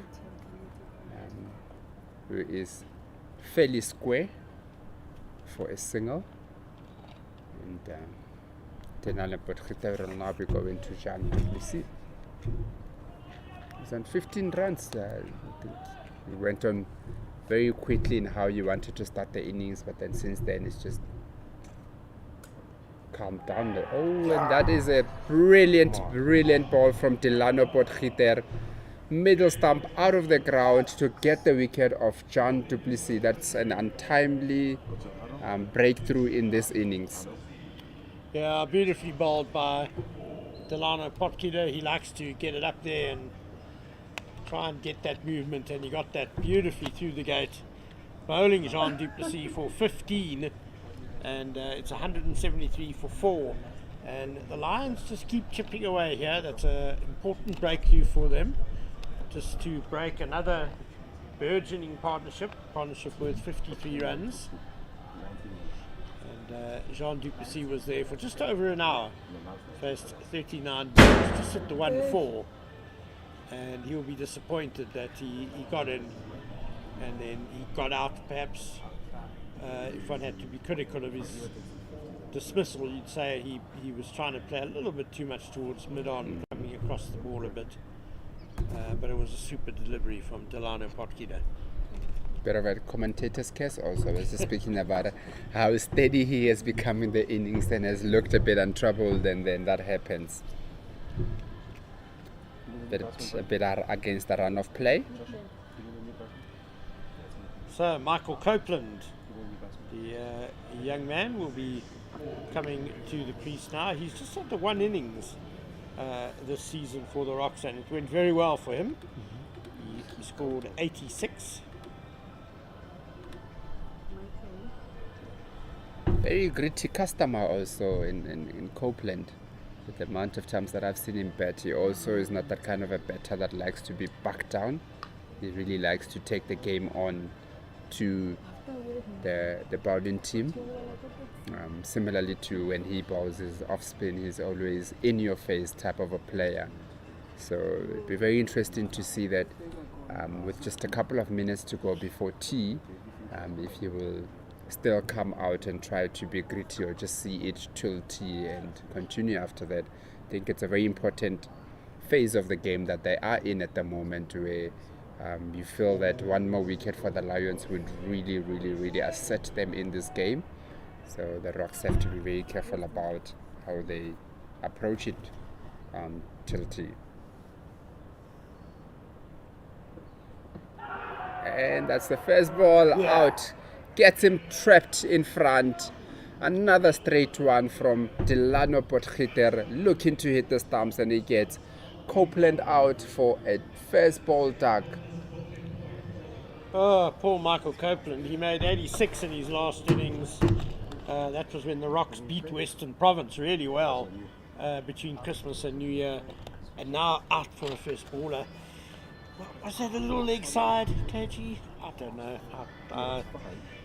There was a hint of it being just a little bit leg side, but we're not quite straight on here. Just a little bit to the side of the stumps. But a massive double breakthrough by Delano Potgieter.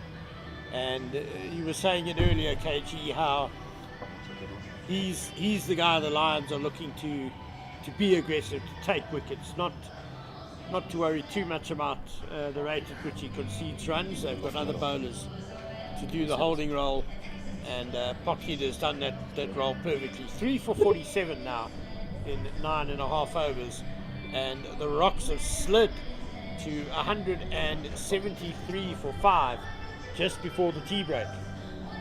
It's actually a very good, having watched the replay, the benefit of having the replay, that was hit in the middle of middle. There we go. Well done, umpire Babs Kuma. New batter in for the Rocks is Engelbert. I think so far we can say that the Rocks took the first session, but the Lions definitely have dictated terms in the second session. With 4 wickets in the session is quite a good effort from them. Yeah, Nathan Engelbrecht, who I believe is going to be keeping wicket in this game for the Rocks, and he's on debut in Division 1. So a big moment for him. He's on a hat-trick ball, which is not really how you want to be making your debut. He's a left-hander, and straight away we see a more attacking field. There's a first slip, Timber Bavoom in about a third or fourth slip. There's a close-in gully, catching mid-wicket. Delano trying to hit the stumps again, just maybe a touch too full, and making it easy for Nathan Engelbert to get a dot. Missed opportunity there to get a hat trick. Well, I don't know. I'm sure Nathan Engelbrecht, batting number 7, can Held a bat. Can bat a bit. I think this is probably his first class debut as well, in fact. Certainly, by the looks of the Cricket Archive statistical database, he hasn't played any first-class cricket yet.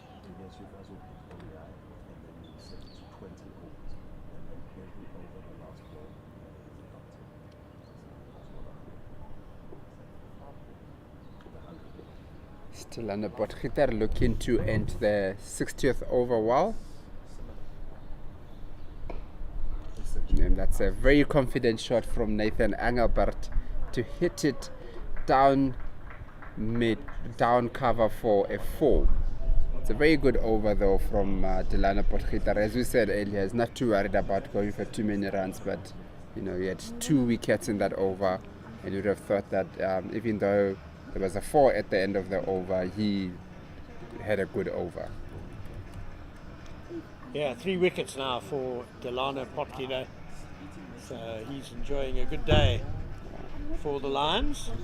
I don't think they'll mind him going at 5.1 to the over. He's taking 3 wickets. Absolutely.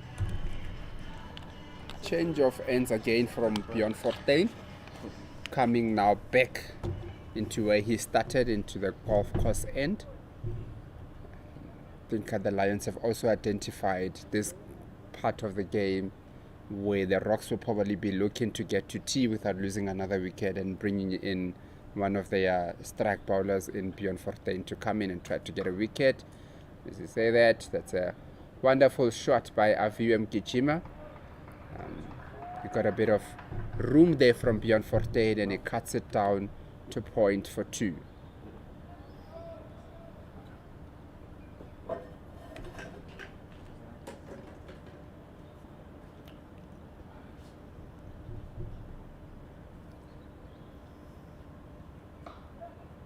Again, Aviu Mgijima just rocks back to create more room for himself and hits the ball down to point for 1.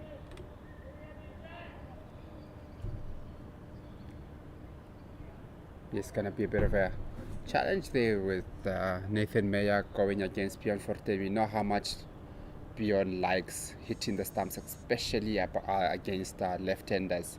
Just mostly finds that little gap between bat and ball when he's bowling to the left-handers, and he'll probably be looking to do that again, especially for a main on debut. Yeah, so Nathan Engelbrecht has played for the National Rural Cricket 11, which for old timers like me is the equivalent of the old SA Country Districts team. He was also batsman of the tournament in the 2022 T20 Community Cup. I think that was hosted in Pretoria. Yeah, just hosted in Tshwane. I think they were there then. Yeah. It's in Pretoria. The 2022. 2023 edition was in Joburg. Nice solid blocks from Nathan Engelbert. The first 2 balls that he has faced from Bjorn Fortuin. Bjorn persists with trying to go nice and straight. And at the end of the over, end of the 61st over, the score is 180 for 5. And with that will be a tea break. With Aviu Mgijima currently on 48 not out, just joined by Nathan Engelbert, who is currently on 4. I would say that session belonged to the Lions. Absolutely, KG. So 84 runs scored in that session in 29 overs, but and the big thing was 4 wickets went down for the Lions, so they have now definitely put themselves ahead in this game. I think a team who wins the toss and elects to bat generally don't want to be 5 down at tea, and the Lions will definitely be looking to make further inroads after this short break. Right, and with that, ladies and gentlemen, we'll take that to tea. We'll see you after tea.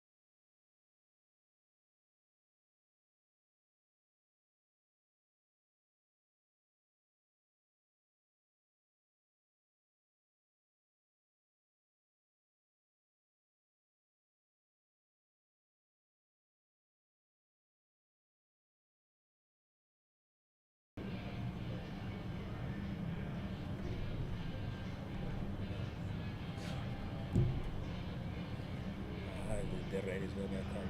Hmm? The rain is not going to come. Yeah, it doesn't look like it will come now. Maybe later in the evening.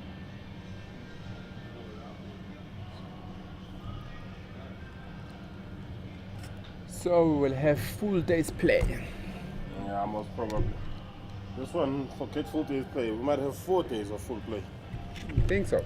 The way it's looking, but I might start turning.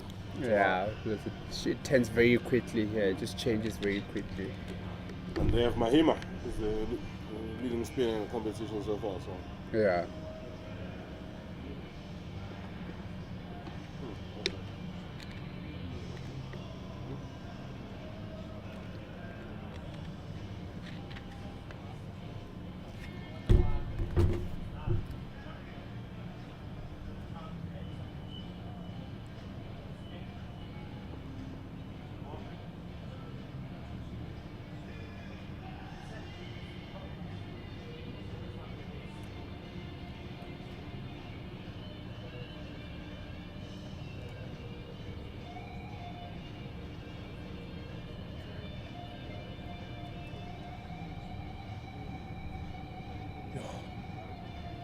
It's getting hot.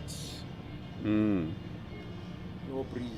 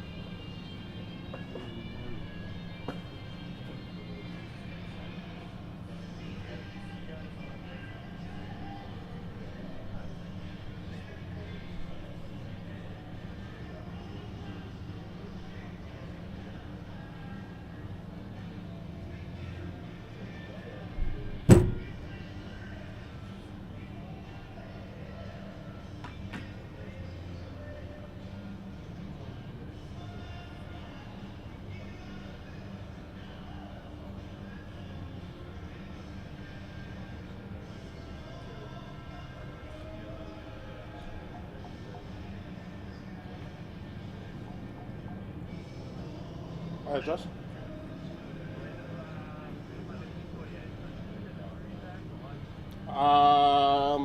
Actually, I have no idea. Let me call him and just find out. But yeah, he said he would be at the main entrance by the security. That's where he said he'd be.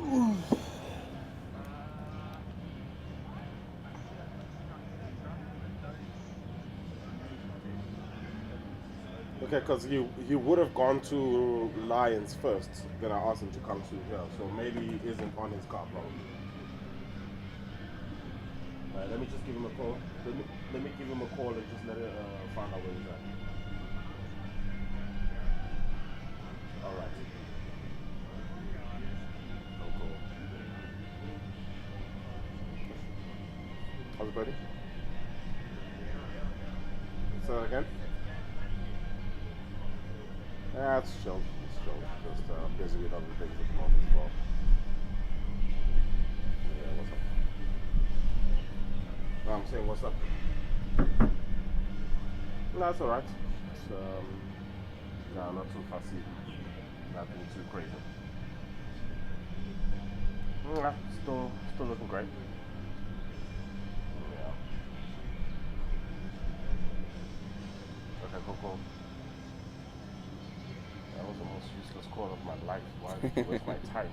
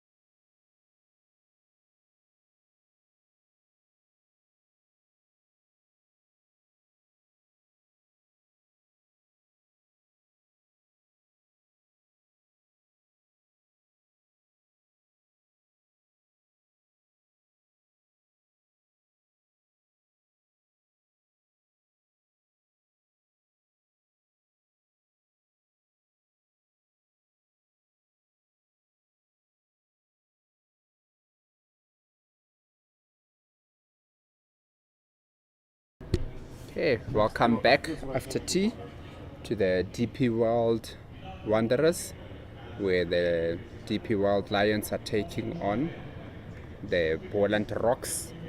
It's been quite a steady game so far, with the DP World Lions taking it in the second half of the game so far, where they took 4 wickets after lunch, and they've really been dictating the terms so far with those 4 good wickets that they got in.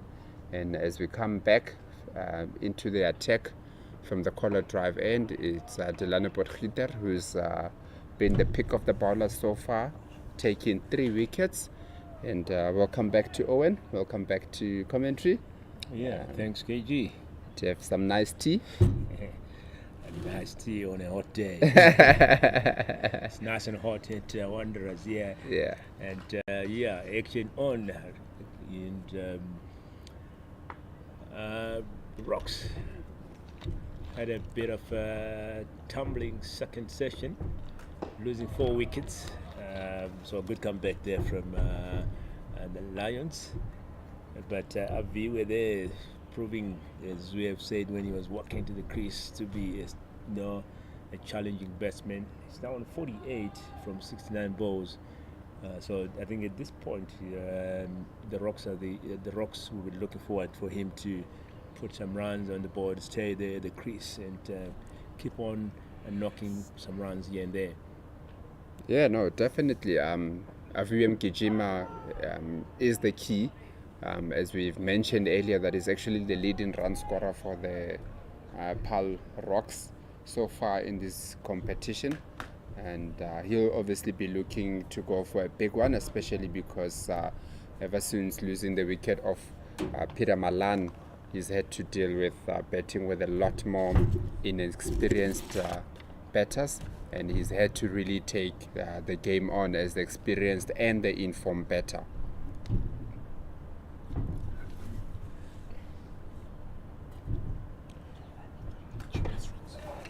Yes, and Delano is pick of the bowlers here, 3 wickets. And that's a 50 up for Aviwem Gijima. He's really played a wonderful innings. He's really stayed the innings in the direction that the Gbets Rocks would like it to go in. And he's got a wonderful 50, and that is his 17th first class 50. And he's just continuing the good form that he's been having this season for the Gbets Rocks. Yeah, good knock here from Viwe, and 51 runs from 73 balls. Did it 5 fours. Just that 51 coming from 97 minutes. So a really sturdy batsman, very competitive here, and he's proving that out of the crease. I'm sure the DP World Lions will be looking to get another wicket fresh from tea, especially having Nathan Engelbert, who's fairly new to the wicket. They'll try to unsettle him a little bit early on and try to get the wicket. That will bring a lot of pressure also on Gijima on the other end. Yeah, just first 7 balls so far, nothing. So he's fresh meat, and Lions will go for that. He is fresh meat indeed.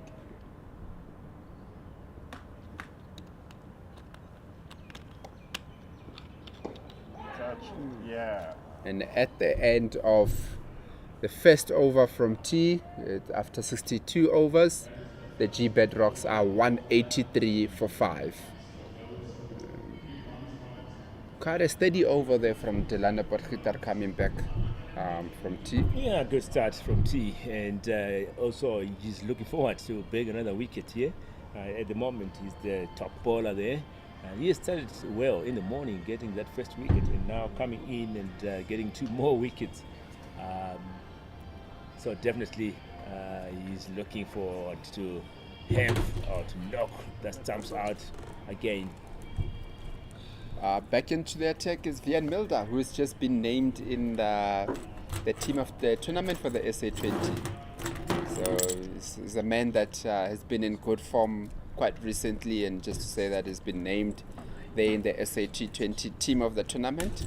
So it's somebody that, although with the SA20 is probably to have done a lot better with the bat than with the ball, but then it's just somebody that is brimming with confidence at the moment.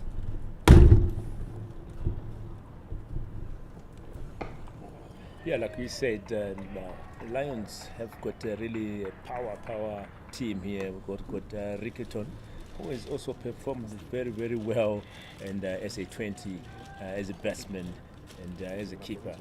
So this is a big boost for Lions, and it'll be interesting to see how the Lions will fare in this series against the Rocks. Not to mention that they've got the national captain in Temba Bavuma also in the team for this match. And that is a wonderful stroke through the covers for a 4 from the bat of Aviu Mgijima. He's really looked untroubled this whole innings. He's really taken the impetus and really looking to hit the ball nicely for 4. Yeah, great shot there. He's showing playing his shot freely, enjoying those shots and classy shots as well. Showing his class. That's what you want from a batsman who is in form like this. Yeah, definitely. I think that the team would be depending on him a lot, especially finding themselves on 187 for 5 to basically try and bat through their innings if they are to have any chance of scoring big runs in the first innings. Yeah, great comeback there from Vian after being hit for that boundary.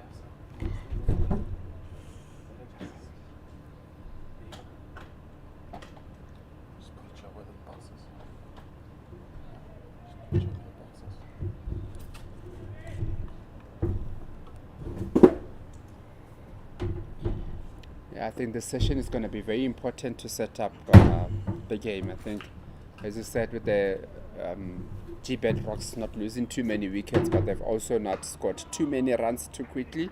So the Lions were always looking to be in the game, and them taking 4 wickets, obviously in the post-tea session, has really asserted them into the game.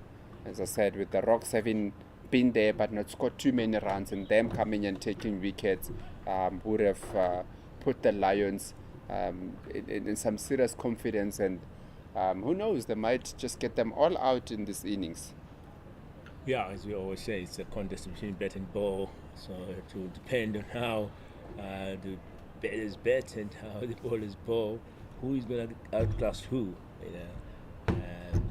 But as it stands now, Aviwe really standing up to the show here. A big single taken there, wanting the scoreboard to keep on ticking.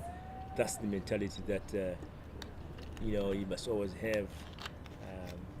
Every opportunity to score runs, you have to take it. He has done that through the innings, hasn't he? When the ball is not there to hit a boundary, he's always looked to take a quick single.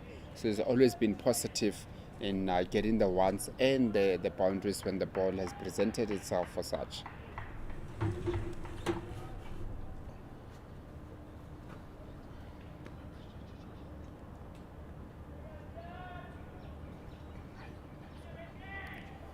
I say he looks quite steady, Aviu Mgijima. Just needs a partner on the other side that can just stay with him on the wicket long enough. Say that, nice little nudge down to square leg for 1 from the bat of Nathan Engelbert, and that brings the end of the over. After 63 overs, the Gbets Rocks are 189 for 5.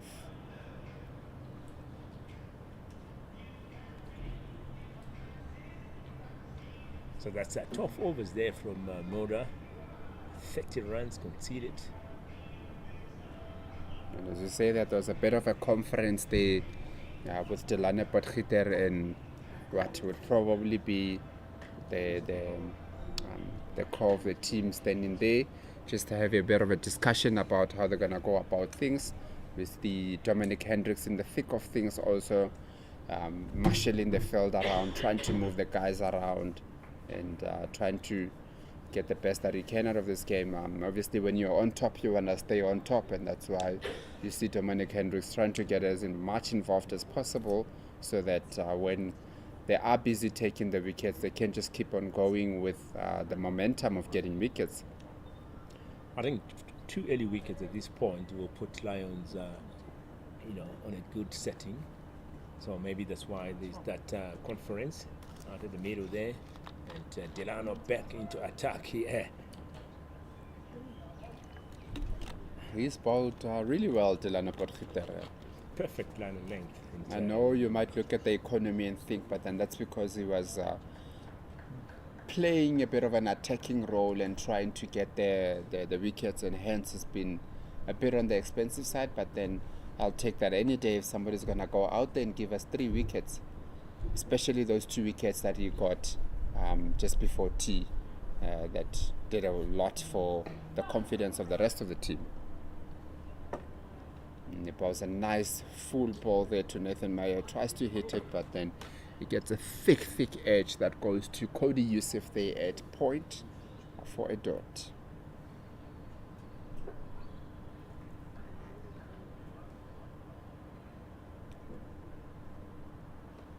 Engelbert has actually not faced too many balls. He's only faced 13 balls since he came on. So the DP Lions will still feel that he's still fairly new to the wicket and try to see what they can do to get his wicket. Fairly new, and change in fielding here. 3 slips. Just got a bit of a delay with somebody walking in front of the side screen, actually stopping in front of the side screen.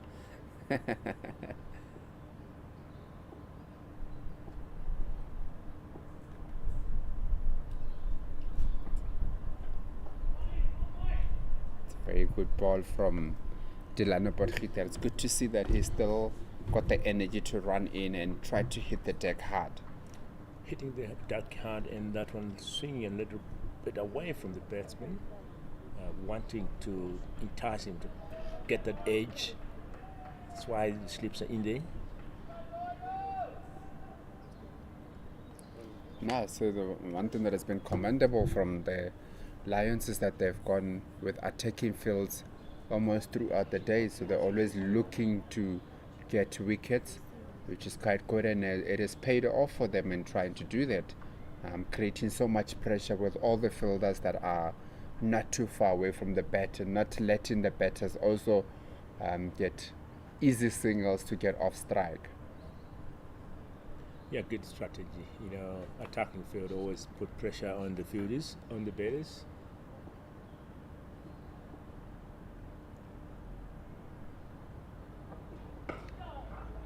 Once again, Delano Potgieter getting Nathan Engelbert to play and push that one a little bit.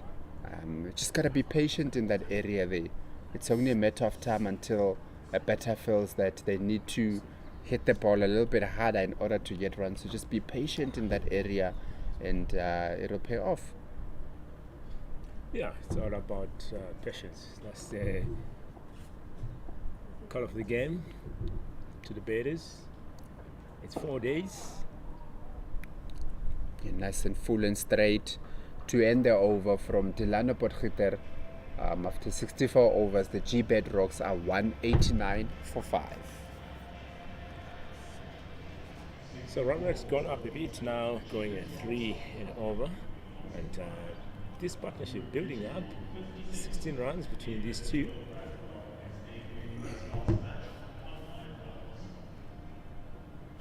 At 56 from Maviwe from 77 balls. And Nathan there, 5 from 16. Moda back into attack. I would say I think they've probably identified this part of the game to try and get another breakthrough in the game.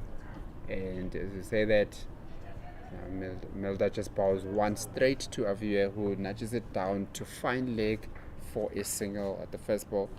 Wouldn't be too disappointed to get Aviwe Mgijima off strike as much as possible and get the new batter in Nathan Engelbert to be facing as many balls as possible up front.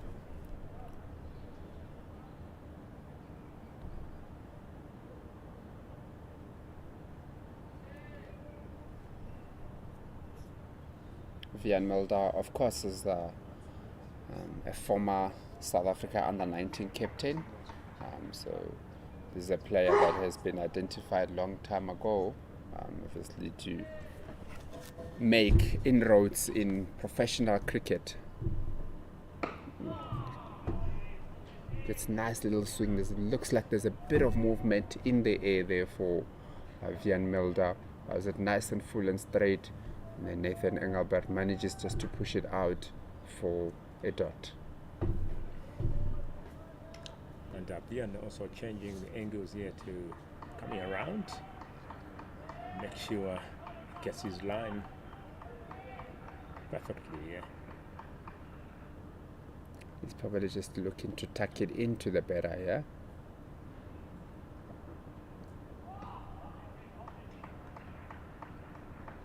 Bit of skill there. Last ball, before this one, he went into the batter, and then this one just balled it out.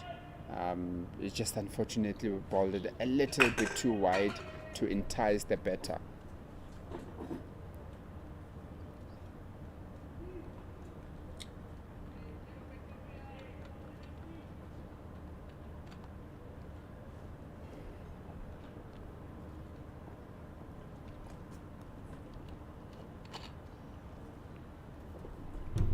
That's another brilliant ball from Vian Mulder, piling it around that fourth, fifth stump channel.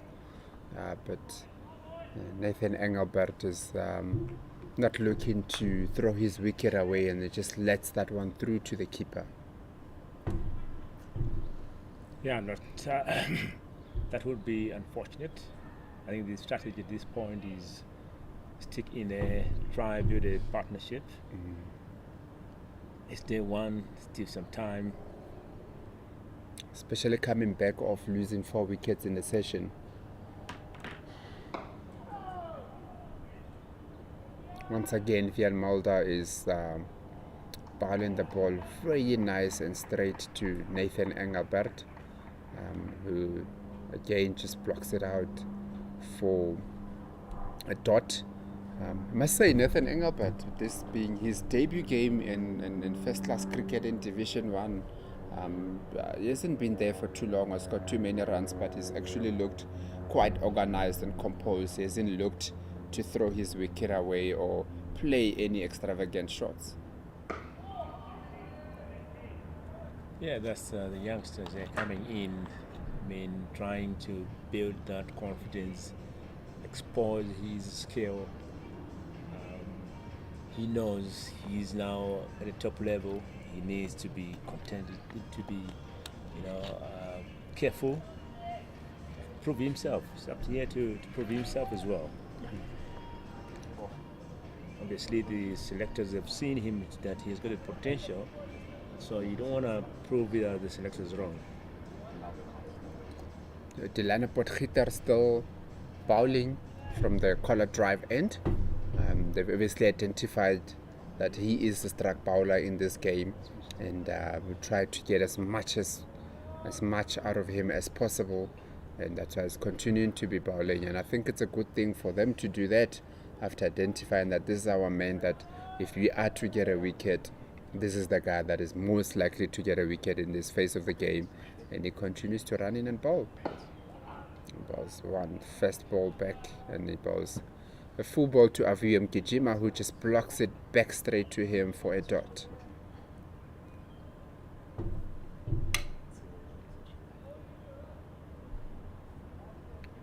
So I think we are obviously approaching what we call the graveyard shift in the game, where lapse of concentration comes in, and both teams, I'm sure, will be looking to finish the day without too much damage. I don't think the Lions will be too disappointed if they get at least 1 or 2 more wickets, looking at the run rate.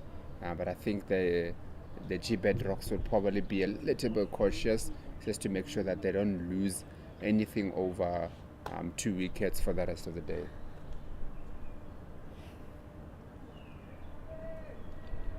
Yeah, so looking at that run rate, we are probably looking at 2 Is that a bit of a slower ball there from Delano Potgieter, just trying to catch Avium Kijima out, trying to outfox him there with a bit of a slower ball. Very well bowled ball. Avium Kijima still showing his partner that he picked it up. Kept Delano Potgieter very interested in this. So looking at that run rate, we are looking at 289 by the end of the day if the Rocks continue with this. So that'll be, I think, a good score for the first day. Yeah, no, definitely. I think the most important thing now is just to limit the damage in terms of the amount of wickets that they lose. If they end the day on 289 for 5 or for 6, I think they'll go on thinking that, you know, it's even Stevens after the first day's play. 2 foul starts there from Delano Potgieter, just twice going back. Not too sure about his run up there a little bit.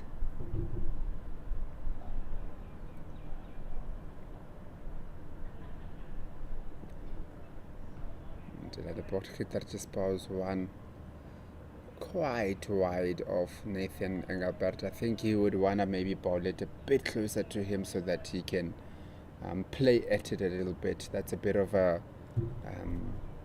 nothing delivery, if you can call it that, because, you know, just bowled it out there close to that white line and the batter just lets it go easily.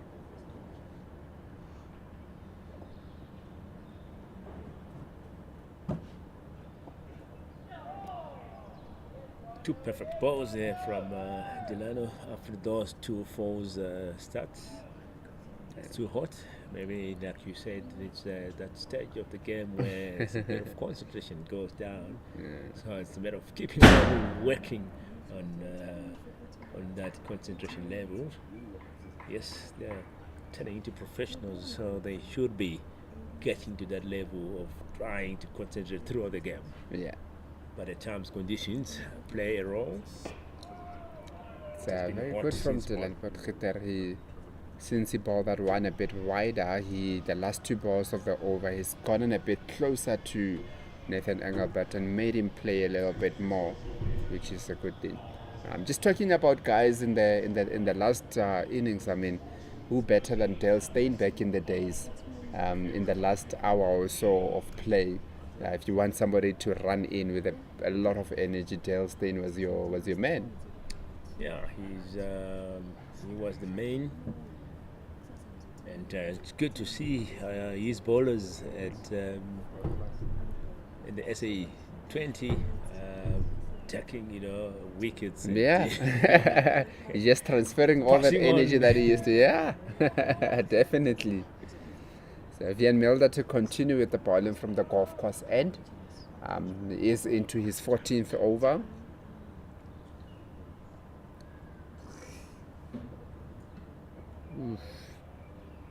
Avium Kijima would have felt that he missed out there a little bit. I mean, there's one bit shot down on the leg side, and he just got a bit of a glove to it, to the keeper for a dot. Definitely was a plenty delivery there from Vian Milder, having a deep square leg and a fine leg, trying to entice him to pull it.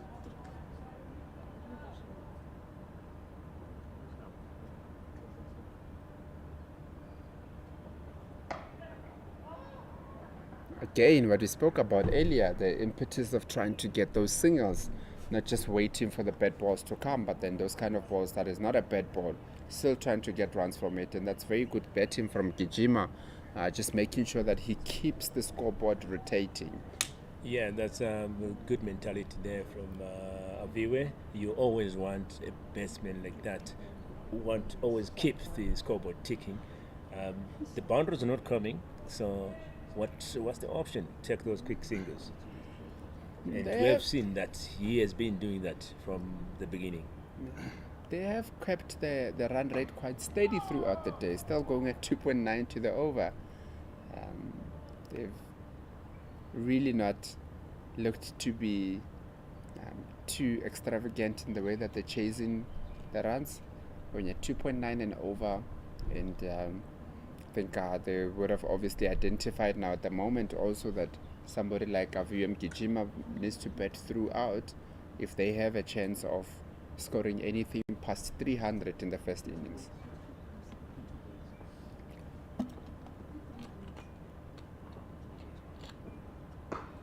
I think at this point as well, Lions will be looking forward to take the wicket to Aviwe, and once they've taken that wicket, they know they're now under lower batting order. Yeah.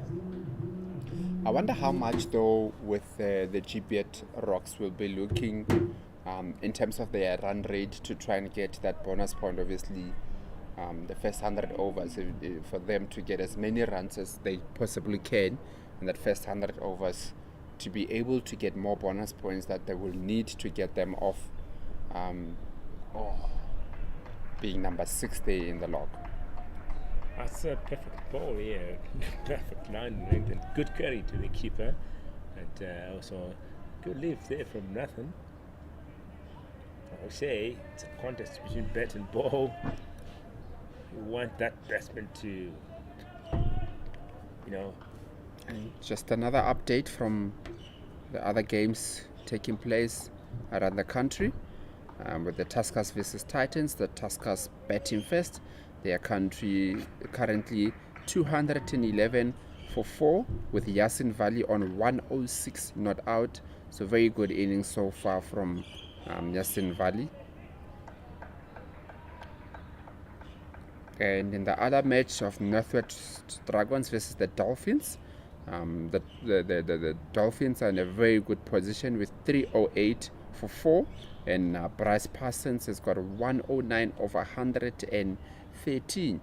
It's quite astonishing looking at the strike rates of the batters in that game. I mean, Marcus Ackerman scored 82 of 69 balls, and Bryce Parsons is on 109 of 113, and John Smart are 57 of 90. So they definitely are going quite quickly that side. Cruising. What a ball there from Vian. No ball. And in the other game, the Western Province were bowled out for 141 a bit earlier in the day.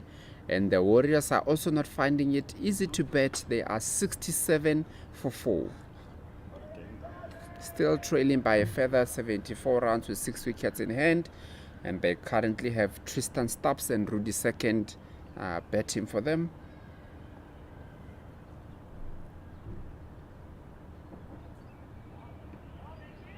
Bit short ball there from Vian Melda. Gets his hand on his hips there. Probably thinking, what more do I need to do to get more wickets in this day? Yes, that's 67 overs gone here. 194 is the score. 5 wickets down.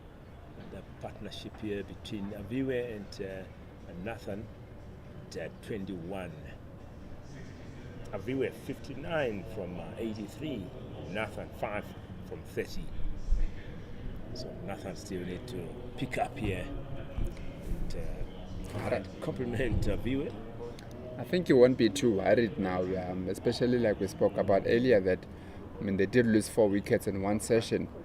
The last thing we want to do now is to lose too many wickets. So if it's not there, it's not there, and don't take unnecessary risks. If Aviwe on the other side, Aviwe Gijima on the other side is the one that's scoring a bit quicker, then so be it. And as we say that, Bjorn Fortuin comes back into the attack from the collar drive end. This is the 3rd time today that he's actually changing ends. Probably looking for something in there. Yeah, about 17 overs, 56 runs conceded so far, and 1 wicket in his bag. Yes, changing ends. Times believe different things happens at different ends. Yeah, definitely. I mean, you have to try and look for something, especially with, I must say, with the way the wicket that it is, and we've identified earlier that it's probably more of a batting day. And I think the Lions have done well on a wicket and a day that looks like would suit more the batters. But the Lions have actually kept the game in control and have then allowed the Gbets Rocks to run away from them a bit.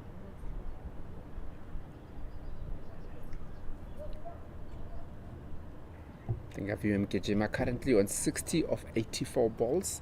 He will be looking to push it on and make it really count and get that 100. Yeah, definitely he will be. He's the man standing up at the moment. Top scorer of the day at this point. See Bjorn Fortuin here trying to entice Engelbert there outside the off stump, but Engelbert just lets it go through to Rickleton for a dot. And looking at the fielding there, quite interesting fielding here to Nathan. Yeah, he's got a lot of company around him. Can't turn anywhere. Turn left, there's somebody. Turn right, there's somebody there. It's just not giving him a room to breathe.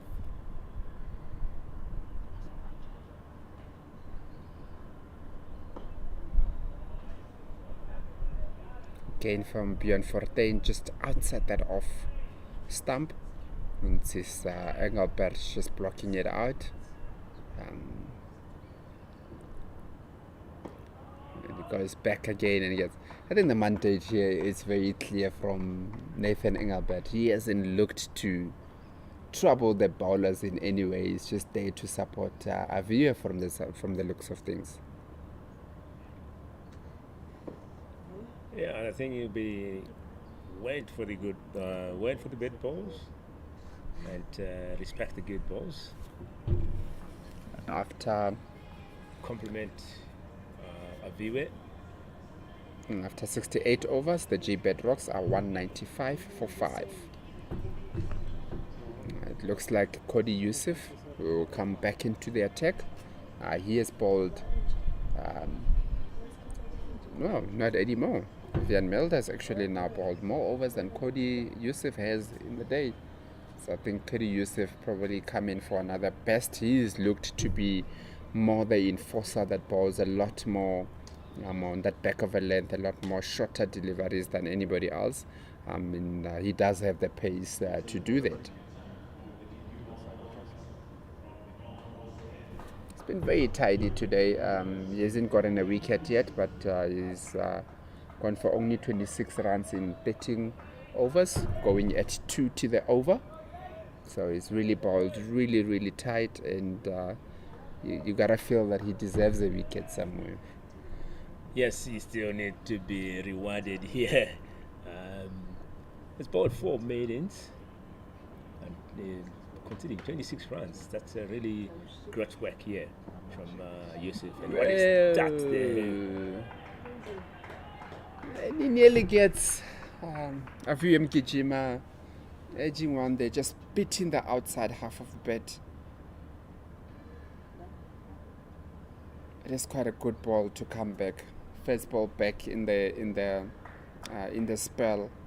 Just get it out there. Bit of a lapse of concentration there from Avium Gijima. He's looked very disciplined throughout the day, and that time around he just put his bat out there and was lucky not to get an edge on it.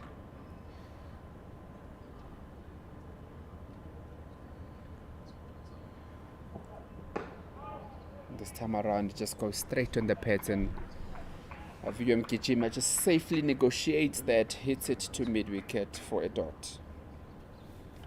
Yes, sticking around there. No pressure. It's a crucial moment of the game. Let the bowlers really work hard to get his wickets here. Yeah. At 60, you still want to keep on going, and this one played to the leg side just for a single. Yeah, protection out there on the fine leg boundary.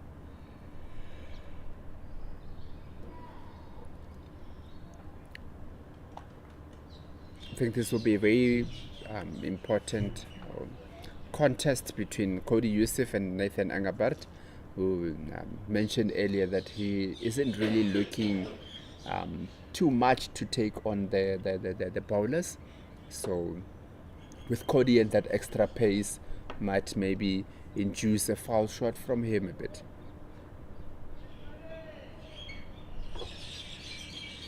Yeah, different field setup here from Yusuf's bowling and Beyond's bowling.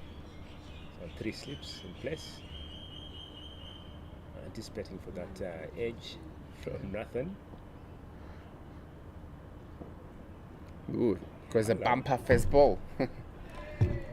Just Yusuf trying to wake Engelbert a bit there in the first ball. Looked like he had a few to say. It looked like he had a few words to say there to Engelbert, putting the young man on debut under pressure there. Welcome, welcome. Here we hit the balls.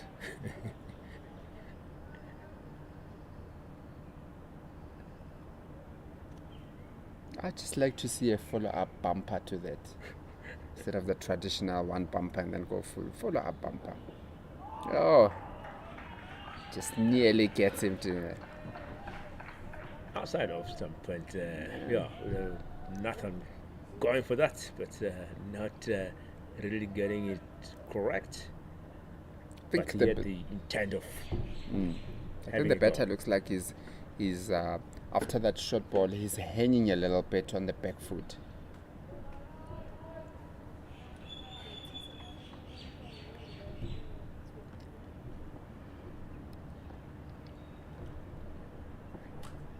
And followed that up with another shot.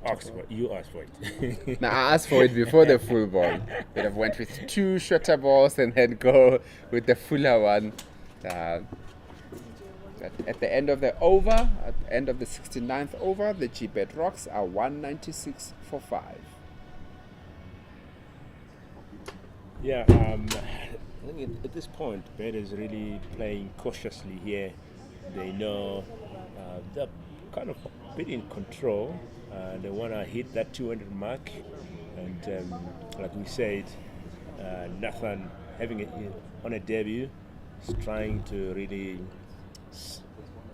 try and settle down at the crease. I think the talk was take your time, get in the game, and Aviwe, supporting the youngster there. And already Aviwe has settled down at the crease. We have seen how aggressive he's playing. So the partnership building, nice and slow. 23 runs between the two. Yeah, definitely. And the first ball from Fortuin sees Aviwe rocking back and hitting it past point for a boundary. Like we have said earlier, that Aviwe Mgijima looks to be the one that takes the game a little bit more forward, which is allowing Nathan Engelbert to just settle in a bit more in the game without having to worry too much about scoring too many runs. And ladies and gentlemen, that's 200 up here for the Rocks. Like we said, runs coming in nice and steady. And Bjorn Fortuin goes back to the Fortuin that we know. Balls a nice arm ball straight to Aviwe Mgijima, who hits it back to him for a dot. Ooh, and that is a foul shot from Aviwe Mgijima. No need to play that kind of a shot, just going back a little bit there, trying to hit Bjorn Fortuin over mid-wicket for a boundary, but doesn't end up well for him, and Bjorn Fortuin gets that leg stump out of the wicket, and very good wicket there for the DP World Lions and Bjorn Fortuin. Yeah, that'll be a disappointment here to Aviwe. Definitely, he saw that. That was a bad choice. And 65 runs from 90 balls. Did 7 fours. What a knock here from Aviwe. Unfortunate, choosing the wrong shot at this point, and beyond there, striking, begging another wicket. Definitely, I think that was a very big wicket now for the DP World Lions to get, and they would feel now that they are into the tail with Clinton Stearman looking to come down and bat. So beyond the correction, it's Hartes Viljoen that's actually coming in. So beyond the 18.3 overs. One wonders what kind of an innings Hartes Viljoen will play, because he's that kind of a guy that definitely does not like blocking the ball or seeing it through. He's the type of a batter that looks to go hard and get as many runs as possible as quickly as possible. Yeah, he seems to be a good batsman as well. 950s in his bag, 100 and high score of 132 versus Cobras. So I don't think Lions must think that they are now in the tail. They can still be a contestation there, and as we've seen, things are changing now. Teams are changing strategies. Some teams we can see that the lower order batters are putting on runs and causing some havoc or some distress to the bowlers. So let's see how these two will perform. We've seen Nathan is struggling a bit, not putting those runs on the board. How will he complement with the new batsman here? Yeah, no, definitely. I think most teams now, you hardly get your traditional tail that we used to have back in the days where your number 8, 9, 10, 11 can't bat. But now you've got guys that are batting all the way until number 11. So I do think that Hartes Viljoen will not be an easy wicket for the Lions. They're going to have to work hard for that wicket against their former player, as he also played for a few seasons here for the Lions.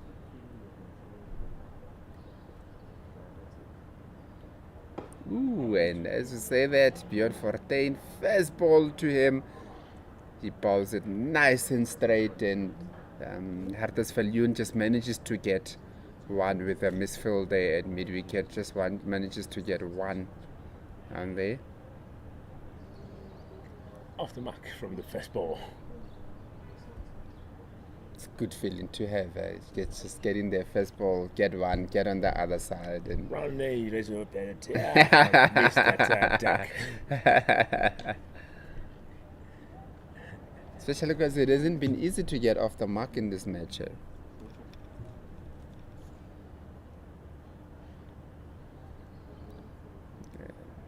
Really surrounding Engelbert here with 4 fielders around the bat. I think, as we've said, because he hasn't really looked to hit the ball, so they're trying to unsettle him a little bit with 4 fielders around the bat to say that you can't just block your way out of it, because you might get an edge and falls into the hands of one of those fielders there. But he persists with his game plan. Don't know what it is, but he's persisting with his game plan. And that's the end of the 70th over, and the Gbets Rocks are on 201 for 6. That's when we talk about patience Yeah. for the batters. Yes, don't worry about that 4 fielders around you. Concentrate on the ball, block it. Yeah. In Afrikaans, they say block them sat. So you block them dead in this. 5 of 41. Unbothered about whether it's a spin bowler or pace bowler. Just go on with the day.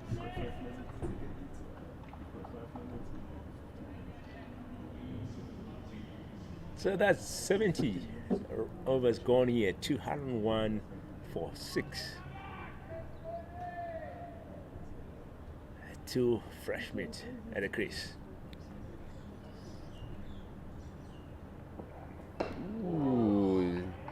It's Yusuf there going for those thumps there. Is really on a straight, not letting Viljoen to have his way and leave the ball early on. Really attacking him, and it's very commendable what the Lions have done throughout the game. They've kept slips in, they've kept a gully in, they've really looked to get wickets. And bowlers really bowling to their field here, so it's great to watch. You know, there's that consistency, keeping that line and length, and putting pressure, like you said, from the start, from this morning, attacking field all the time. But also on the other end, the Rocks here giving a good fight as well. 200 on the board, and like we said, we're looking at 289 at the end of the day if they continue in this form. They've maintained that run rate throughout the day. Yeah, definitely. So definitely a good contest we are witnessing at the Wanderers. The first day, what are we in for the 4 days here? Who's your money on here? I think it's a bit too early to tell. But I would say that the Lions look to be in the front seat on day one. They would have liked to obviously have taken more wickets, but then also the Gbets Rocks haven't really scored too many runs. So I think the Lions look to be just a tiny little bit ahead of where the Rocks would have liked them to be. Yeah, it's always nice as well. When you're at home, to be in control. You always want to win when you're at home. Home advantage. Especially looking at the log and where they're standing and stuff, to say that this would be a very important win for them. There's a bit of encouragement here coming from the crowd for the Lions. It's good to see some people willing to come in and watch for their cricket. And Vian Melda balls one straight to Huddersfield. Looks to be going down. He is definitely looking to hit those pads. He's bowled a lot of times straight, looking to get those wickets.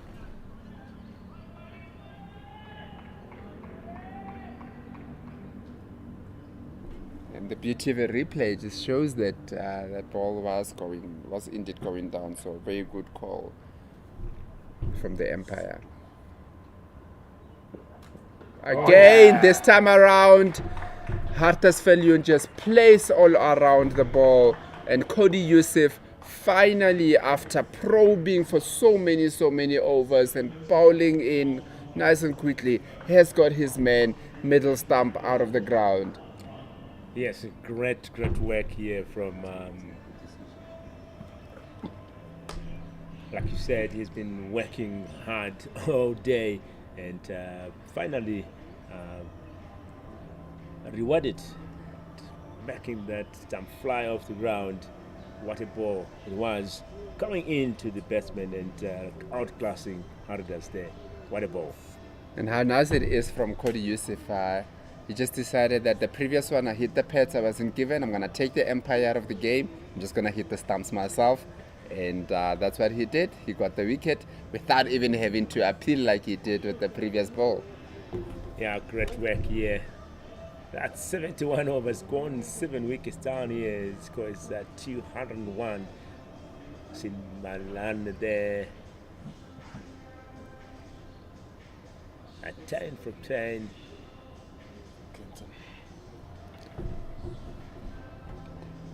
And new batter into the wicket, Glenton Stearman. You think he'll already be thinking about bowling a couple of overs today? There is still a lot of overs to go. There's still 27 overs left for the day. Probably Huddersfield also will be looking to run in a couple of minutes. Yeah, like we said, we look like we are now in the lower batting order. So there's a probability of Lions hitting some balls today before the end of the day. They need 3 wickets to be able to do that.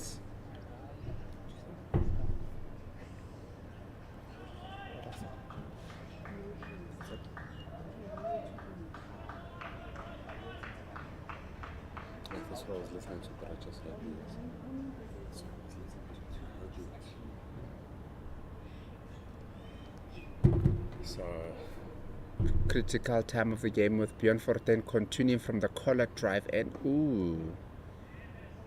it's a bit risky what the batsmen have been doing, going back to Fortuin when he's bowling. Nobody's really looking to come forward to him. Most of them have really been hanging back a little bit in their crease.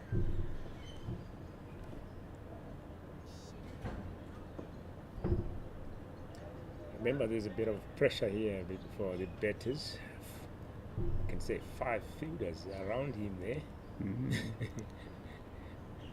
Mm-hmm. Having a nice little party there around him. Just making sure there that he doesn't get away with easy runs. No. Yeah, you have to work for those runs. Yeah. They've really made him Mr. Party there, all attention on him.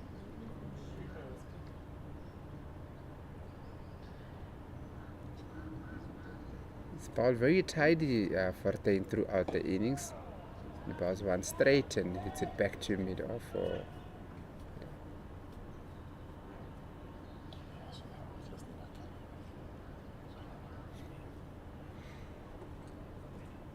Ooh, this time around Fortain just bowls it a bit wider, but Engelbert is really not going for that fish. Hey, he's really just leaving it out there.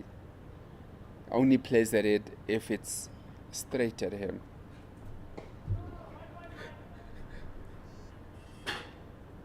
And at the end of the 72nd over, the Rocks are 201 for 7. Yeah, interesting fielding placing at this point. The Lions looking forward to kind of wrap up this innings. Yeah. And I think definitely they were looking forward to have a bit of a bet today. Which is not always a good thing. To just negotiate that last 10 overs of the day with a new ball shaping, it's not that easy.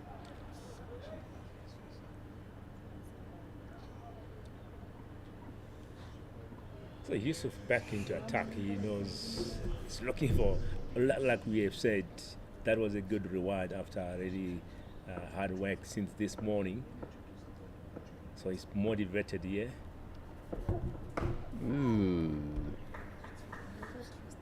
Just get something on the inside half of the bat there. Steerman.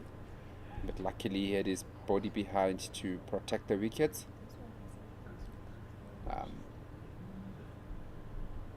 It's been very good bowling from the Lions. Really kept the rate down the entire match. Yusuf has really ran in, has had some energy, going about at 1.7 to the over. And he's looking for those wickets once again. He's really looking for those wickets. You miss, I hit. He's getting a good swing at this point. Getting into the batsman there. Once you miss, you're gone. I wonder if there's a bit of reverse happening out there this time of the match, with the ball almost 73 overs old.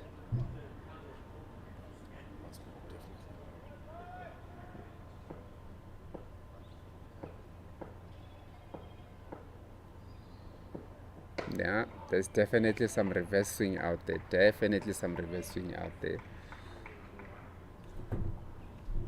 That will just encourage the bowlers here. The seam bowlers in particular will be encouraged with the movement that they're seeing out here. So what do you think? Another double bluff with Mitchell van Buren going down to the boundary? I think, it's coming. Clearly worked for him. For once, I wouldn't do a double bluff, just bounce him.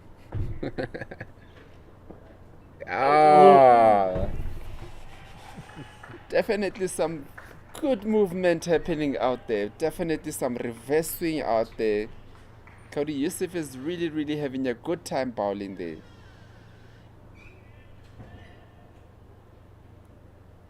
I should stop advising. Looks like every time I say they must do this, they do the opposite and it nearly works out.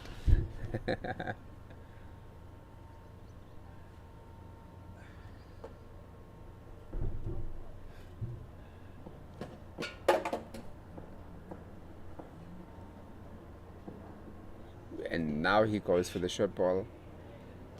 Stirman not shy to go for it, eh? He's hungry for it. Yeah. Want to put some runs on the board here. Saying bowl it. Also want to try to hit it. Which in all fairness encourages the bowler to go for it if your number 9 batsman is going to try to take you on.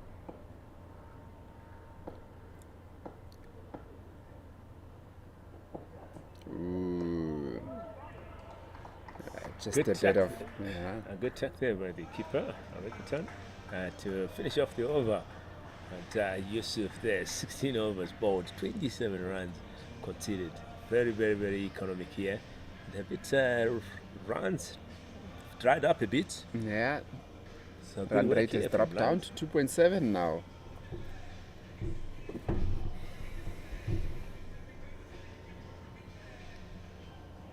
Yeah, we still got a lot of overs to go through. 25 overs here left for the day.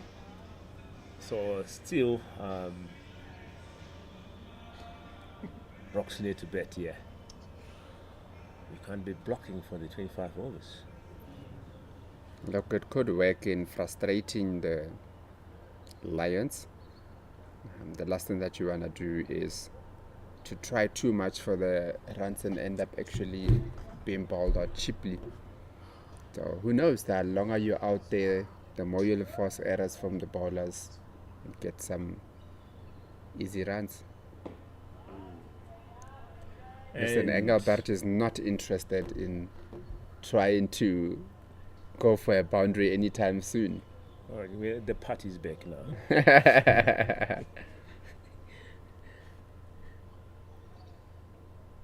It's Valentine's Day.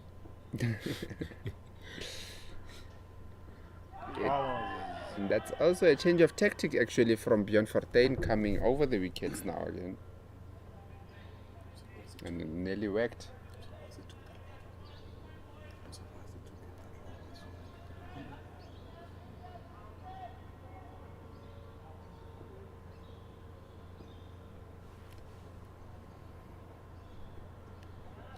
Yeah, that one, bit of an ball, just going with the line. It is a bit of surprising that Bjorn Fortuin took so long to actually come over the wickets, because there's a lot of balls that you could easily leave, but now with him coming around the over the wickets rather, it's getting the batsmen to try and play a little bit more because of the angles have changed now.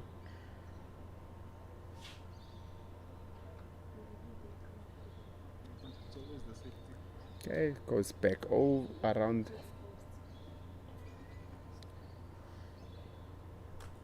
Oh. Yeah, change of tactics there, around and over, wanting to get that line. So he's in fact back over the wickets now.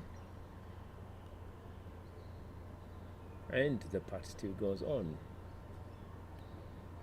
Ooh. All day long. Well, very good over. Good probing over there from Fortuin, but Engelbert just survives that over. I mean, when he walks off, you'll be like, I'm still in. That's Yes. what counts at the end of the day. Didn't get my wicket. 21 overs balled there from Fortuin. 62 runs conceded. And 2 wickets in his bag. And of course, we are 6 overs away from that new ball.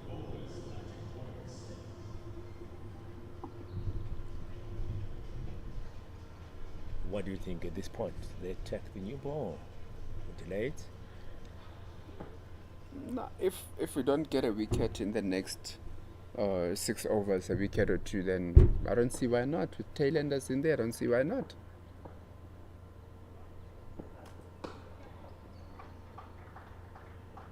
It's like if you look at that, the ball has gone a bit softer. It's become a bit easier just to nudge it around. Unless somebody like Bjorn Fortuin, who does open the bowling now and again in T20 cricket, so he wouldn't be too shy to bowl with a newish red ball also.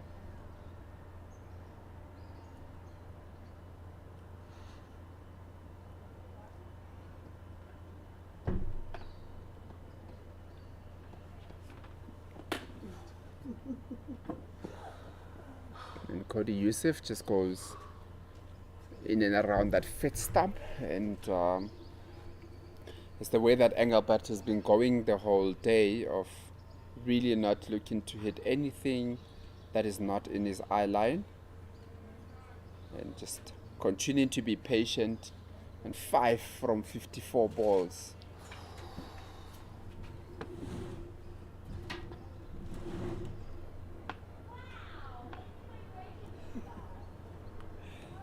I guess this is the true nature of test.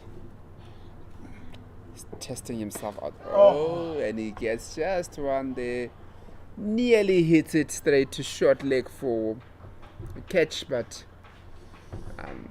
I suppose you can't call that a drop catch. It was just a bit hit a bit too hard. Not too much time for him to react. Goes off his hands to deep square leg for 2 runs. Is he looking to maybe change his tactic there with that shot? Went a little bit more attacking there. Yeah, at this point, it's a matter of doing some variations here and try and let the batters make that mistake. Quick Blocks single, one on cover, takes a nice quick single. Suppose if you can't get it to the boundary, then at least try to get some singles.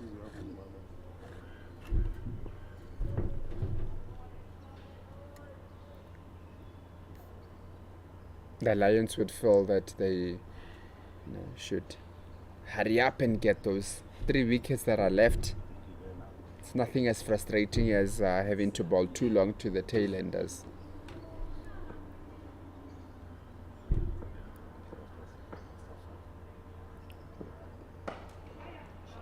It's actually a good shot from Denton Stearman. Hits it between point and cover for a single.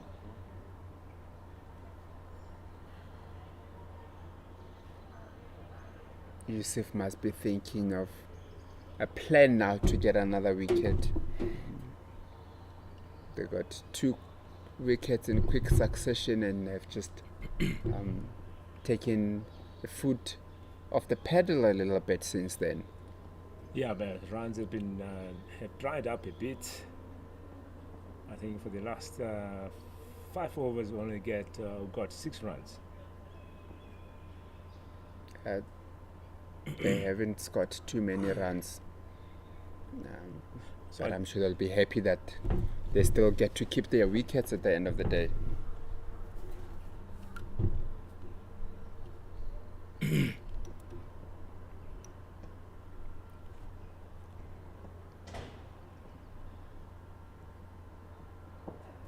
And he bowls a full one to Engelbert, who hits a lovely drive down the ground. Didn't look to hit it too much, just punched it down for 3 runs, fielded by Bjorn Fortuin. Very interesting fielder also, bowls with his left and throws with his right. Quite an interesting talent to have. Yes, quick through the 3 runs taken there to finish off the over. It's 75 overs bowled, 209 on the board, 7 wickets down here. And Yusuf there, 17 overs, And as we bowled, look, 35 runs conceded. there are some clouds here hanging around, but I'm confident that we'll probably finish the day.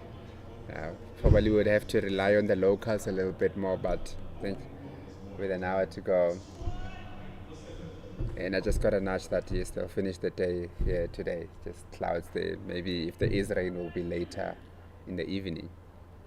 If rain comes, I think Wayne will give us a rain dance.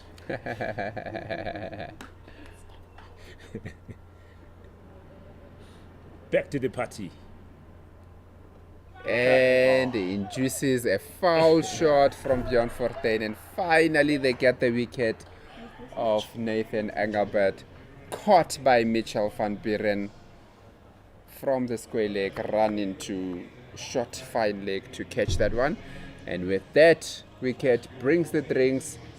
The Gbets Rocks are 209 for 8 after 75.1 overs. Just lost the wicket of Nathan Engelbert for 11 runs, 70 minutes and 58 balls later. Yes, that's paying off here for Bjorn. He has been working really hard to get those wickets and, staging that party and that party coming to the party. Yes, and getting yes. his third wicket. What a bowler, 21.1 overs bowled, 62 runs conceded and 3 wickets in the bag. And with that wicket, I think he's just become the pick of the bowler now. He's just taken the baton away now from Delano Potgieter, both on 3 wickets. But the economy rate of Fortuin has really been exemplary.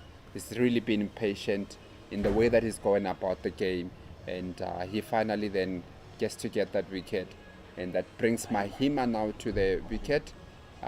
With about an hour or so to go in the day, the Lions would feel that they want to get that wicket and just wrap up the innings a little bit.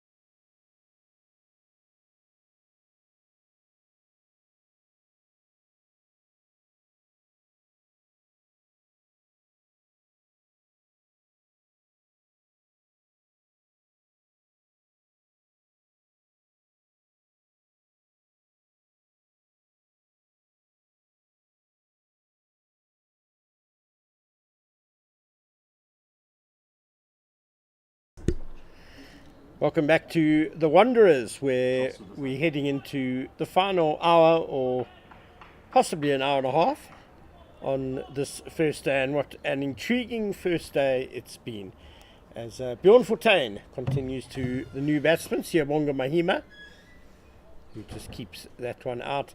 Buildup Rocks winning the toss and electing to bat first, and although they were well placed at lunch, 96 for 1,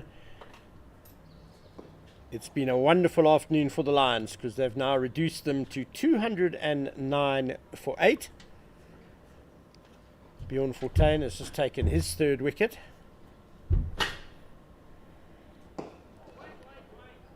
Nicely driven out by Mahima, but to the deepish mid-off, no run.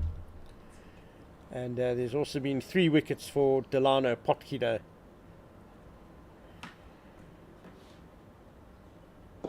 Bjorn Fortuin really tossing it up now to the number 10 batsman, who Mahima's decent with the bat. I've seen him play some solid knocks.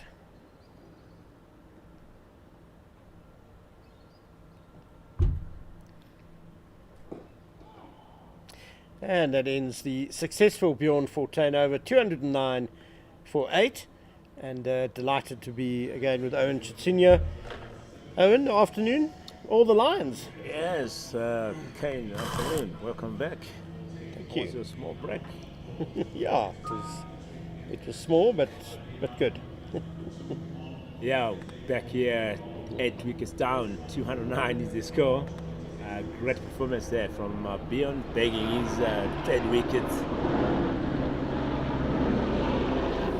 Been missing a bit about the party here, having 5 fielders around the batsman, and at last working out. But I think at this point, Lions in control of the game. Very much so. I don't think it's a 209 for 8 pitch personally, but you never know, as Cody Youssef continues to Glenton Stearman, who just defends. So it's been a very good all-round bowling performance, I'd say, by the Lions. Potgieter and Fortuyn have shared 6 wickets between them, but there's been a lot of pressure created also by the man bowling at the moment from the golf course end, Cody Youssef. He's richly deserved his 1 wicket. You can see there just 35 runs conceded, and he's into his 18th over. Oh, the full toss is just tripped for a single to deep square leg. And Malusi Sabota, his typical tidy self, 10 overs for just 21 runs. And the all-rounder Vian Mulder also has been good today, 14 overs, 1 for 34. Yeah, there's been a lot of pressure as well from the Lions fielding since this morning. And looks like it's working for them. They need 2 wickets to close off the day. It's going to be leg bars, I fancy, down to fine leg.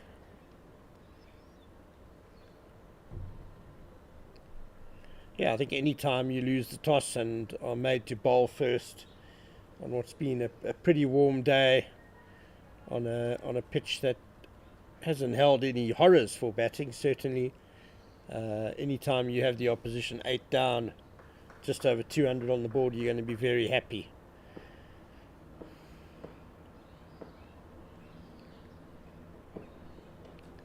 Oh, that's well controlled by Glenton Stearman, quickly getting it down to ground, down to fine leg for a single. So the Rocks have been well placed a couple of times in this innings today. A couple of good partnerships. They were 110 for 1 after the Malan brothers put on 100 for the second wicket, but they were both out within the space of 5 overs. But then Jean Duplessis and Aviwe Gajima put on 53 for the 4th wicket. Oh, that's a wish and a miss by Mahima.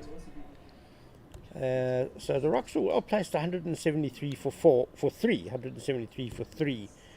But this afternoon period, they've lost 5 wickets for 36 runs now. So the Lions are really roaring back to take control, as you said, Owen.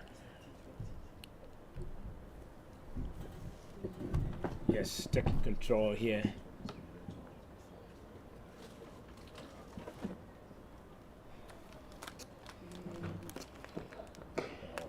Going for the Yorker, Youssef, but Mahima has it covered. So that's 18 overs from Yusuf, 37 runs conceded. What a bowler here. He's put hard work and got rewarded by 1 wicket here. 77 overs gone, 212 on the board. 21 overs left for the day. We do have quite a lot of cloud build-up now. It looks like there may be a storm brewing behind us over the grandstand, so I'm not sure if we'll get to 6 o'clock and all 21 overs.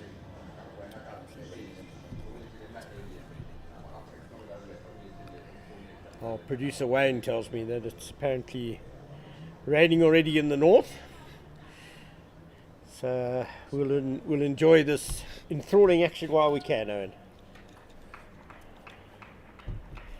Yes, there's been action at the Wanderers. Beyond back into attack. Just a slip and a short leg now. Temba Bavuma once again at short cover.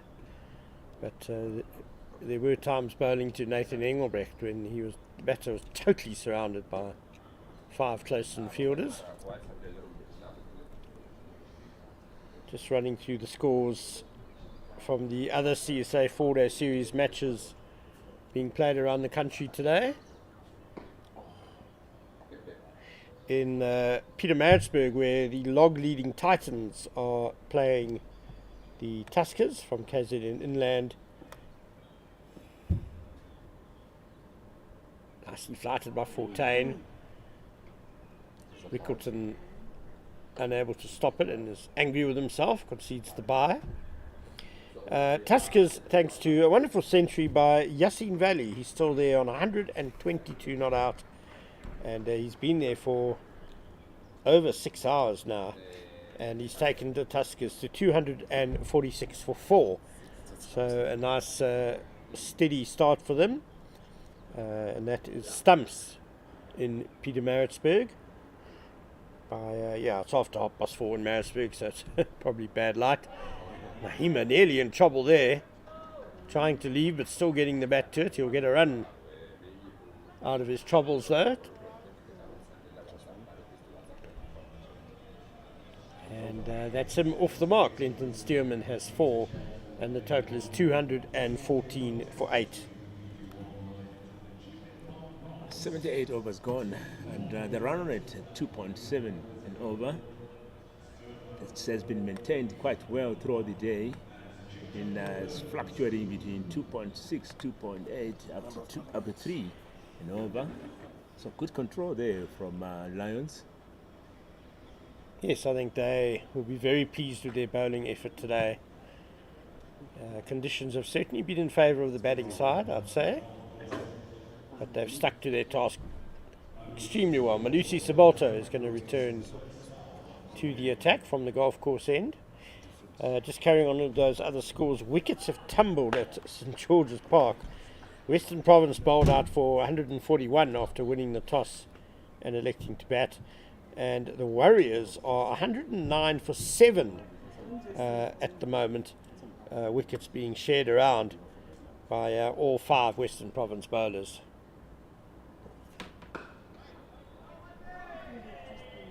Solidly played by Mahima. And then the last game today that we need to look at is pretty much the opposite to what's been going on in Gqeberha. That's in Potchefstroom, where the Dragons are hosting the Dolphins. Dolphins won the toss, selected to bat, and have piled up 375 for 4.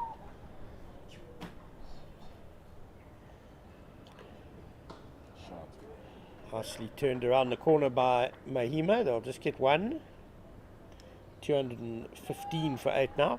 375 for 4 by the Dolphins in just 72 overs. Bryce Parsons, a brilliant runner ball, 145 not out. John Smuts is 86 not out. They've added 211 unbeaten for the 5th wicket. That's after Marcus Ackerman bashed 82 off just 69 balls. Straying down legs, but I think that's the first ball he's bowled down leg today, Owen. Yeah, that's the first ball. He has been very, very economic and keeping that line in length. He has been out for some time, so coming in to bowl another spell here. Might not be a long spell with the new ball due in just 9 deliveries.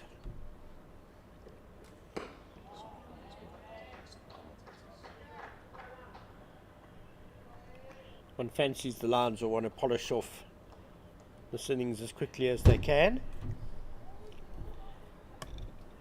They are still very much in contention to qualify for the 4-day series final, which is a 5-day game. The Lions currently 3rd on the log, but less than a point behind the 2nd place team and 11 points behind the Titans at the top. That's a bit of French cricket there by Stearman, but he survives.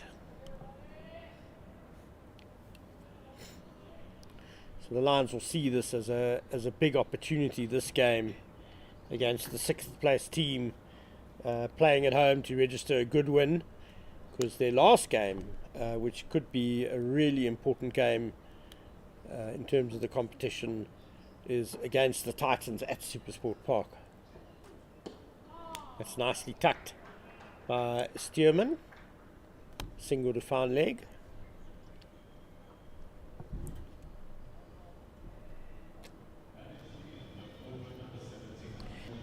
Highest score 45 not out, so he knows which end to hold. Siyabonga Mahima similar, averages 13.45, highest score 47. So they could yet frustrate the Lions here a bit.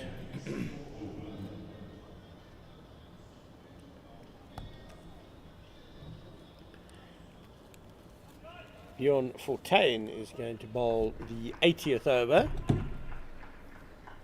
So after this over of spin, the second new ball will become available. Fortuin 3 for 63, it is 23 overs. Nicely played down to fine leg, who is very square, so a quicker pair between the wickets would probably have had 2 there.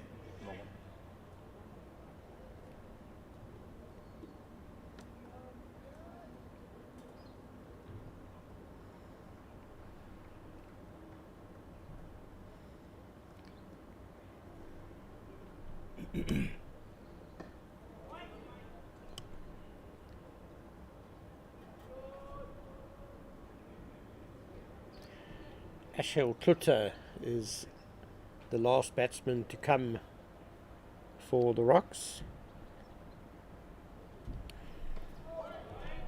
Stylishly played by Siyabonga Mahima, but he can't beat the inner ring.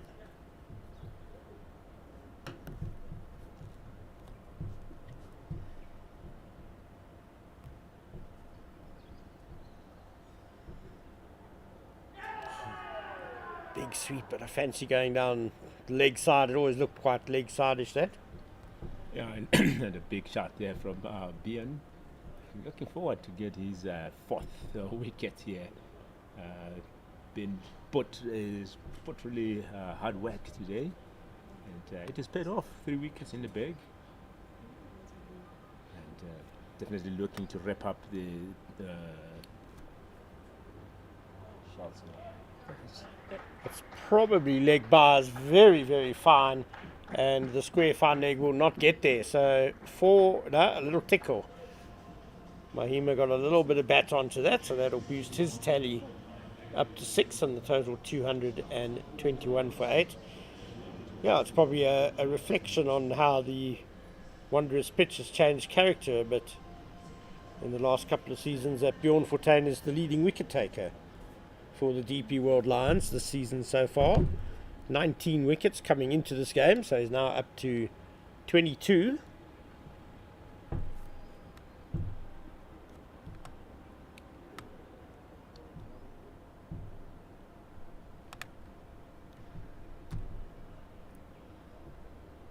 Which coincidentally puts him level with Siyabonga Mahima, the man he's bowling to.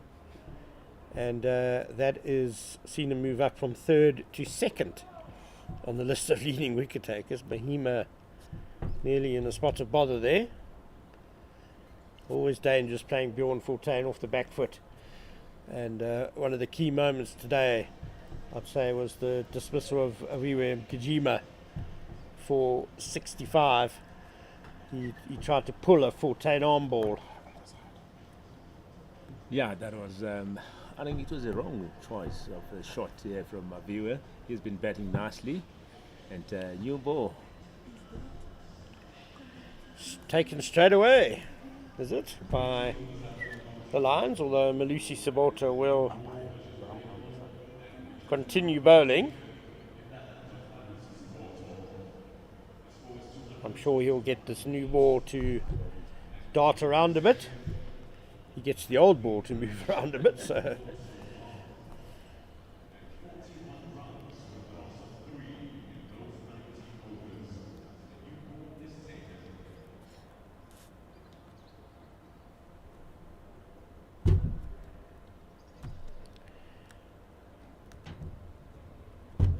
So the new ball, see the change in fielding. Anticipating that neck behind. There's also a gully in place. You can see the 2 slips on the screen there. Bit of extra bounce, the hard ball. Yeah, that Gajima wicket led to the collapse really, because when Aviu Gajima was out for a very well played 65 off 90 balls, the Rocks were 200 for 5 and they promptly lost 3 wickets for 9 runs after that.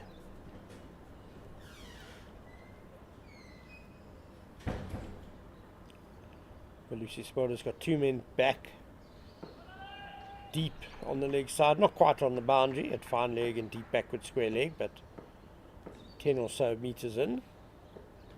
And groping is probably the best way to describe that attempted stroke by Glenton Stearman, well beaten outside off stump.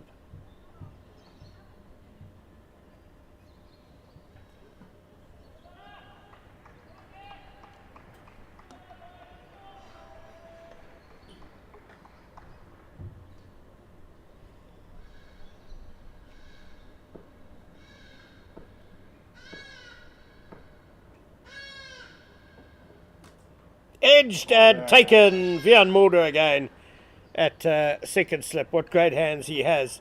And that was a tricky catch. Going to his left, quite low, but he took it extremely well. And the new ball has done its work. Winkled one out. Glenton Stearman out for 6. He hung around for 40 minutes and faced 23 balls.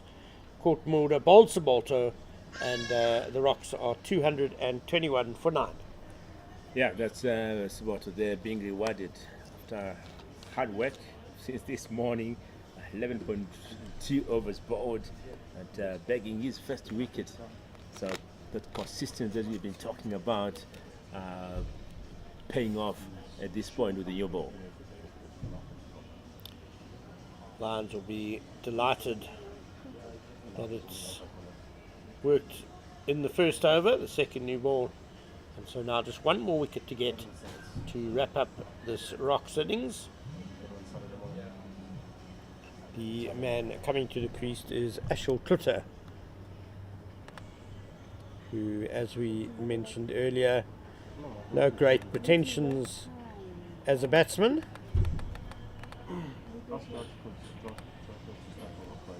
He has scored just 83 runs in his young career so far. This is just his 9th first class match, his 12th innings, and he averages 10.37.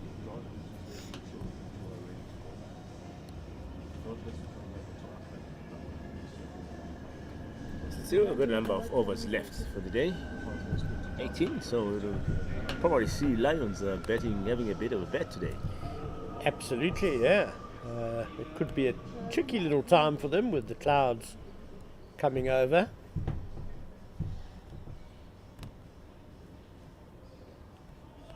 But the Lions do have a very accomplished top order. Richards, Hendricks, Rickleton, and of course bolstered by the presence of Temba Bavuma, slated to come in at number 4. Then Vian Mulder, who was in such great form in the SA20. Mitchell van Buren, full of runs this season. Wandile Makwetu, who's made a number of valuable contributions with the bat as well.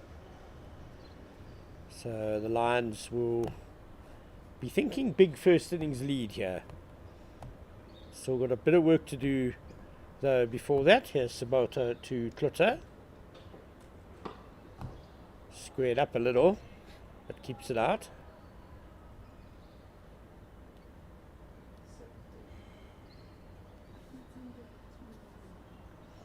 That's 2 more balls here from Sabota, and obviously looking forward to wrap up this innings.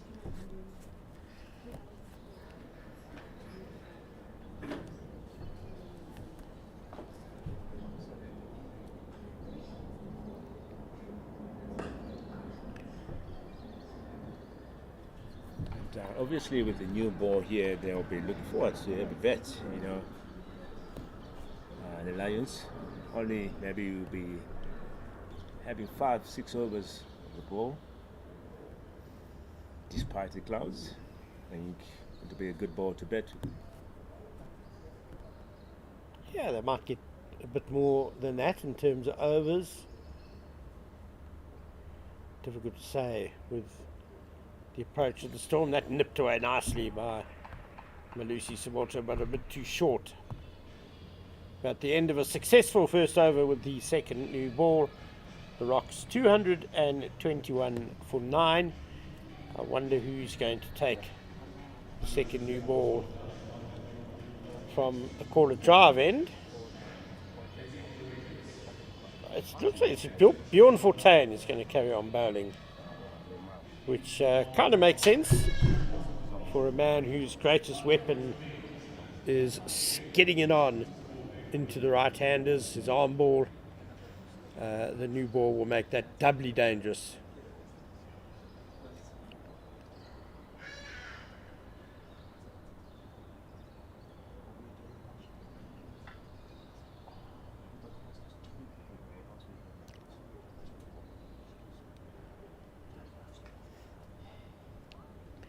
He'll be bowling to Mahima on 6.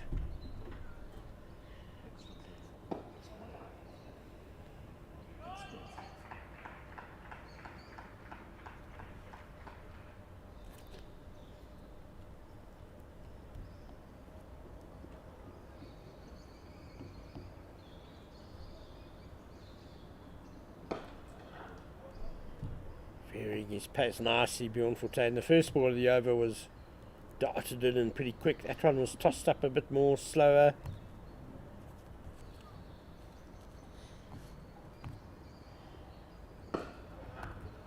Quicker. Darted into the legs. Sorry, Owen. Good variations there from Bjorn. Really, he has put some good work today, and been very, very economic as well. Oh, Mahima, flat-footed swish there. Lucky that didn't go back onto his stumps, edged it into his legs.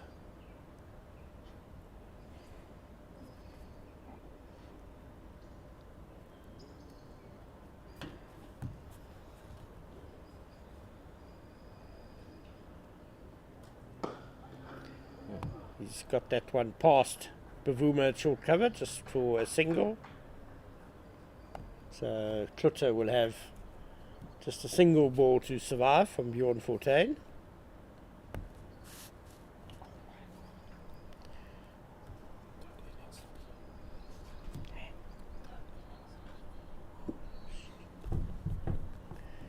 I fancy Bjorn Fortuin will be zeroing on the pads here. Owen? There we go, but well kept out by Klutter. Ends the over, 222 for 9. So if you're a Rock supporter, legs in the air please, double Nelson.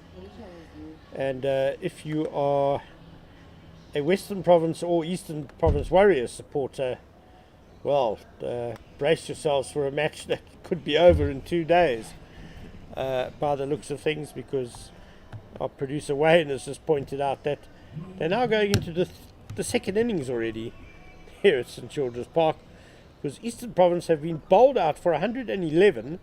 That's in reply to Western Province's 141 today already. And the destroyer for Western Province is a new man, a new face, in the form of Wesley Bedger. Nicely turned by Mahima. Will they get 2? No, just the single. Klutter back on strike. Wesley Bedger, who ran through the tail quite superbly to finish with 5 for 19. So, well, we've had, 42.4. We've had 73.4 overs at St George's Park. So, they could, there's another good 20 overs to go there for Western Province to bat again. As Klutter gets off the mark, pushing the ball through extra cover.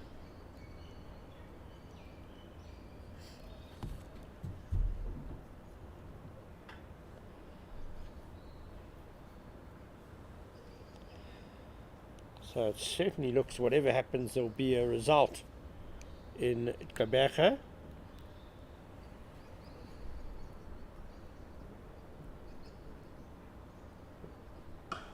Oh, nicely put away by Mahima. Beefy pull, but straight to the man with deep square leg and just a single. So the Warriors are currently second on the log, 11 points behind the Titans. If they beat Western Province, then it will certainly give them a good chance of being top of the log going into the final round of fixtures. Victory for Western Province will put them right back into contention to play in the final as well. Swish and a miss outside off stump.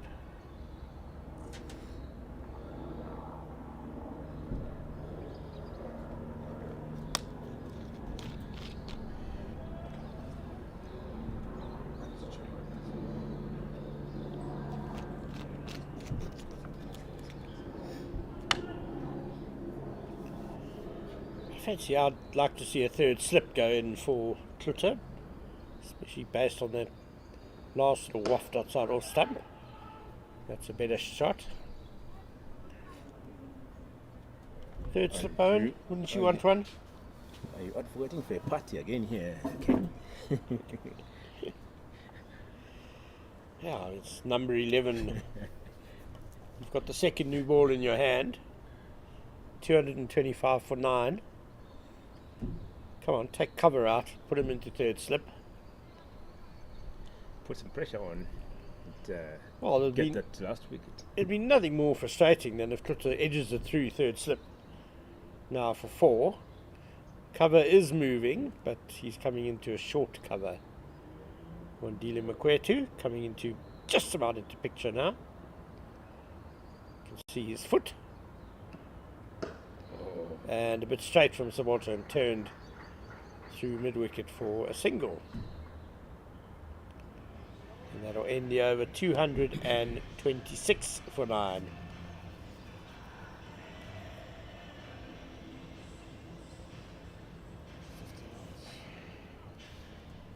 So just the dates to look out for in terms of what should be a really exciting ending to the 4-day competition. These fixtures end, of course, on the 17th, Saturday, and then the next round of fixtures start on the 21st of February, next Wednesday. That's the final round of fixtures. The Tuskers host the Warriors in Pietermaritzburg. The Rocks host the Dragons in Paarl. Western Province play the Dolphins at Newlands, and the Titans host the DP World Lions at Supersport Park. And then the final is the following week, the 28th of February to the 3rd of March, as Bjorn Fortuin has wrapped up the innings with a quicker delivery. Ashel Klutzer trying to defend, but it just whizzed past the bat and bowled it. Yeah, what a spell here from Bjorn Fortuin today. So bagging his 4th wicket here from 25.1 overs and only conceding 69 runs. He has put great work since this morning, and that great work has really paid off. And it was also interesting to see how he was bringing in different variations in his bowling and taking the batters by surprise. What a bowler, Bjorn Fortuin today. Yeah, he bowled very well, no doubt. And I think all the Lions bowlers really did a great job today. They lost the toss. They had to bowl first. It looked like it could be a tough day for them out there, but they've responded superbly and bowled the Rocks out for 226, which I would say is well below par on this pitch.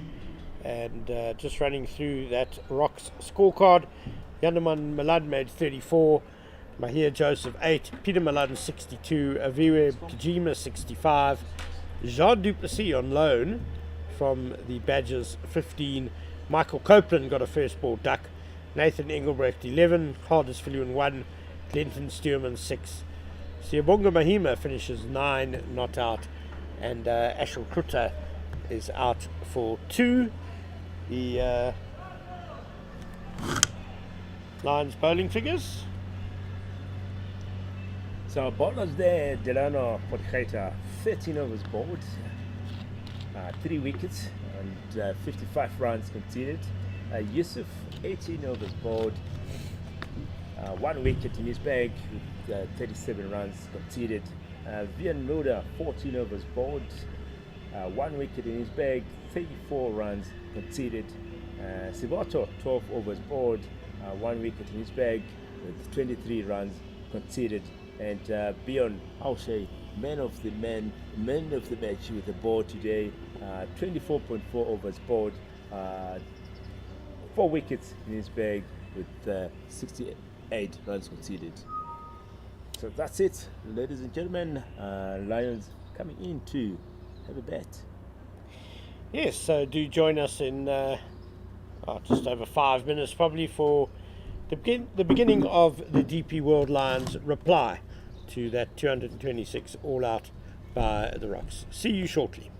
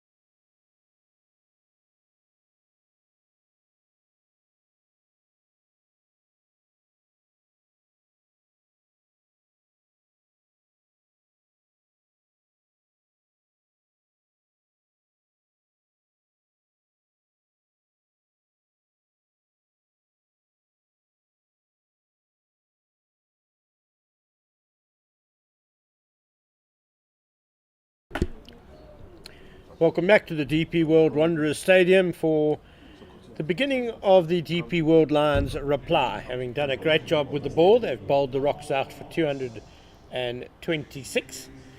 They now theoretically have 12 overs left in the day to play. There is some cloud build-up behind us though, and Owen Chitsinho, what do you think the Lions will be happy with at stumps today? Yeah, 12 overs. We're looking at a run rate of 2.7 to 3 and over. So roughly we're looking at maybe 40 to close of the day. Oh, I think they would have done very well to get to 40 without loss.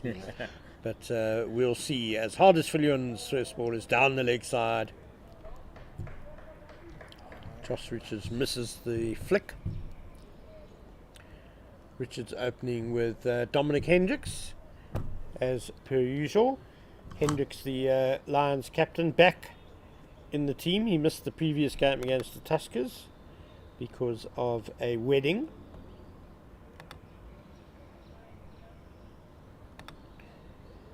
Both Lions openers probably eager to get something substantial on the board in this match. Hardest Viljoen nice and full, but that's well clipped away by Josh Richards. I don't think Fine Leg's going to get there. He doesn't, and so an early boundary for Josh Richards gets him on his way. Richards is only averaging 23.44 this season coming into this game, just the 1/2 century. And poor Dom Hendricks has had an even more wretched time this season. Just 88 runs in 7 innings. 64 of those came in 1 innings. So he's averaging just 12.57. Viljoen again, that Yorker length, and Richards gets it away again through the gully. Just a single this time. We know though that Dominic Hendricks certainly is a much better batsman than his form so far this season, and Josh Richards as well is a real up-and-coming star of South African cricket. Yeah, that's why I said that we're looking at 40 in the 12 overs. We shall see. Judging They've made a bright start. They're 5 without loss after 3 balls. So maybe 40 is not enough.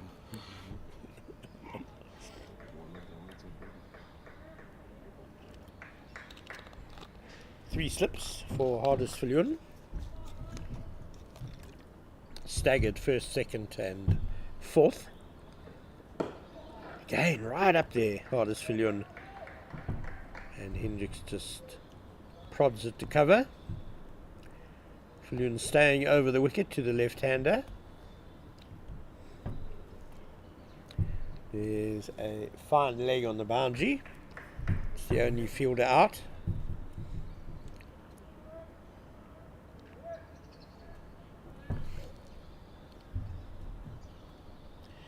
Hardest Viljoen, of course, played a lot of his cricket here at the Wanderers for the Lions. That one scuttles through to the wicketkeeper.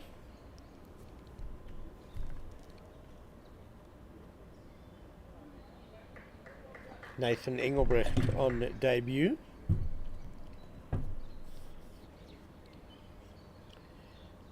The Rocks, of course, have lost their regular wicketkeeper Clyde Fortain to the Proteas team, currently in New Zealand.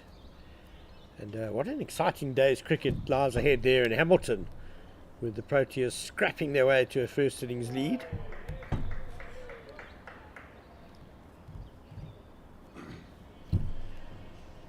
And so that's the end of the first over bowled by Hardest Viljoen. 5 without loss. Viljoen's enjoying a good campaign with both bat and ball.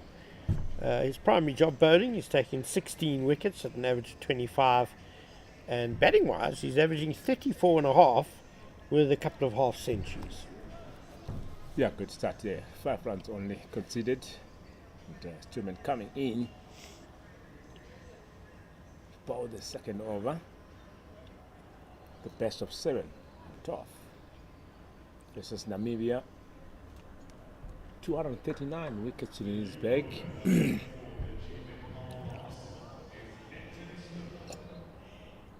Kenton Stearman is the sort of bowler who can take advantage of any sort of nibble in a pitch.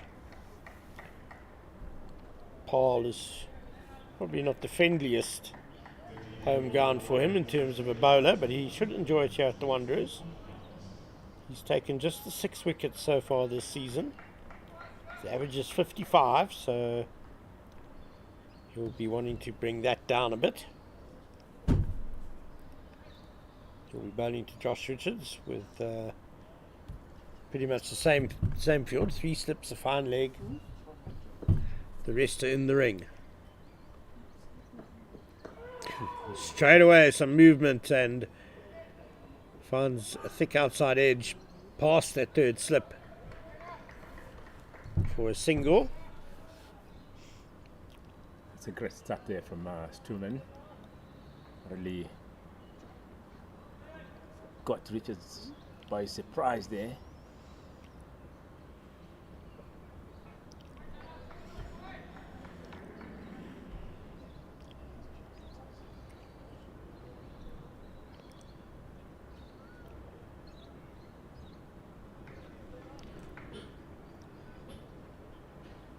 Dominic Hendricks yet to get off the mark. He's faced just 3 deliveries.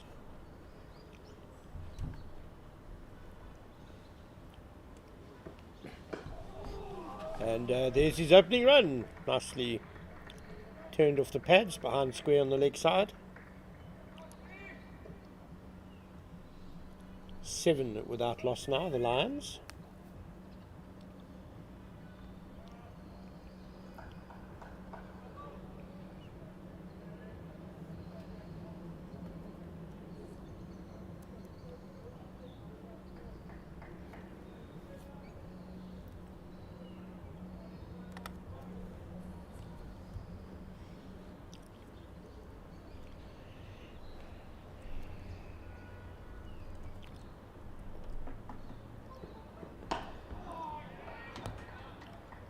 Dragging the length back a bit, Stearman, but nicely behind it, Josh Richards.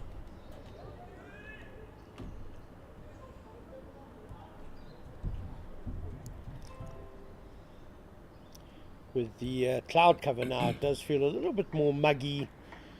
Bit of humidity in the air, so that will aid the Rocks bowlers in getting a bit of movement.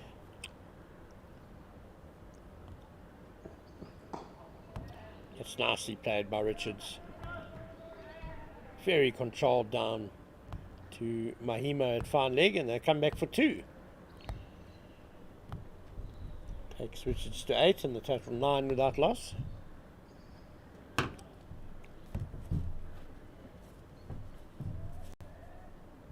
also nice to see a bit of supporters coming in to watch the game here. Yeah, it's a lovely late afternoon in Johannesburg. It's nice movement away from the right-hander. Richards rode it well though, and he's going to get a boundary for his troubles. Good soft hands, went to ground quickly. Going past the slip cordon.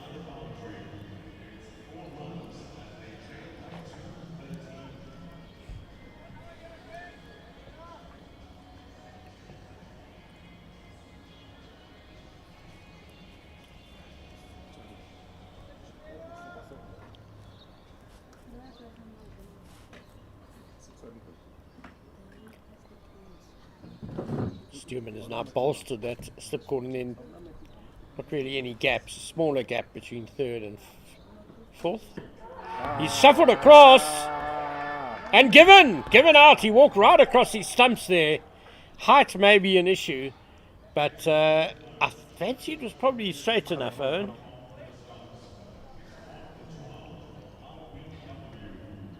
So that's a great start here from the Rocks. That's Richards gone for 12 from 8 balls. He did 2 fours. It's picking up nicely. So Red definitely it's a wicket to celebrate.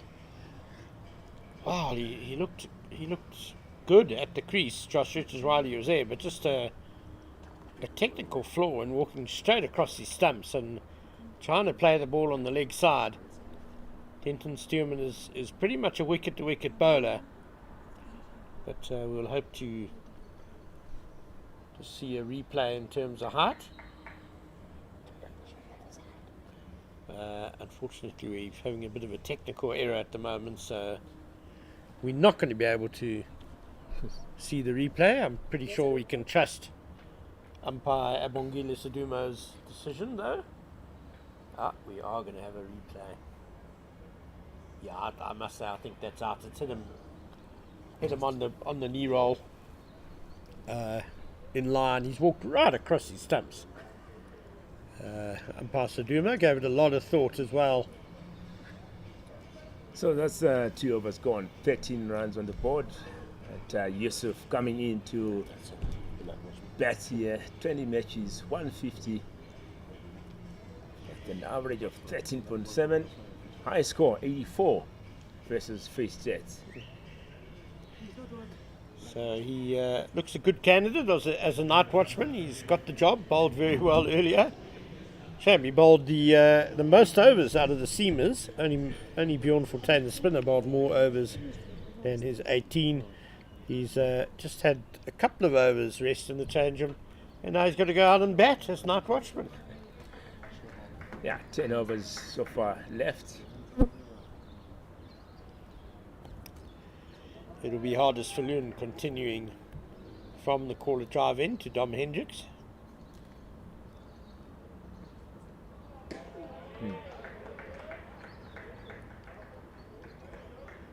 Hardest for Loon is often a bang it in, hit the pitch type bowler, but he's really bowling a much fuller length today so far. Just the line was a bit wide there. Hendricks had no interest in playing that.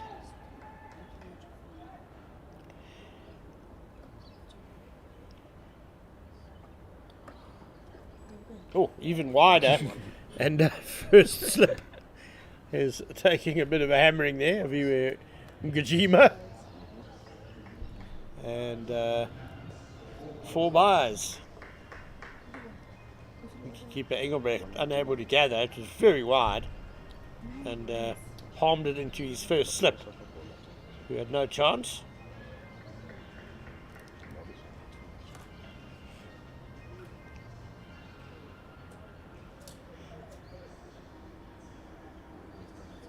And, changing the angle, coming around. Yeah, coming over, he's just been spraying them a bit too wide outside off stump to the left-hander. Now it will be angled into Hendricks. Still outside off stump, but that's not too bad of an area to bowl.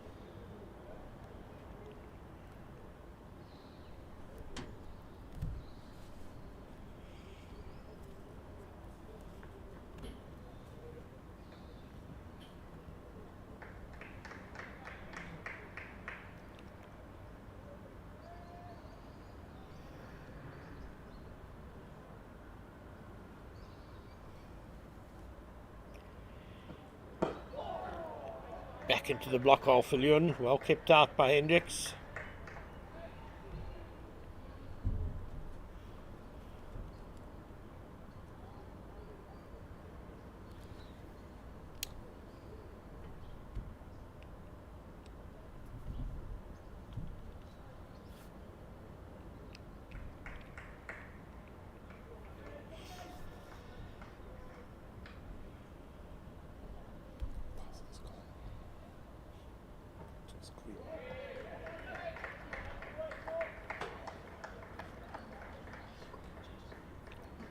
Dom Hendricks, not the sort of batsman to go for too much outside off stump. He's always very compact, very selective in what he plays at.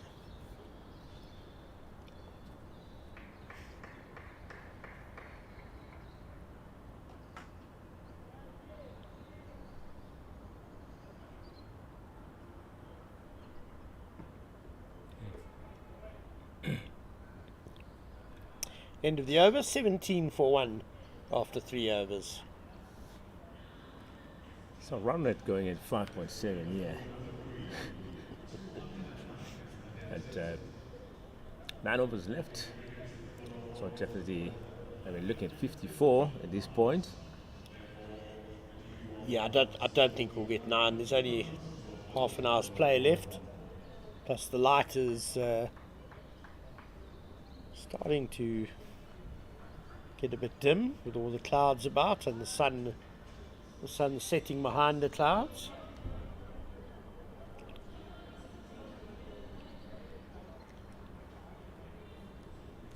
So Glenton Stearman took a wicket with his last delivery of his first over.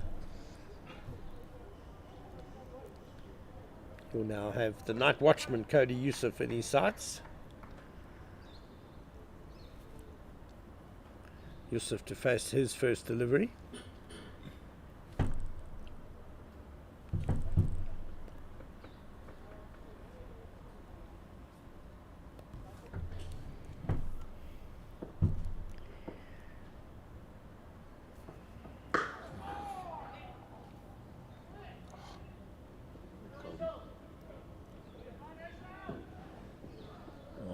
That's a misfield there, and that goes all the way for 4 runs. Bonus runs for Cody Yusuf. Nice way to get off the mark.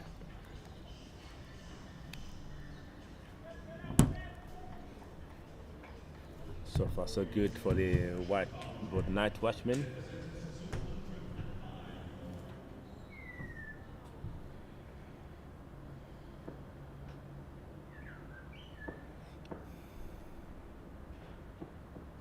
Oh, that's nicely bowled.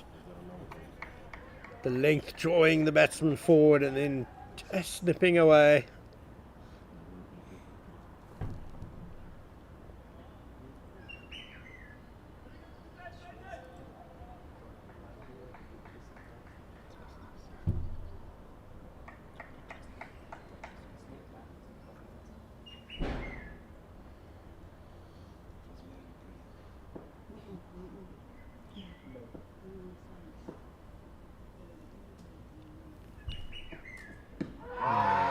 Stuck on the pads, going down leg, I imagine though. And the Rocks do terminate their appeal fairly quickly. Yeah, down leg and a bit of a height as well. But yeah, trying to put a bit of pressure on the umpire there. And wanting to get another wicket here. Truman.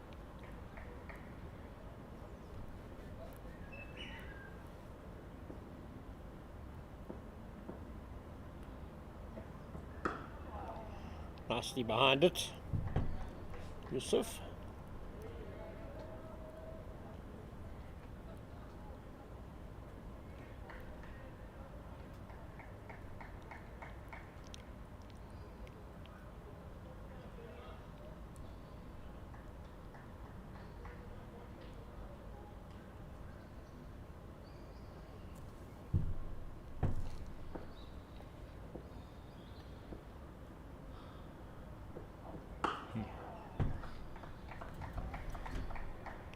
Playing his role nicely here, Yusuf.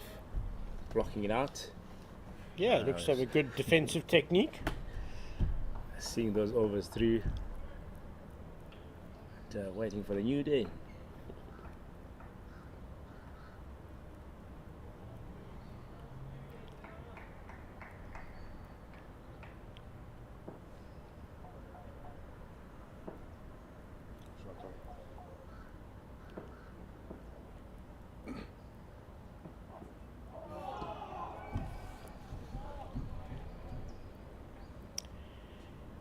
And that's the end of the 4th over, 21 for 1. And I'm going to make way for Kagiso Masubulela to rejoin Owen Jitsonil. Thanks, Kane.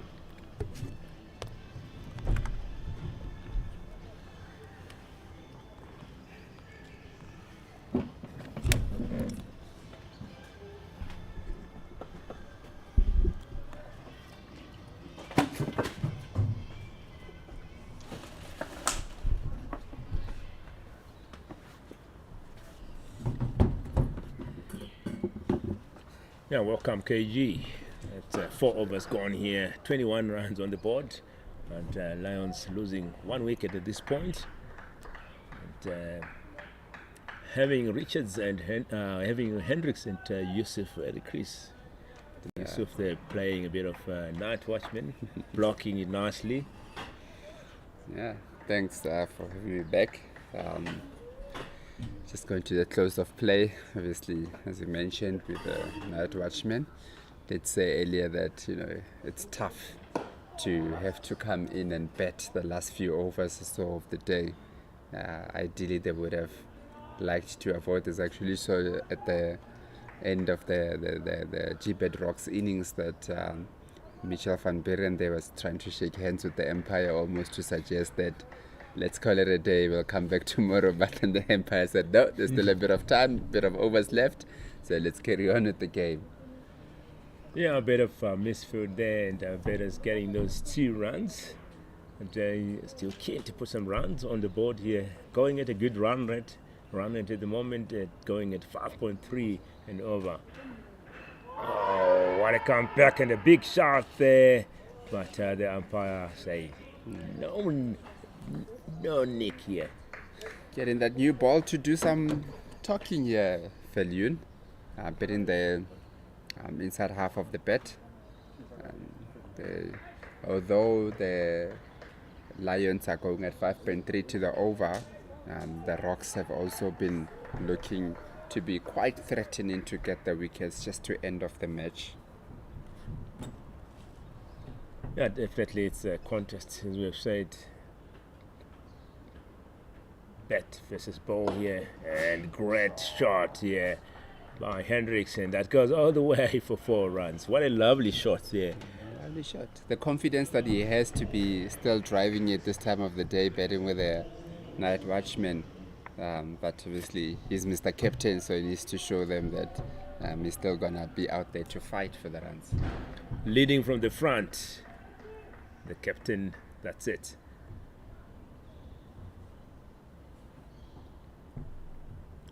It's 2 balls to come in the over. And a good comeback here from the bowler. Dot ball. Definitely a very good contest there between bat and ball.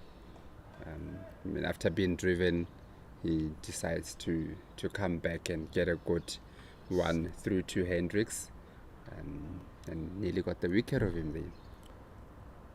Yeah, I believe we are up in for a good contest here. I've seen day 1 and how the Rocks batted this morning and how the Lions also bowled. It's promising to be a thrilling encounter. That's the end of the over. That's 5 overs gone, 27 runs on the board, 1 wicket down here.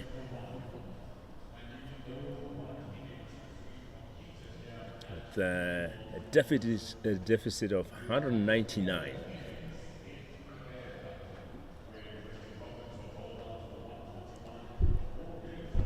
Definitely looks like the Rocks are running around the field, probably trying to get as many overs as possible before the close of play and try to get those wickets. I mean, if they get 1 more wicket, they'd feel that the game is a bit more in the balance, especially if they get the wicket of Hendricks.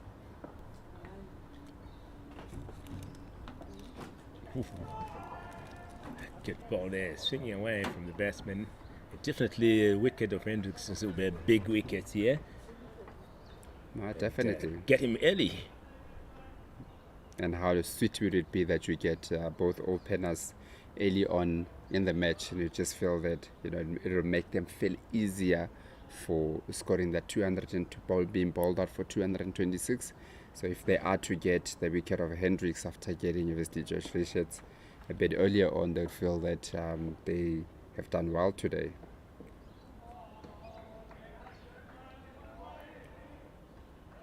Nice leave there from Yusuf. Playing his part well here.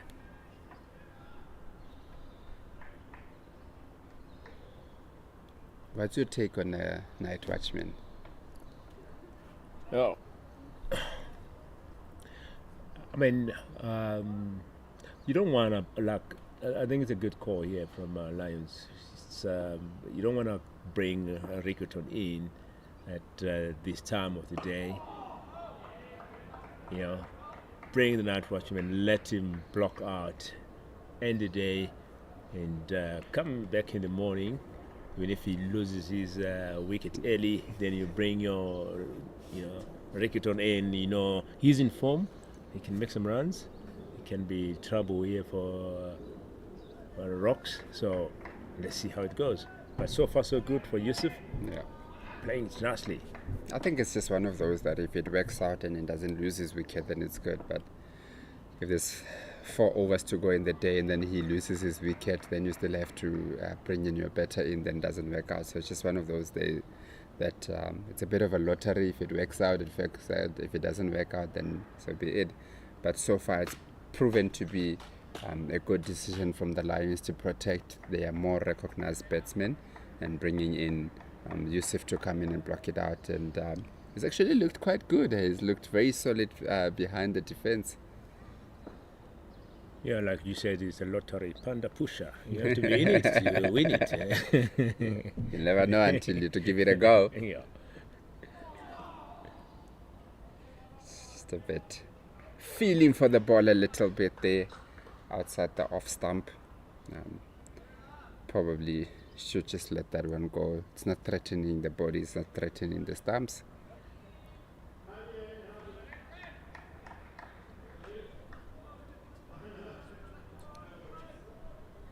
So one more ball to come here from Truman.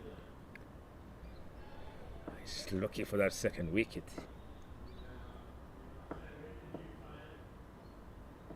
And blocked out. Are you sure Yusuf is a tail ender? He looks nice and confident out there blocking out that ball. I mean, we talked about it earlier. So nowadays, the tail enders are batting perfectly. We have seen. I will give an example. Yeah, we have some spectators there on the grass. 2 of them coming in to watch some cricket there. So that's why I always say, if you're around, come around, have some fun out here at Wanderers. It has been a good day, and we still got 3 more days to go. So pop around and enjoy some cricket here, as you can see. There's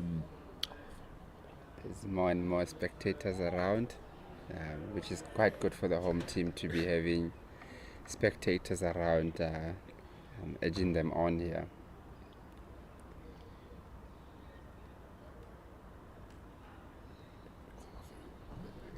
So busy with the 7th over, 27 runs on the board.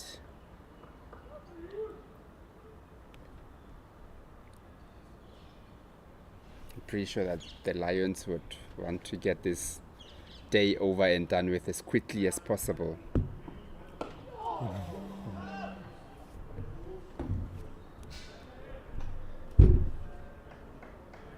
What a ball there, nearly trickled to the stumps.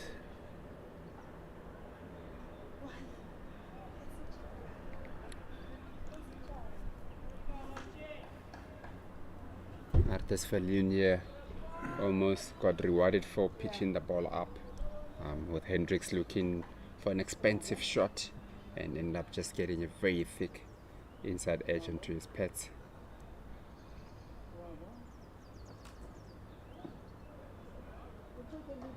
A bit of a wider ball there from Artis Viljoen, which I'm sure Hendricks will say, thank you very much for not making me worry about my wickets and everything, just let it go through to the keeper.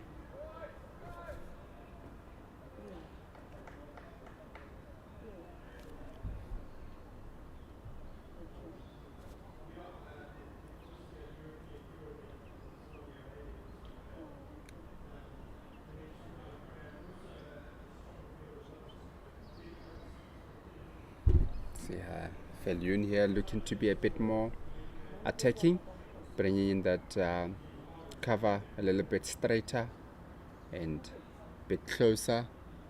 He's been seeing that Hendricks is willing to go for that drive outside the off stump, so looking to entice him there, see if he can get something out of it. And solid block there from Hendricks. I'm sure his mentality now is just to look at finishing off the day without any more damage being done. They have been scoring at a healthier rate than what the Rocks managed a bit earlier. But for them to fully feel that they have dominated today will be them not getting a wicket.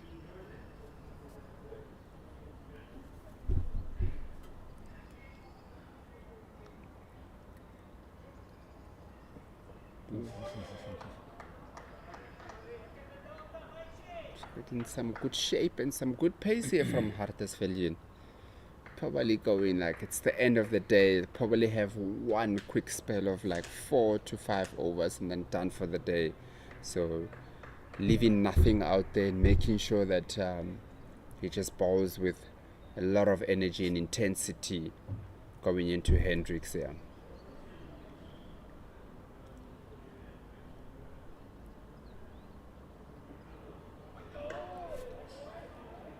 Good movement there in the air from the bowler. But Hendricks will be happy that there is no wicket. After 7 overs, the Lions are 27 for 1.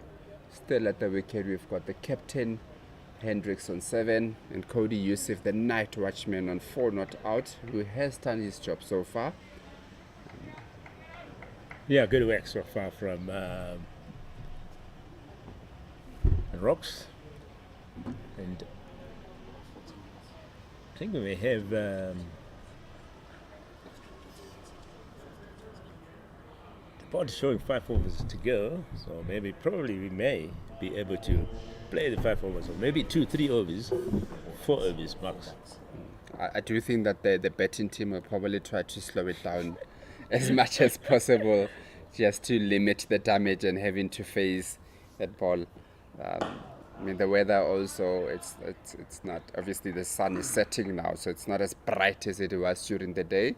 So the last thing that you want here is for a Ryan Rickleton or Mitch van Buren to be coming in to bat this time of the day.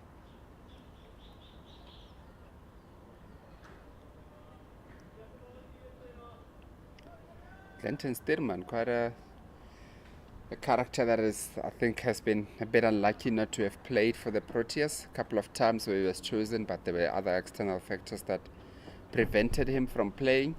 But yeah, he still got the energy to run in and try to bowl. What a wonderful shot from Cody Youssef. I'm pretty sure that he's not a tail end. I'm sure the next game Cody Youssef might be batting at number 3, whether night watchman or not, judging from that shot that he just played now.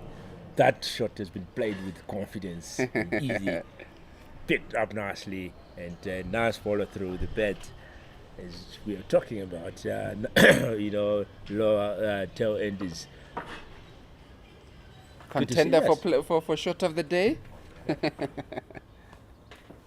We've seen also recently Maharaj putting some runs on the board for the team. So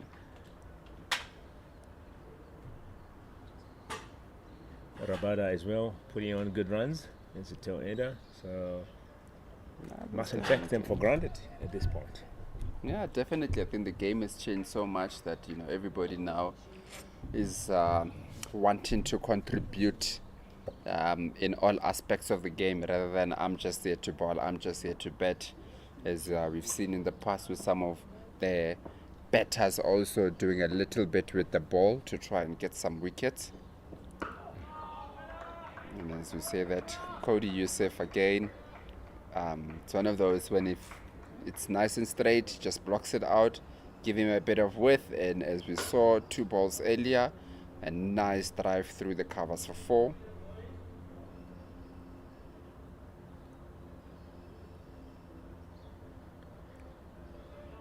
So partnership building here, 18 runs within these 2.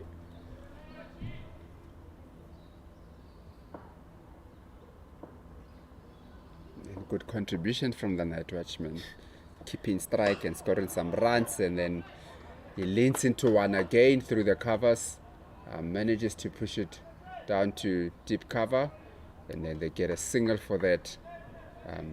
Again, he's not looking to just let the ball go or looking to just be negative. He's actually looking to be positive while he's still out there. What better than to have a night watchman who also takes the shine of the ball?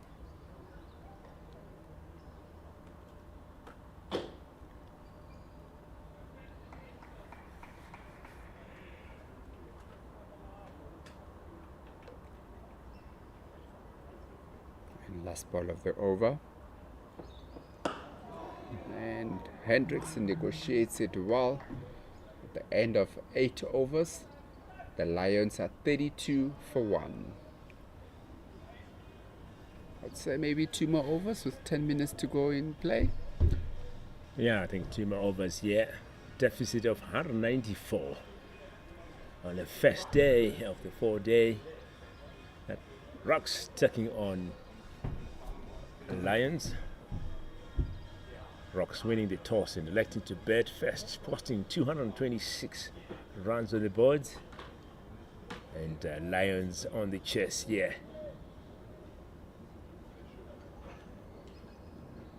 Sun is out, bright and shiny. It's played till 7 o'clock, why not? Just update from the Tuskers versus Titans. The Tuskers ended on 246 for 4. And overnight, they've got Yasin Vali not out on 122 and Malcolm Nafal not out on 29. It's still ongoing between the Northwest Dragons and the Dolphins. The Dolphins are currently 479 for 5 with Brian Parsons out for 191 of 179 balls. So it's got 191 at a strike rate of 106. And then John Smarts is currently at the wicket, 140 of 157 balls. And with him is Andile Patrokwayo, who is on 3 of 24 balls. With the Warriors in Western Province, the Warriors earlier were bowled out for 111. And just to pause there. What a shot there from Yusuf. Some serious confidence from Yusuf here. He's really not looking to just be out there just for the sake of it. He's actually doing the job of a night watchman and getting some runs. Yes, hitting close there for a boundary on his first ball.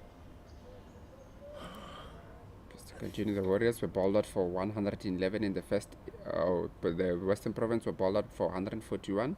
Warriors bowled out for 111, and Western Province are currently 39 for 1.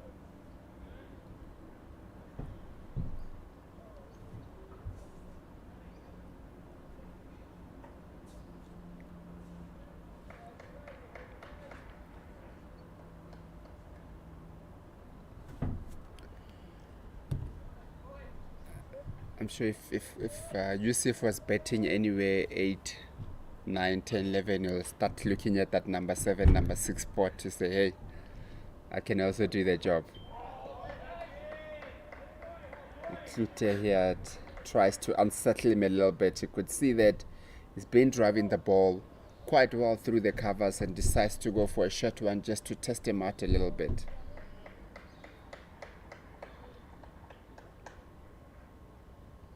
So a chat between Yusuf and Hendricks there. Maybe Hendricks giving a bit of advice to... I'm telling him, let's slow it down, let's slow it down. I want to face too many overs this evening. Woo! It's a big swing and the ball goes over point from the bat of Cody Yusuf.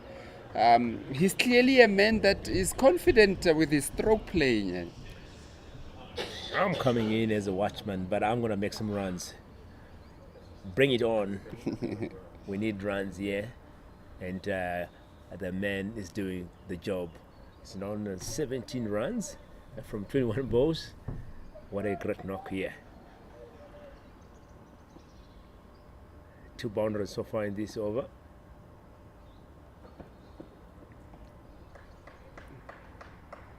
I think Klute saying, I'm going to pitch it right again. Let's see if you're going to go for it again. But that time around, Yusuf just says, nope, not interested in this one.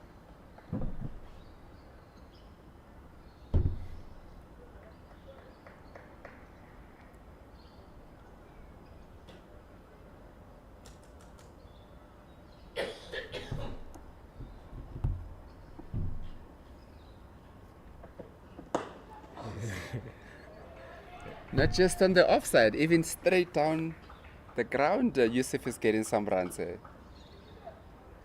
really putting up his hand there to go up the order permanently. And getting 3 runs off that to finish off the over. That's 11 runs considered in Klut's first over. 43 runs on the board after 9 overs here. And Yusuf from 23 balls, and Hendricks 7 from 23. Looks like Hendrik is the one who's the night watchman. So he's actually doing a double job here in the Yusuf of scoring runs and also maintaining the strike. And with the change of bowling, with Mahima coming in from the golf course end, I think that might suggest that they're trying to see if they can go quickly through the over and sneak another over in before close of play today. Yeah, Mahima, a renowned bowler, 35 wickets in his bag. It's the best of 6 from 6 of 54 with an economy of 3.2. Leading wicket taker this season. And I think we spoke earlier about how important his role is going to be in this match with the absence of Shaun van Berg. So it's going to be very important what he's going to do with the ball throughout this match.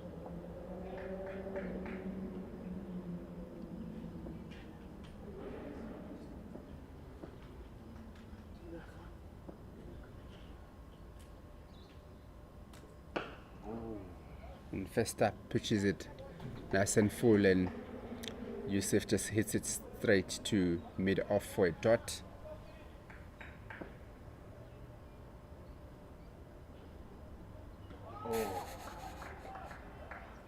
Enticing him there. Yeah, I think they've realized that Yusuf is just having a go here. So let's bring in a spinner and see what he can do. Big shot, but definitely that's going down leg. Looks like it's going down the leg there. Just angle it down leg. Yeah, well, he's coming left arm around, so probably the angle has to be very, very tight there. And Hendricks going to talk to Yusuf here, give him some advice.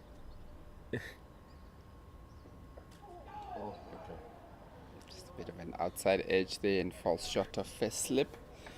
So it's actually been quite a probing over here from Mahima. Going through the over very quickly also. And Yusuf decides, that's it. Just gonna go down. If you're gonna waste time going down to fetch the ball from the boundary. What a lovely shot here. Yusuf, man of the moment at this point. And he's having a go, putting runs on the board. Another boundary. Mahima. The Lions would be hoping that this is the last ball of the day. One more ball to come in the over. See how quickly they can go through it. I think Yusuf would maybe want to hit one out of the stadium so that it takes long.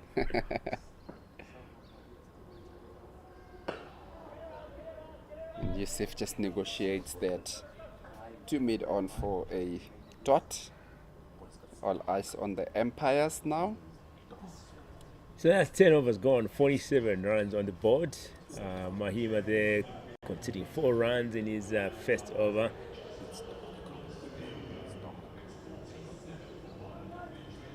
And, yeah, better of a chance here. Are we having another over or are we cutting it off?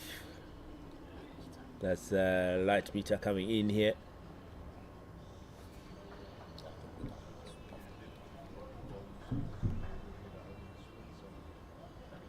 It's until 6 o'clock. By the time the light meter gets there, the day will be done.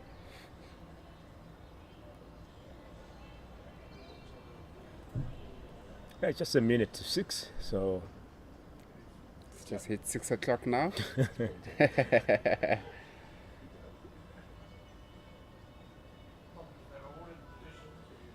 and that looks like it will be the end of play. Yes, 6 o'clock, and that's the end of the play here, ladies and gentlemen. What a day we have witnessed today, and the first day of the 4-day series, Rocks versus Lions. Rocks winning the toss and electing to bat first, and putting 226 on the board, and it was a great show, to be honest, with Lions trying to squeeze the batters on, but these batters standing up and putting some runs on the board, with several parties out there, with Bion including Bion's bowling, and Bion emerging victorious today, getting those 4 wickets. What's your take? Yeah, it's definitely a good day. I think the Lions will probably be the happier of the two teams, having gotten 10 wickets without going for too many runs, and also just losing 1 wicket before the close of play. I think they will be the more confident or the more happier team with how day one has went. But it's been a very good day of interesting contest. When we started the day, we said, definitely a day for batting, but then obviously the bowlers from the Lions had other ideas, and they came on, showed some grit, and then they ended up getting all 10 wickets before a lot of damage was done. Yeah, we witnessed 11 wickets today on the first day.